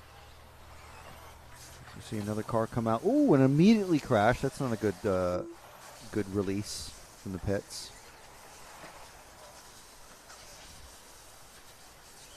This white and red car again down the main straight. Opposite direction than what we were traveling before. Remember, the first half of the race was in anti-clockwise direction. Second half, basically clockwise, just going around the opposite direction. But the jumps are all different. The bumps are obviously they're going to seem like they're in a different place, even though they're not really moved.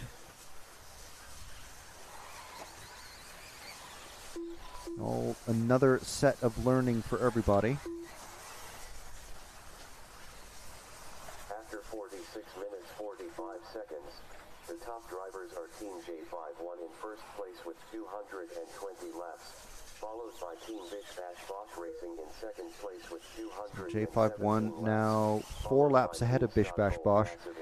If they can keep going at this pace, and we don't know if they can, because again, every 8 minutes they have to literally swap drivers. But if they can keep going at this pace, and I think I did hear that they have an extra set of tires, so that could give them, at least at the start, a lap, 1 second a lap faster lap time than Bish Bash Bosch, or I can't remember who got them. But there's a couple teams who have had an extra set of tires from the Wheel of Fortune or the Wheel of Destiny, whatever you want to call it. It's a random spinner wheel. And every team gets affected either with a little bit of a bonus or a little bit of a penalty. Penalty is not the right word, but it's all luck.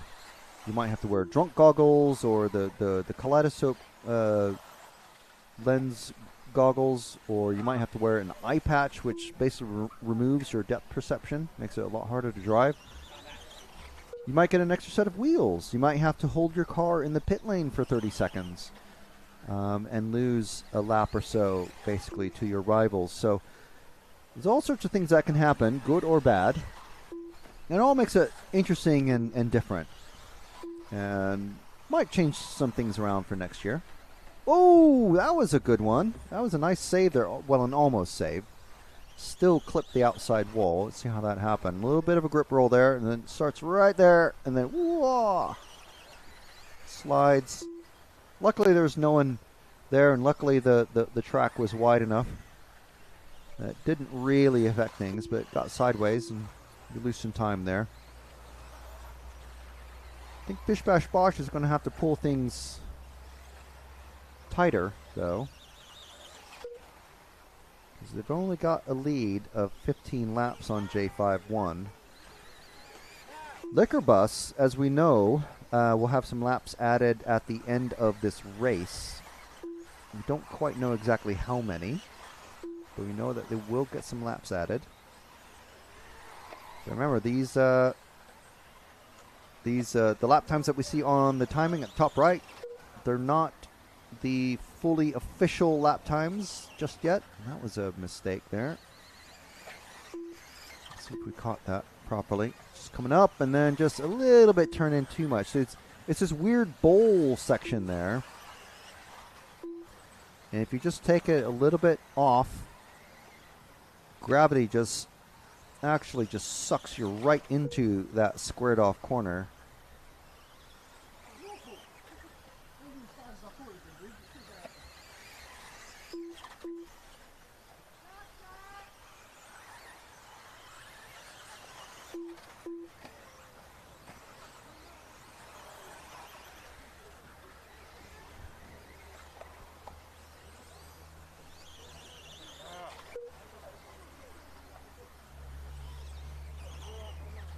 So here's our drivers that are on the stand.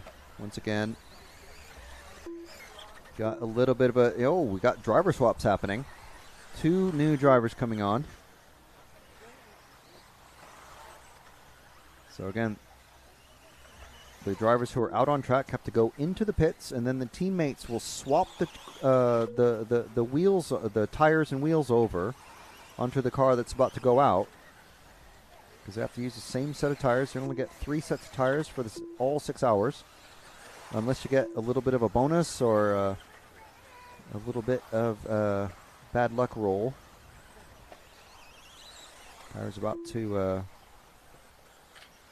Tires doing a lot of work today. Schumacher Cactus in the yellow compounds.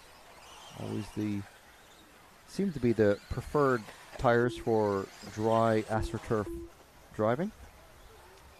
And there we go. There's a swap over as it happened.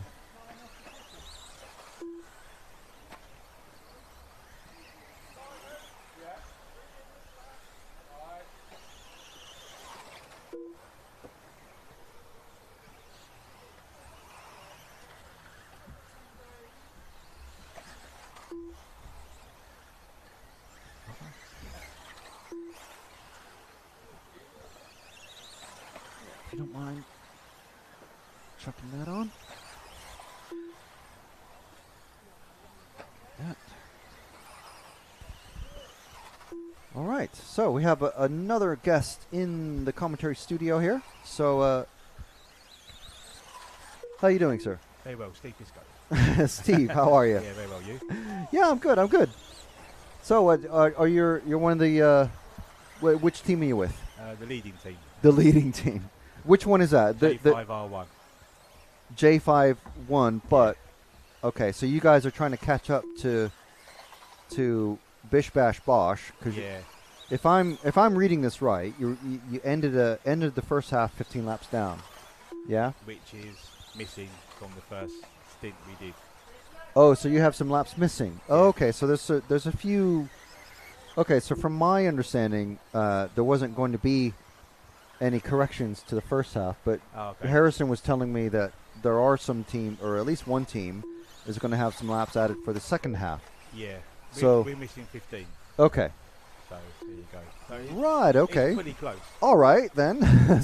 if those are going to be added, it's going to be very, very, very tight then. So it's a real proper battle. So you guys are actually, if those are going to be added, then you guys are 3 laps ahead at the moment. Yeah. Okay. So. But and again, it's all a bit of fun. Yeah. It's a great day. It's a bit of fun, but it's still a bit of competition. I'm still like, yeah, I want to win. I mean, a racer's going to race. That's what I always say. Exactly. So yeah, 3.5 laps is the gap at the moment. Anything can happen. Yeah, exactly. But I think Harrison told me that was it Bish Bash Bosch that were gifted an extra set by the Wheel of Destiny. Yes, they were, yes. And that gives, at least in the beginning, an extra lap or second per lap or something like that. But how long does that last, roughly? Like in the whole stint we go out? Yeah, like if you were to use those, just like take an older set and then have, that's maybe an hour old and put on a fresh set, and there's that overlap there. How long will that second per lap advantage last? I think it will be probably for about four runs. I reckon for the full fifth person it starts gradually going off again. Okay. So it'd be quite beneficial. Yeah. Okay. And you can make, they could make up a lot of time, but it depends when they decide to use them. Maybe if they put them on, for their fastest driver or something like that. We won a set of tyres. Okay. So we have got. So you also have a set. Oh, okay. So it could make it interesting. Right. Okay. Save them for the last hour. Yeah. So that's pretty crazy. So for the last hour, if you're saying that would be about 40 minutes. Yes. Right. Okay. That could make things very tasty then. We will do, yeah. We're just working it out as I come in here. They're all working out when to put them on. Then. Are there laptops and spreadsheets open? Calculators. Everything. We're all doing the maths. Right. Okay. Because I'm trying to do it in my head. I literally have a handwritten list of the track the laps from the previous run, which may or may not be correct, and that's all I've got. Yeah. But from the data, Harrison shown everyone. Yeah. He's missed 465 seconds of his run. Okay. Which averaging over 30 seconds, which is worked out is about 15 laps. Right. Okay. From his time. So he said he'll have a look at it at the end, and if he puts it on, great. If not, then so be it. But it's close. Track's lovely. Yeah, I mean it looks really good, and I'm surprised. I mean I've been to usually RCTV we're doing like European Championships, or this year we luckily did the Slough race earlier this year, but we've come to Herts quite a lot now. It is my second time commentating on the here at for the 10th off-road track. But I'm always hearing about I haven't raced AstroTurf buggy ever, so but always hearing about the Schumacher Cactus Yellow, Schumacher Yellow, or Cactus Yellow. It's but for it to for it to last that long. It's a great tyre. Even if it drops off, it's still there. Yeah, it's really good, isn't it? And then in the wet, I know there was I don't know, regular viewers, I should say, of RCTV will remember that there was a controversy last year at the Buggy Euros in Utrecht, where they didn't have a rain tire, but now this year they do. But obviously they're running carpet this year. Yeah. But the normal carpet tire is what's it called? It starts with an M. Mezzo. Yes. And that's a longer spike in the silver, which is a softer compound. So it's all like. Yeah. So you've got the silver mezzo. Yeah. They run at nationals, and in England we race the yellow mezzos, which is the only tire you can use. Oh, okay. In the UK, so you've got the yellow compound, slightly harder when it's dry, but when the sand starts coming through, it tends to really round off. Right. Okay. Where with the cactus, they tend to stay a little bit more consistent throughout the race. So I think that's why they've chosen the cactus here for the tyre. But especially if we're running on it like 3 sets for the whole day. Yeah. So it's just starting now. The rear end is starting to step out quite a bit more. Yeah. So we're all deciding now when should we put these tyres on. So, but you can see our guy, I think Richard Miller's out there now. Just go around the back. Okay. Over the jump, coming down the main straight. Yeah. There's Richard Miller. Just coming towards us. About to go over the tabletop just now, yeah. He's just changed to Associated, and we've got Abe, young little Abe, just in front of him, which is quite a good person to try and hang on to. I believe he's just got his F1 this year as well in the national series. So right, okay. Another young upcoming driver coming up. Abe. So the way that works is, if correct me because I know I'll get this wrong. The F1 is the fastest driver, the fastest category of driver in the UK off-road electric nationals. That's it. And then so you kind of work your way up from F3 or 4? 5. So the better you do, you move up and up. Yeah. So it's a pretty well-established system, isn't it, over the last few decades, I suppose? Oh, I can remember, 20 odd years, maybe longer than that. Yeah, maybe longer than that. But yeah, some drivers who used to race really, really fast, they've come back to it, they've had to start as left 5. Yeah. And sometimes I've seen some people post about that. Yeah. It's like, it's so different and all that. Yeah. It's it's a pretty cool system because if you were doing full-size touring car, you kind of have to maybe that might be a bad example because I'm sure Jason Plato could just hop back in and do whatever if you wanted. Depends on the amount of sponsorship you get, I guess. Yeah. How big a name you are. But yeah, no, that is a pretty cool little system though. But and obviously we've been to meaning RCTV, we've been to Robin Hood Raceway a couple times for national or for Euros. Yeah, great track. Yeah, it is. It's very similar to this, where there's established sorts of sections and jumps, but their jumps are more. These are sort of constructed and built into the AstroTurf, where those are sort of natural. I don't know. Yeah. And then they just move the piping wherever they decide. It's all very cool and interesting.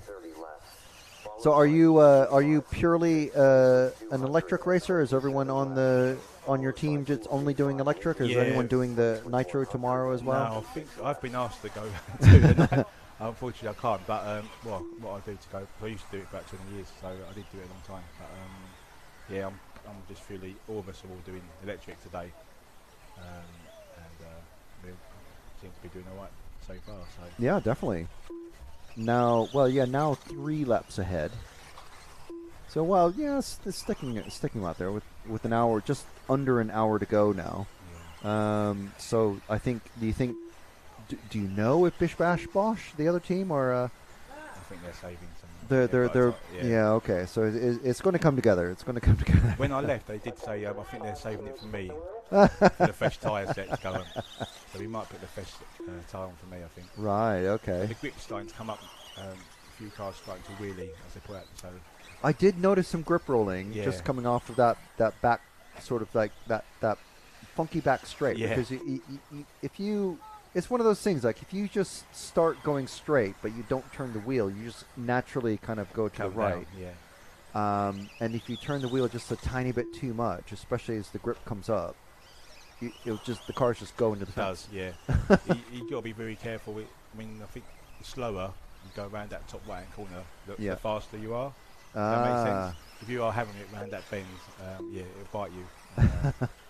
Like with the tyres, how they're wearing out in the rear, because we're using them, so you can sort of get around there pretty quick. But yeah, I think we're going to put our fresh set tyres on and hopefully get some quick laps in.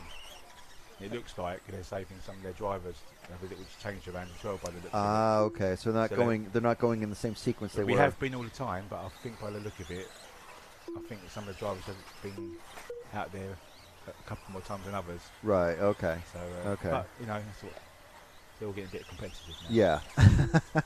It's great fun. Yeah, it's good, and I mean, last year this event kind of became the Carl Jackson Memorial Race.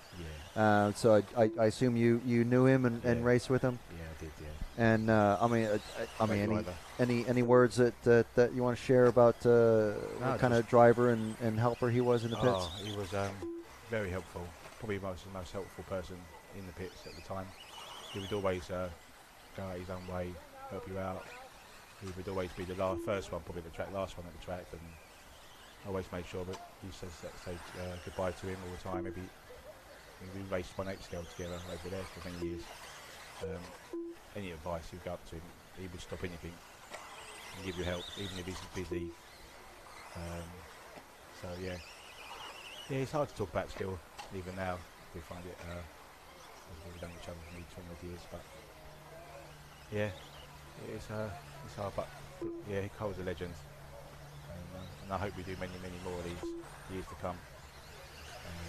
Yeah, I think Harrison was saying that he was thinking of ways to maybe change things up for next year, because this is the second year. It's kind of been the same format a little bit, so what do you think might change, or what would you like to see change maybe for the next time? I think maybe have a race meeting, just a nice format race meeting. I think that might encourage some people to come along. It's about having fun on the day. Some people didn't want to take their wings off or stand on top of the hill, stand in different locations, stay on the same tyres all day. I think that just put a few people off. But like I said, it's just having fun in the day and taking part. But yeah, maybe have an actual race meeting on the day. Maybe do a reedy race. Maybe just change the race for the actual day. Do something different than that, maybe. Like an invitational section and an opening section. Yeah. Yeah. Do something like that. Yeah. Change up. If we can do something every other year, change something. And maybe run a different tyre. I don't know. To what we were running in the morning, maybe do something. I don't know. Anything to change it, because Cole's always about doing things like that. He had some young children who were coming up now, and he was teaching them, supporting them, going round, and great guy. And I was talking with Stuart from J5 Racing about their 3 sample cars that they got over there for people to trial out. So what are your thoughts on how they're doing that? If you get an opportunity, that's fantastic. You rarely ever get a chance. If you can come up here tomorrow, if you are anyone coming down, there is a chance you can have a go of a car, get out there, enjoy it, experience it. That would be great. It's fantastic they're doing that.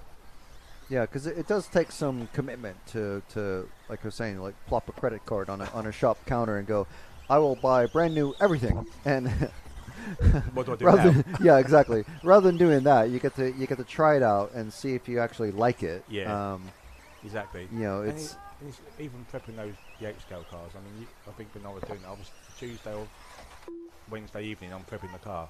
till the Sunday. Yeah. So it'd be like take the engine out, do the clutch, do the Yeah, bearings, yeah. charging everything up, and you do a little bit every evening. Yeah, and it's not like I mean, I lived in some pretty dodgy places where you can like do that sort of thing in your back garden. You can't really do that here. No. You have to come here to the club to run in your engine, just wearing your clutch and all that stuff and make sure everything runs.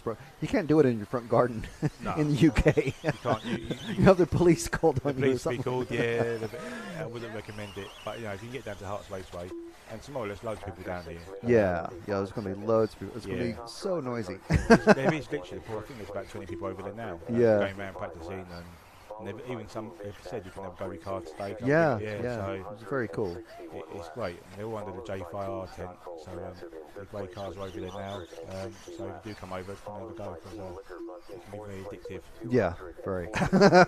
Yeah, I was saying earlier on the broadcast that it'd be great if I'm sure there are thoughts or other shops I'm sure would love to have people come and trial stuff, but they need to have everyone is stretched thin at the moment. So any sort of organization, or if someone has an extra couple hours a week or something like that to do something like that and prep a car, have a car available, even if it's a last year's car from somebody that's either donated or whatever, and prep it and just make it available for at a shop or a club or whatever. If you're in the Herts, Ware, Stevenage sort of area, it's very, very beneficial for you to be able to come and. Oh, definitely. Like, well, they run up here every Tuesday evening, so I mean most of the time people are up here from 4 o'clock. So by all means, I'm always open to let people have a go with my car. Unfortunately, I'm still sticks. Yeah. So I'm still running. I've been counting the number of stick drivers out there. I think maximum I've seen is 3. There's 2 on the stand right now. Everyone else is on steering, which is what I'm used to. But obviously, I started with stick as well. But there's still quite a lot of people that are still a few people I should say running stick. I mean, I've been racing since the 80s, so it's sort of hard to get a steering wheel and go out. But by all means, I think sticks are still the way for me. I mean, look at Ongarvo. Yeah, I know. So there you go. So yeah. Yeah. All right. Very cool. All right. I'm out now. Yeah. All right. Well, I'll let you get prepped for your one of your final runs. We'll see. We'll see how. We'll keep a close eye because now there's 6 laps difference. It's the orange-white car. Going around. Oh yeah. Okay. Is that the Coelho colors basically? Yeah. I was saying earlier. It's, orange and white. Orange on the side. Orange around the top. The X-ray. All right. We'll keep an eye out for it. Fresh tyres. Fresh tyres. No, thank you. All right, yeah, thanks for coming in. No worries, thank you. Cool. All right. We'll keep an eye out for the orange and white car. Okay, so we'll just take a break for a few minutes just to get a final drink and the last 45 minutes or so of racing here at the Herts Endurance Race Electric Enduro Day at the Herts Nitro Model Club, brought to you by Herts RC Models and J5 Racing. We'll be back in just a few minutes.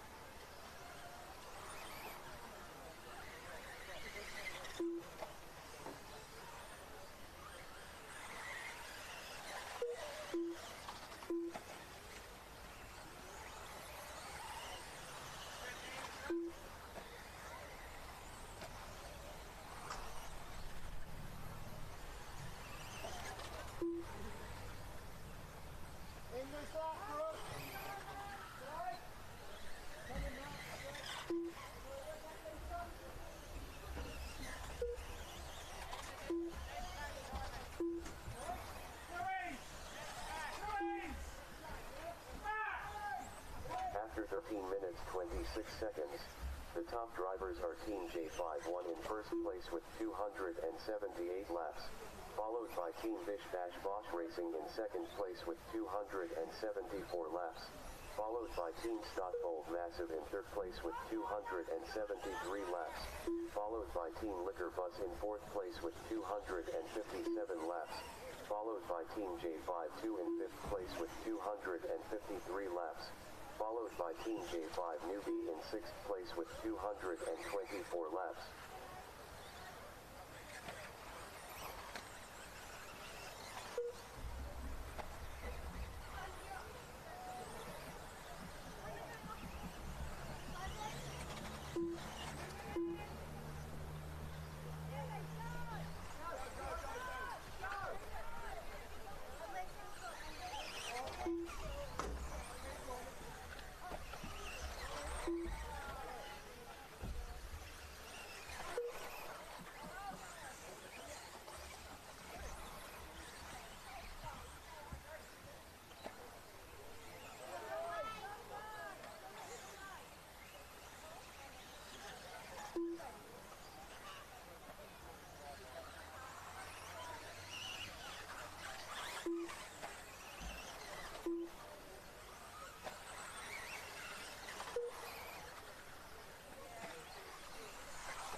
Transponder 6054903.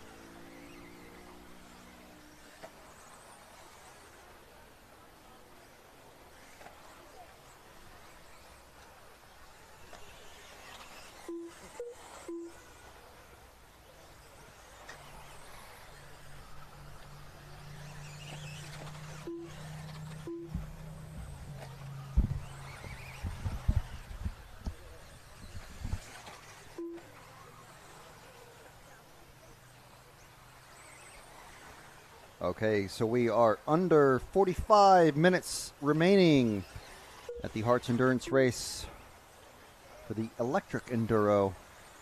Brought to you by Herts RC Models, the Herts Nitro Model Club, and J5 Racing.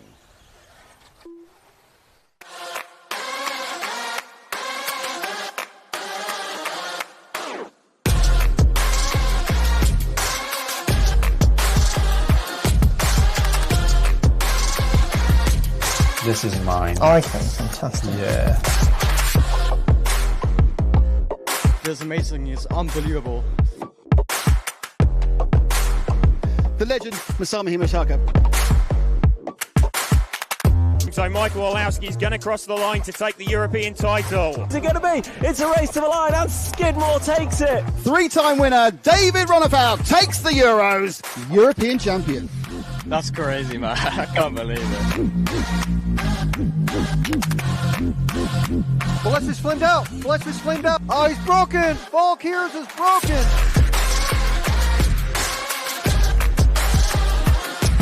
Take a minute to walk through the pits during the practice day here. It is in order of when you won your first World Championship. It's insane.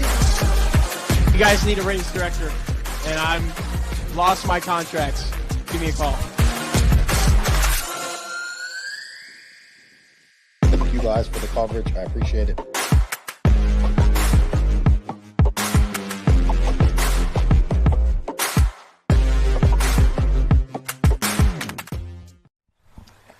All right, so we hope you are looking forward to the final stints of racing, as we were hearing from all the various racers that we've been chatting with. Drivers, teams have started to sequester their faster, fresher tires for these final stints. The last stints, the last 40 minutes or so, promising to be pretty quick indeed for many of these racers. So let's follow, let's find the number 6 car out there and see if we can follow them around, because we're going to start to see some of the faster drivers doing the last sets of stints out there. I'm looking for the number 6. Three cars together, that's dangerous. It's the 4, the something, and the 3. What's that something car? I don't think it's one of our faster ones. Oh, I think the 6 car is actually, yes, this white and pink car just coming across the tabletop now. Jude, across the angle jump, and about to go up the wall of death. Is the number 6 car of J51, the J5 Racing number 1 team, running what I believe is going to be a fresh set of Schumacher Cactus Yellows, the preferred tire for dry weather AstroTurf racing in the UK and across Europe. So pretty quick there.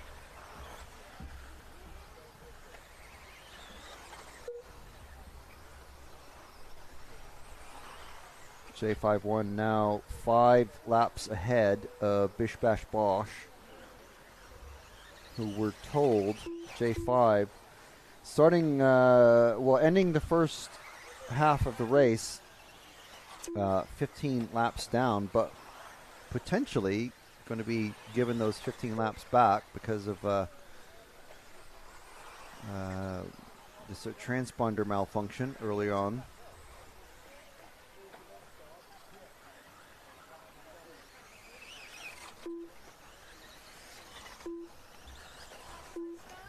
So this is one of the faster drivers for J5.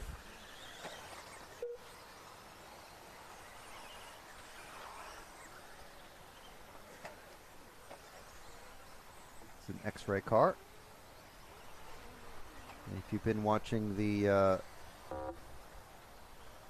racing from Sweden on the other team, the other RC Racing team, you'll know that X-Ray pretty happy at the moment.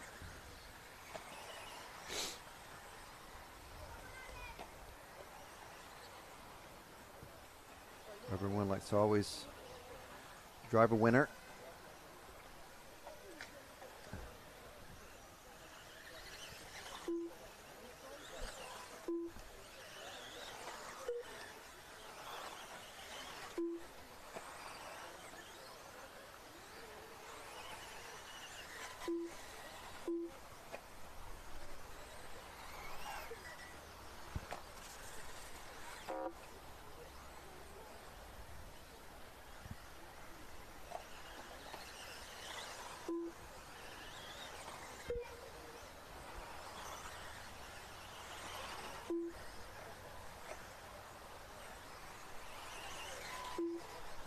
J51 still 5 laps ahead of Bish Bash Bosch. Then we got Stoltfold Massive 1 lap behind them.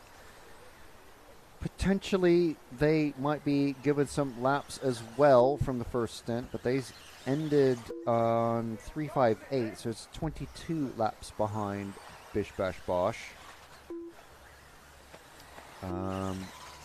Team Liquor Bus on 276 at the moment. They finish with 351. No, sorry. Liquor Bus finished on 372 in the first race. Oh, there's a Yokomo buggy out there as well. Didn't realize anyone was running them. So there's one or two Yokomos, one or two Mugans out there. There's several X-Rays, lots of Schumachers, and lots of Associateds.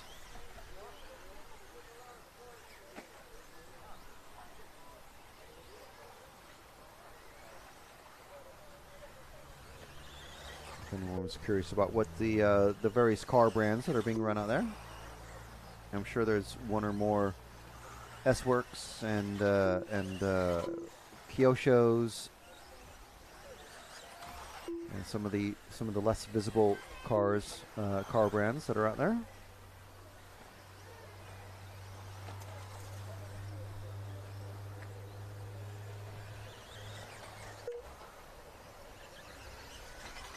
So who are we with at the moment? This is car 5. Team J5-2, the second team of J5 Racing. So we'll stick with them for a little bit. Ooh, as they come across a stricken upside-down car. 35 minutes remaining. 35 minutes is all that is left in this year's Herts Endurance race. This is the electric section. Tomorrow's Nitro.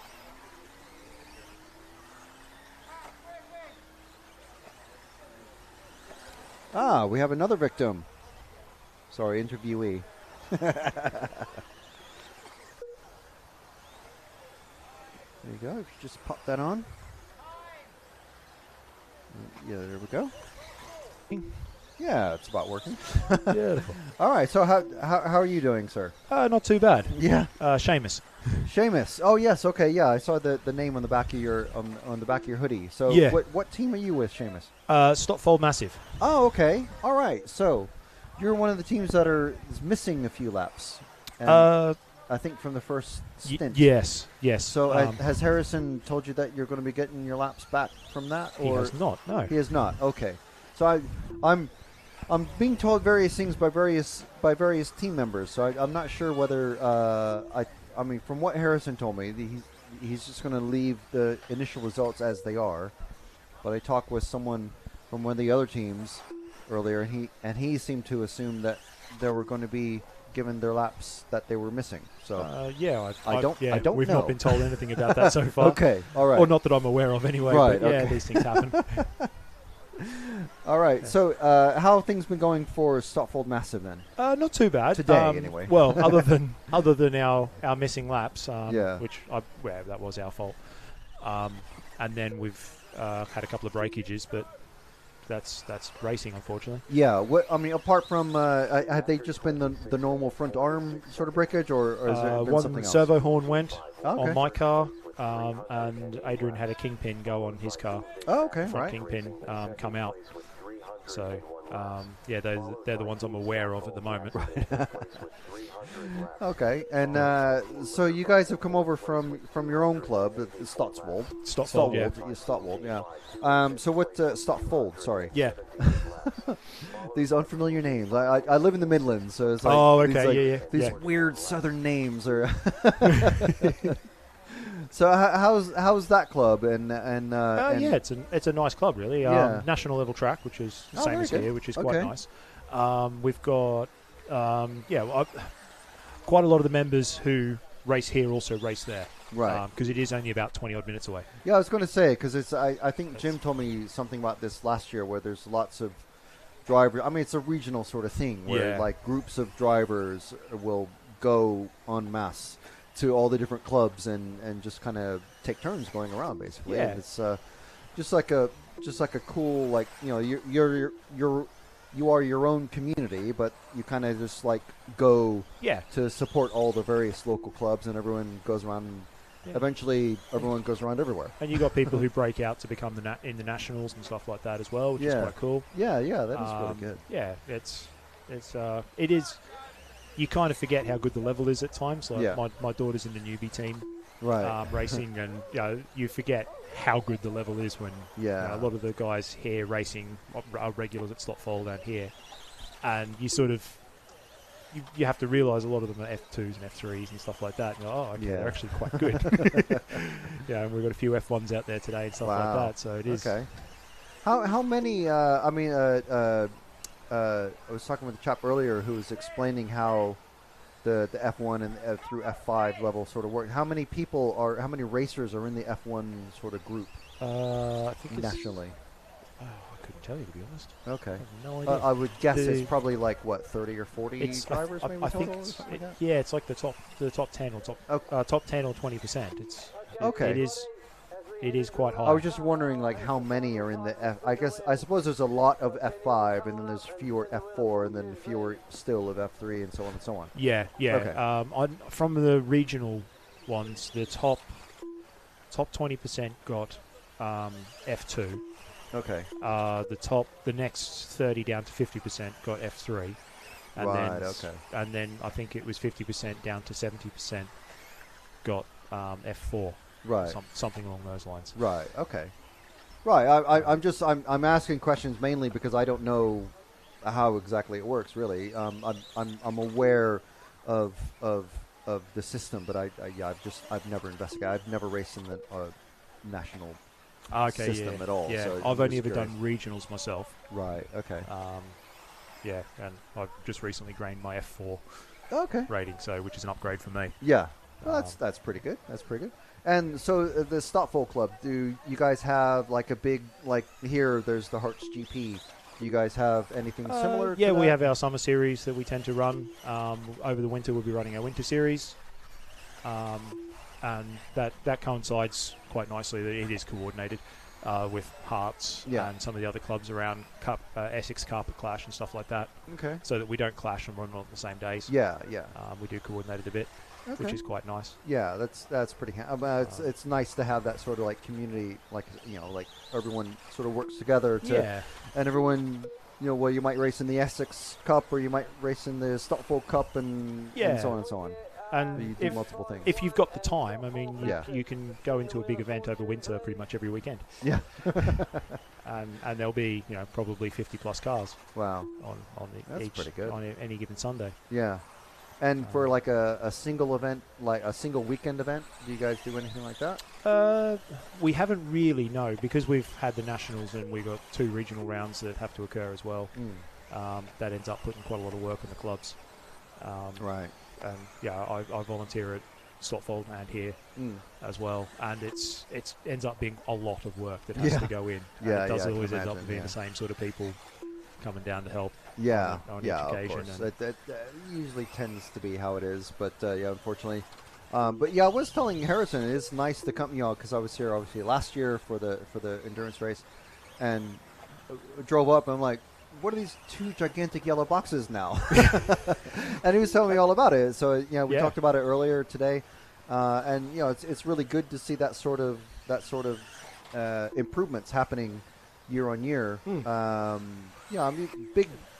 Major investment sort of things, and take some time to make these things happen, and money, obviously. And a lot of volunteer work, because a lot of these we only pay £4 to come racing on a normal day. Yeah, it's not expensive. Yeah, that means the club hasn't got a huge amount of money you can't spend. Yeah, and so you see the big investment, those 2 great big shipping containers. They don't come cheap. Especially when you start weighing it up against £4 and £20 a year for membership and stuff like that. It's quite cheap. Quite affordable racing. It could be a lot worse. Oh yeah, for sure. You do hear horror stories of £30-40 entry fees and stuff like that. Starts to get expensive if you're doing that every week. Yeah, for sure. And like I say, I've got my daughter in as well, so that throws another entry fee on, and juniors get a discount, which is quite nice. Yeah. And the regional series, she's come and done that because I was going anyway, and they race for free. Yeah. So it cost me a set of tyres and whatever she managed to scrounge out of me for out of the shops. So now there's a question I always, or line of questioning. So I always enjoy putting to the parents of kids who are also racing. At what point have you noticed or do you think you'll start to notice your child start to be better than you? Well, yeah, and maybe that transition of like, okay, maybe I'll just be pitman now or mechanic. You know what I mean? You take like the Keens. You got Oscar and Mark, and Oscar's now quicker than Mark by quite some distance, and he's only 13 or something like that. And he's a nice little kid as well. But yeah, he is a good talent at this. He really is. Yeah. And then but Mark just carries on. Yeah. He's not going to give it up. He loves it. The fact that Oscar's 2 or 3 finals above him when they go anywhere to a big event is is just the way it is. Yeah. Oscar's looking at A finals for nationals, and Mark's just not. Yeah. And he never will be.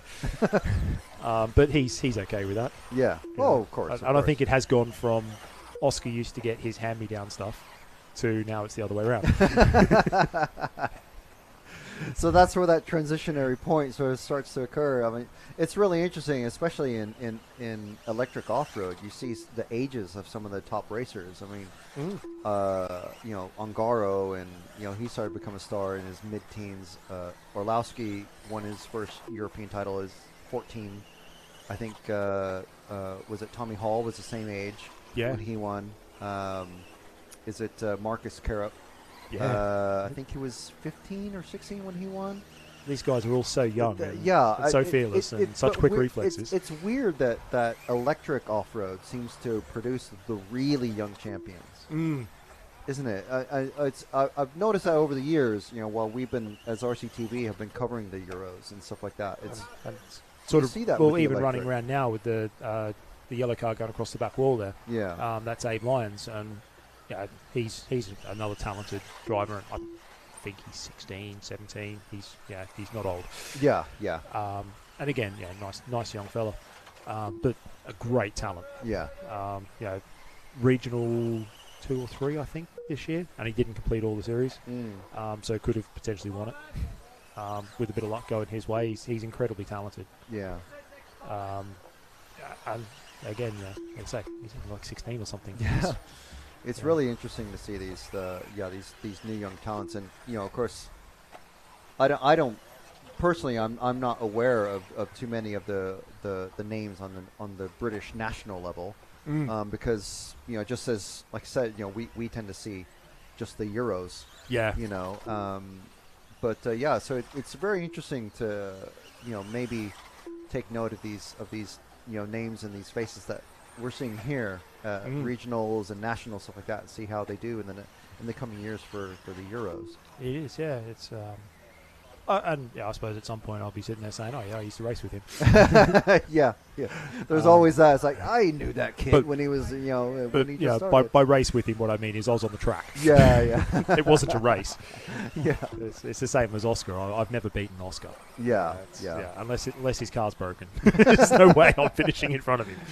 Take a wheel off and maybe have a chance. yeah, maybe. I think he'd still beat me. Fabulous. All right, so how is your team is? We keep moving around. Yeah. You've been in that 3rd or 4th place this time around, but you were started fairly well the first go around. Yeah. Got, 23 minutes left now. So it's there's a bit of movement still. Yeah, I think it's possible. Do you guys have a fresh set of tires, or someone fast that you're going to saving for the end? I think we're done with tires. Right. We're on our last set. That's it. Right. Okay. I think we have another go round for Kit and Alex to have a go.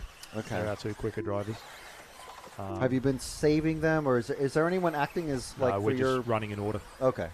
That's it. We've set out our order, and that's the way we run it. Right. And to be fair, we done the same thing last year, even when we had my daughter in the team. And it's just easier that way. Yeah. Keeps it fair, keeps it fun. Yeah. Rather than trying to stack the deck.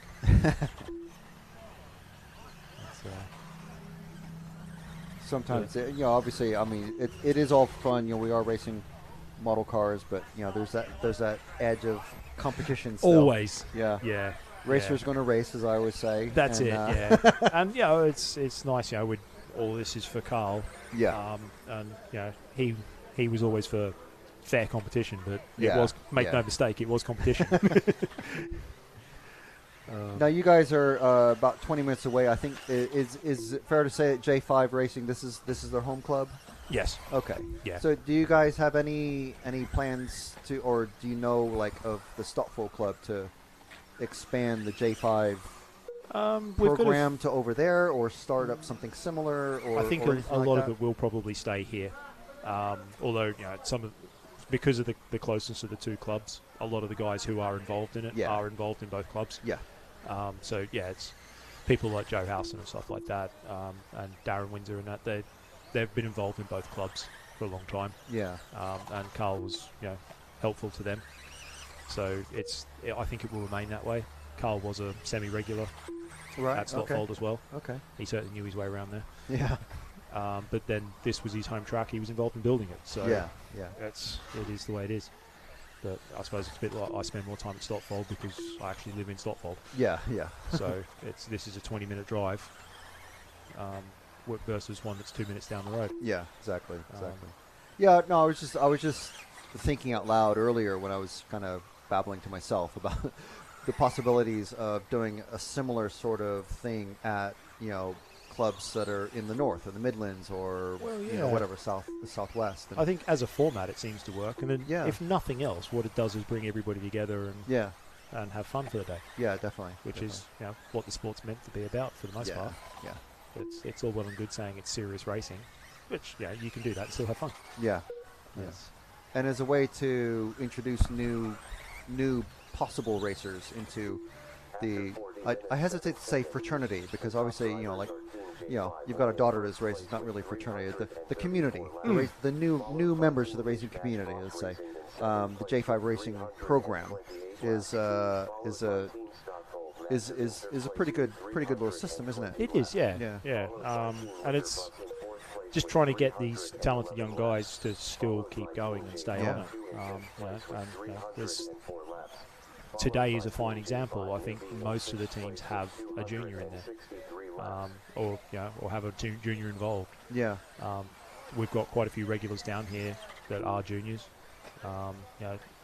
Oscar's friend Brooke, she's only 13 or something like that. I think she's a year older than my daughter. And again, I was beating her a couple of years ago. Not so much these days. Now you're getting tips from her saying, "What do you do in this section, maybe?" It does tend to go that way. And she's getting coaching from Oscar. Okay, there you go. So she's slowly developing quicker and quicker. Yeah. But then you've got the likes of Alice knocking about in the newbies team. She's only been racing less than a year. Wow. And she's out here doing this, and she's doing as much track time as anybody else. I find when I do hobby stuff that it's like a really concentrated weekend thing. I learn so much more in that weekend. And it's like, you wonder why aren't I doing this every weekend? But then you're like, well, time and effort and prep and blah blah blah. But when you like really knuckle down and you're doing nothing but that one thing all weekend, you just learn so much. It's whether you're losing or winning or whatever. The track time the kids are getting today is really good. And they're out running with some fast guys. The fast guys are quite happy for them to just pop about their pace. And we know that they're beginners. You just work your way around them and try not to get taken out. We did see some unfortunate sort of moving chicane moments earlier, but that's part of it. It was always going to happen in a race like this. There's no way around that. Yeah, Harrison was saying that basically the individual drivers are getting about a little bit more than a normal race weekend's worth of racing in this one day. Yep. So you're not putting that much extra pressure on like your bearings and your slipper clutch and your bits and your batteries and all that stuff. No, it's and to be fair, I mean, even running two cars, it's I've not done a whole lot to the cars. Yeah, it's just get them set up and then leave it. That's it. That's the nice thing about electric. You can just flick it on and go. yeah, that's it.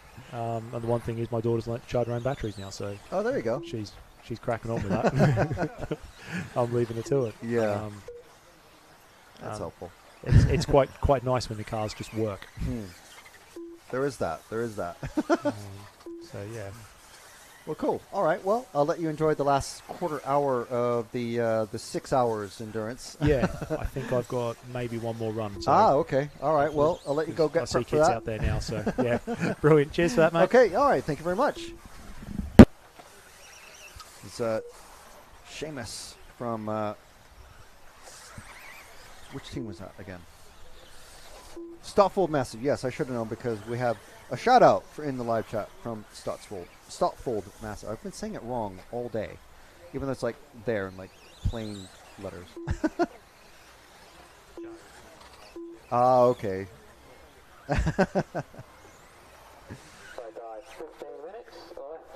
Yeah, 15 minutes as Harrison saying.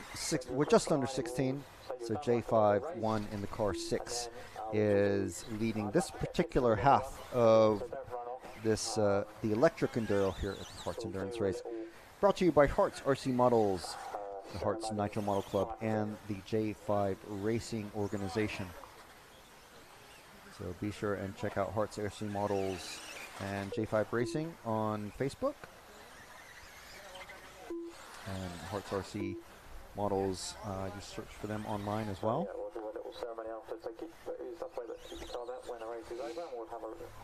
Got J5-1 in the lead, 344 laps. Bish Bash Bosch Racing with 340.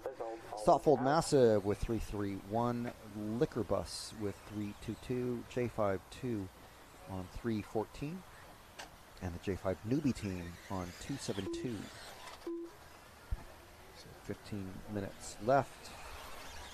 This is when some of the teams, at least, are throwing everything they have. Just getting a bit more pace than all the cars ahead of them. Ooh, a little bit of a mix-up there. Let's see how that came to be. The car was already stuck in the pits, or in the pipe, and that number 4 car just coming across, not able to get unhooked. These cars with the open wheel setup, the tires can get interlocked together sometimes, or especially with the exposed rear wing at the back. You just get sucked up into the wing, you get stuck together and just spin around, or neither car can move. You have to rely on a turn marshal, and it costs everyone just a few extra seconds.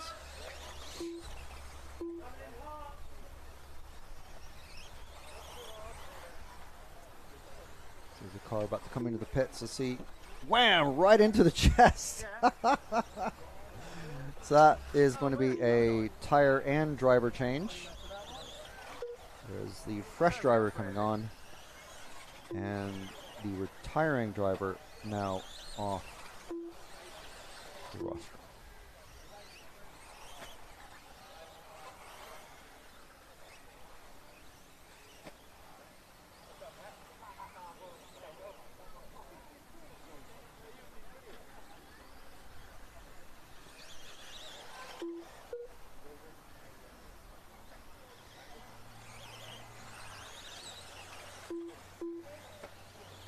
After 46 minutes, 47 seconds. So we've got just about 13 minutes remaining now, so it's going to be a half a stint plus one more full stint of driving. Every driver with 8-minute stints. The batteries can actually go for quite a bit longer, probably, depending on the gearing. I'd guess up to 10 or 12 minutes at least. And with a really big battery, maybe even up to 15 if you moderate your speed. But this guy's going basically race speed for 8 minutes at a time.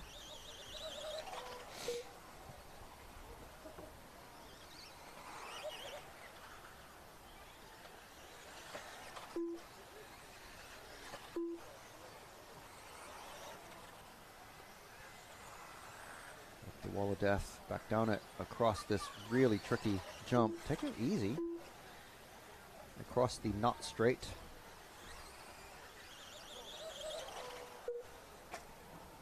Ooh, hitting the wall.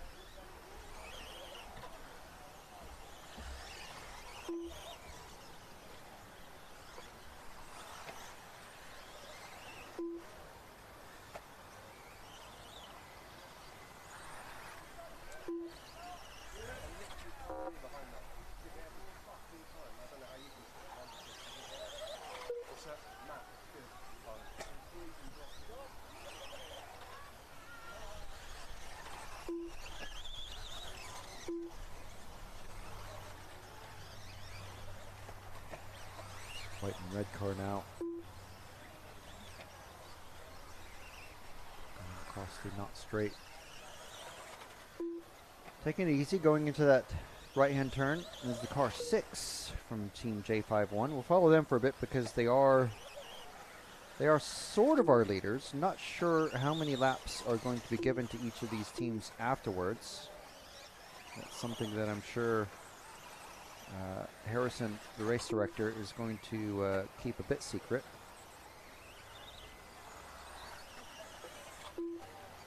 Now we're on this bright orange and yellow car. Ooh. Now the orange wing makes it look like a gigantic rear wing, but it's actually about the same size as all the other wings that are out there. It's from the Stotfold Massive.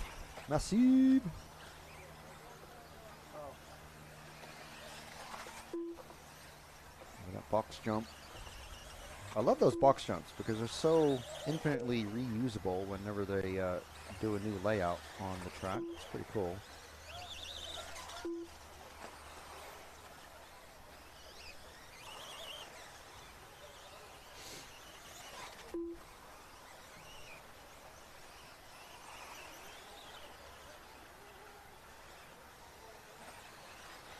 And everyone loves a wall ride. There's about 8 billion different lines that you can take going in and out of that to make a pass. Or do a defensive move and prevent a pass.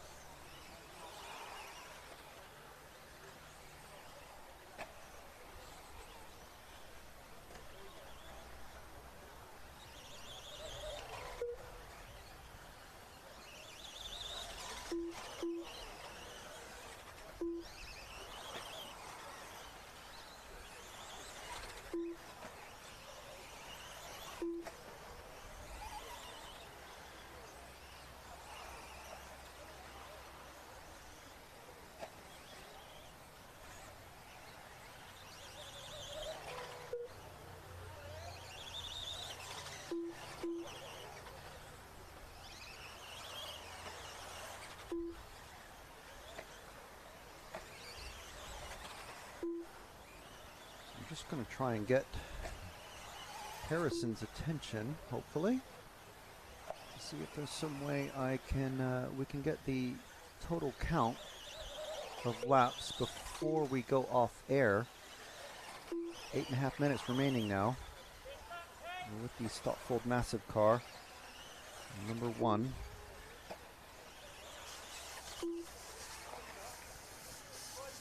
Running at the moment 13 laps behind the J51 number 6 team. Sorry? 4 minutes? Yeah. That punishment for that line around that last corner. Do you want me to come in now then? No. Ellie.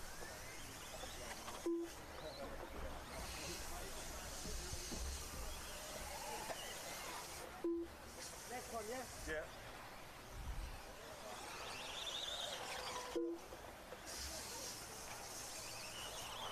Under 8 minutes now. 7 minutes, 35 seconds. I don't know why I waited until 35, but 7 minutes and 30 seconds now. Another one, okay. We're not ready.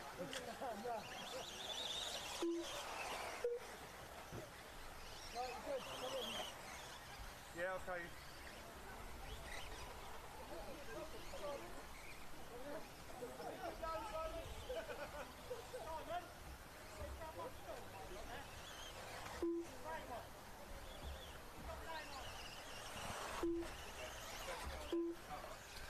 So just go off there just for a moment.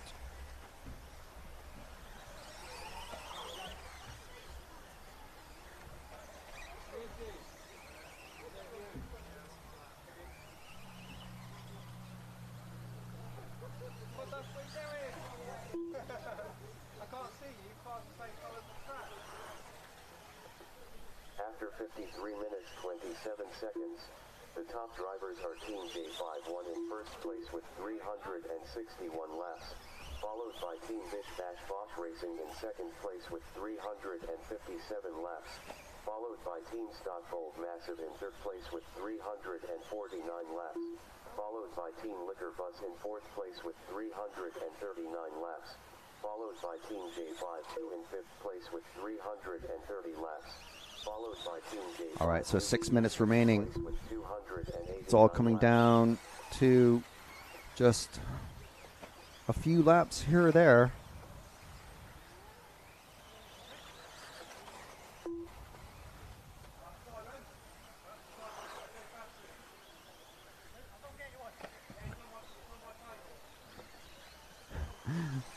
Someone's shouting out, I put a dead battery in. Well, that's unfortunate. Right, so just letting everyone know that the official finishing orders will be posted to the Facebook page for HNMC 1/10 Electric. That's HN, so Hotel November Mike Charlie, and then 1/10th. So HNMC 1/10 Electric. And that's the official Facebook page for the electric side of the HNMC Club.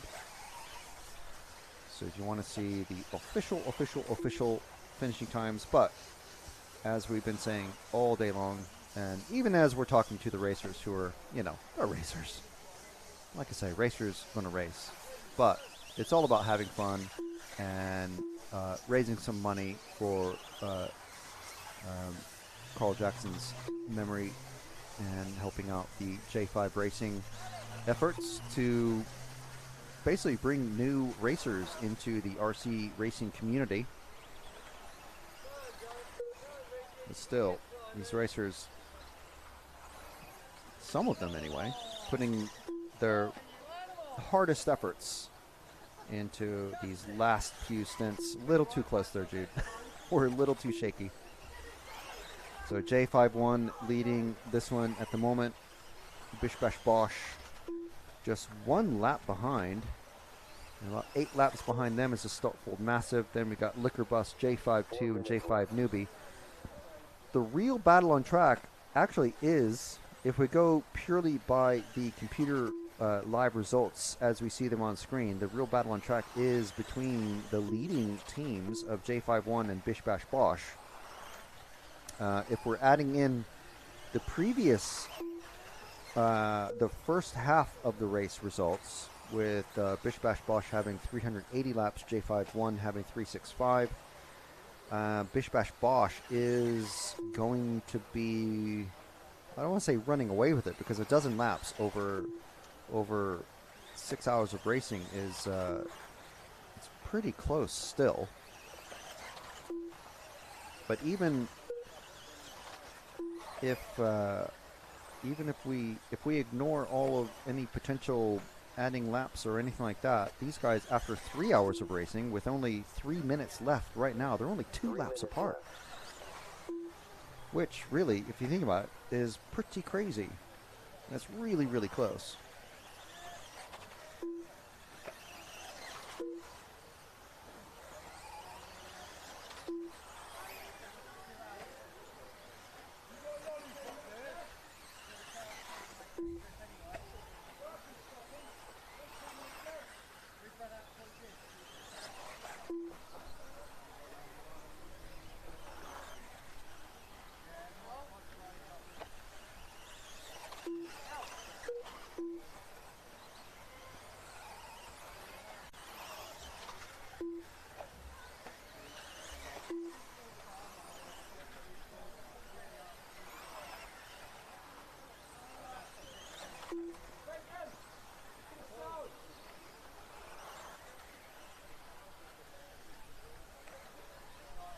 Left.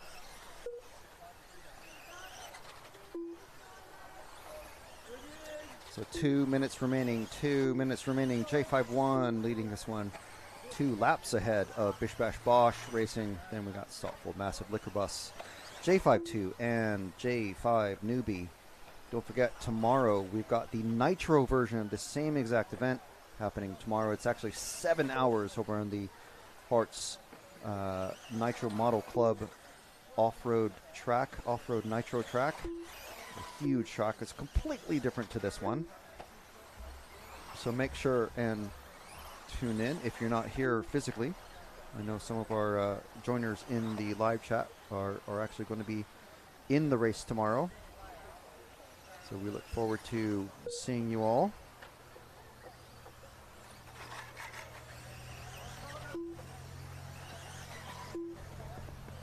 left. 1 minute left. That's what the computer is telling us. 1 minute remaining. So our final drivers, our fastest, what I assume is our fastest drivers, are out there on the track at the moment. You can see them on the rostrum right now.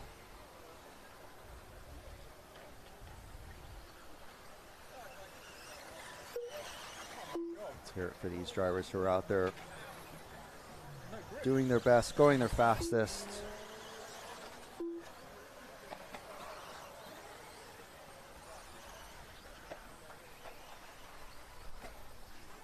.20 seconds remaining now.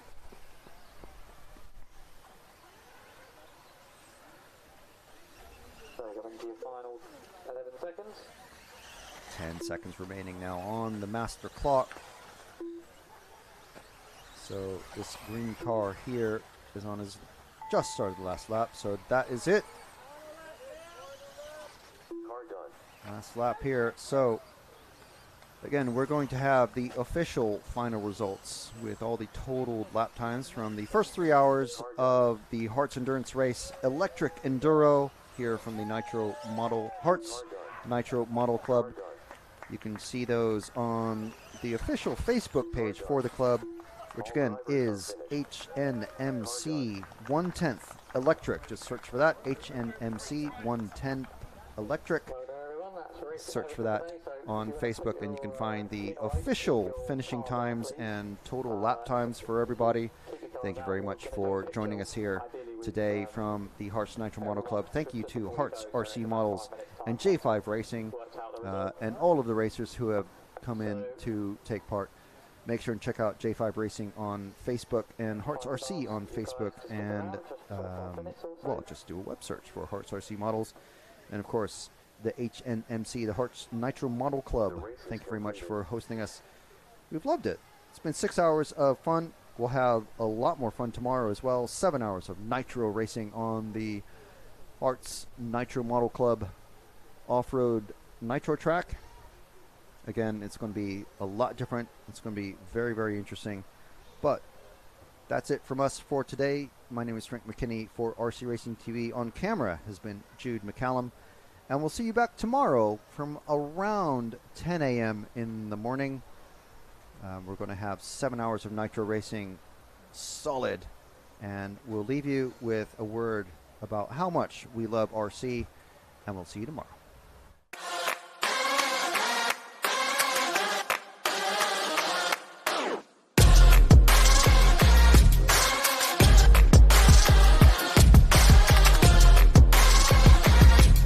This is mine. Oh, okay, fantastic. Yeah.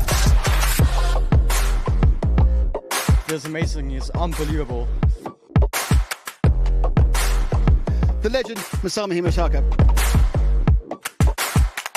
So Michael Olowski's going to cross the line to take the European title. What's it going to be? It's a race to the line and Skidmore takes it. Three-time winner David Ronnefout takes the Euros, European champion. That's crazy, man. I can't believe it. Well, is flamed out. Is flamed out. Oh, he's broken. Volk Heroes is broken.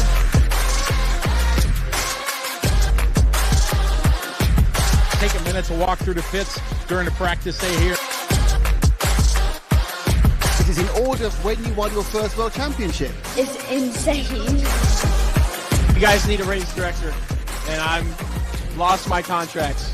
Give me a call. Thank you guys for the coverage. I appreciate it.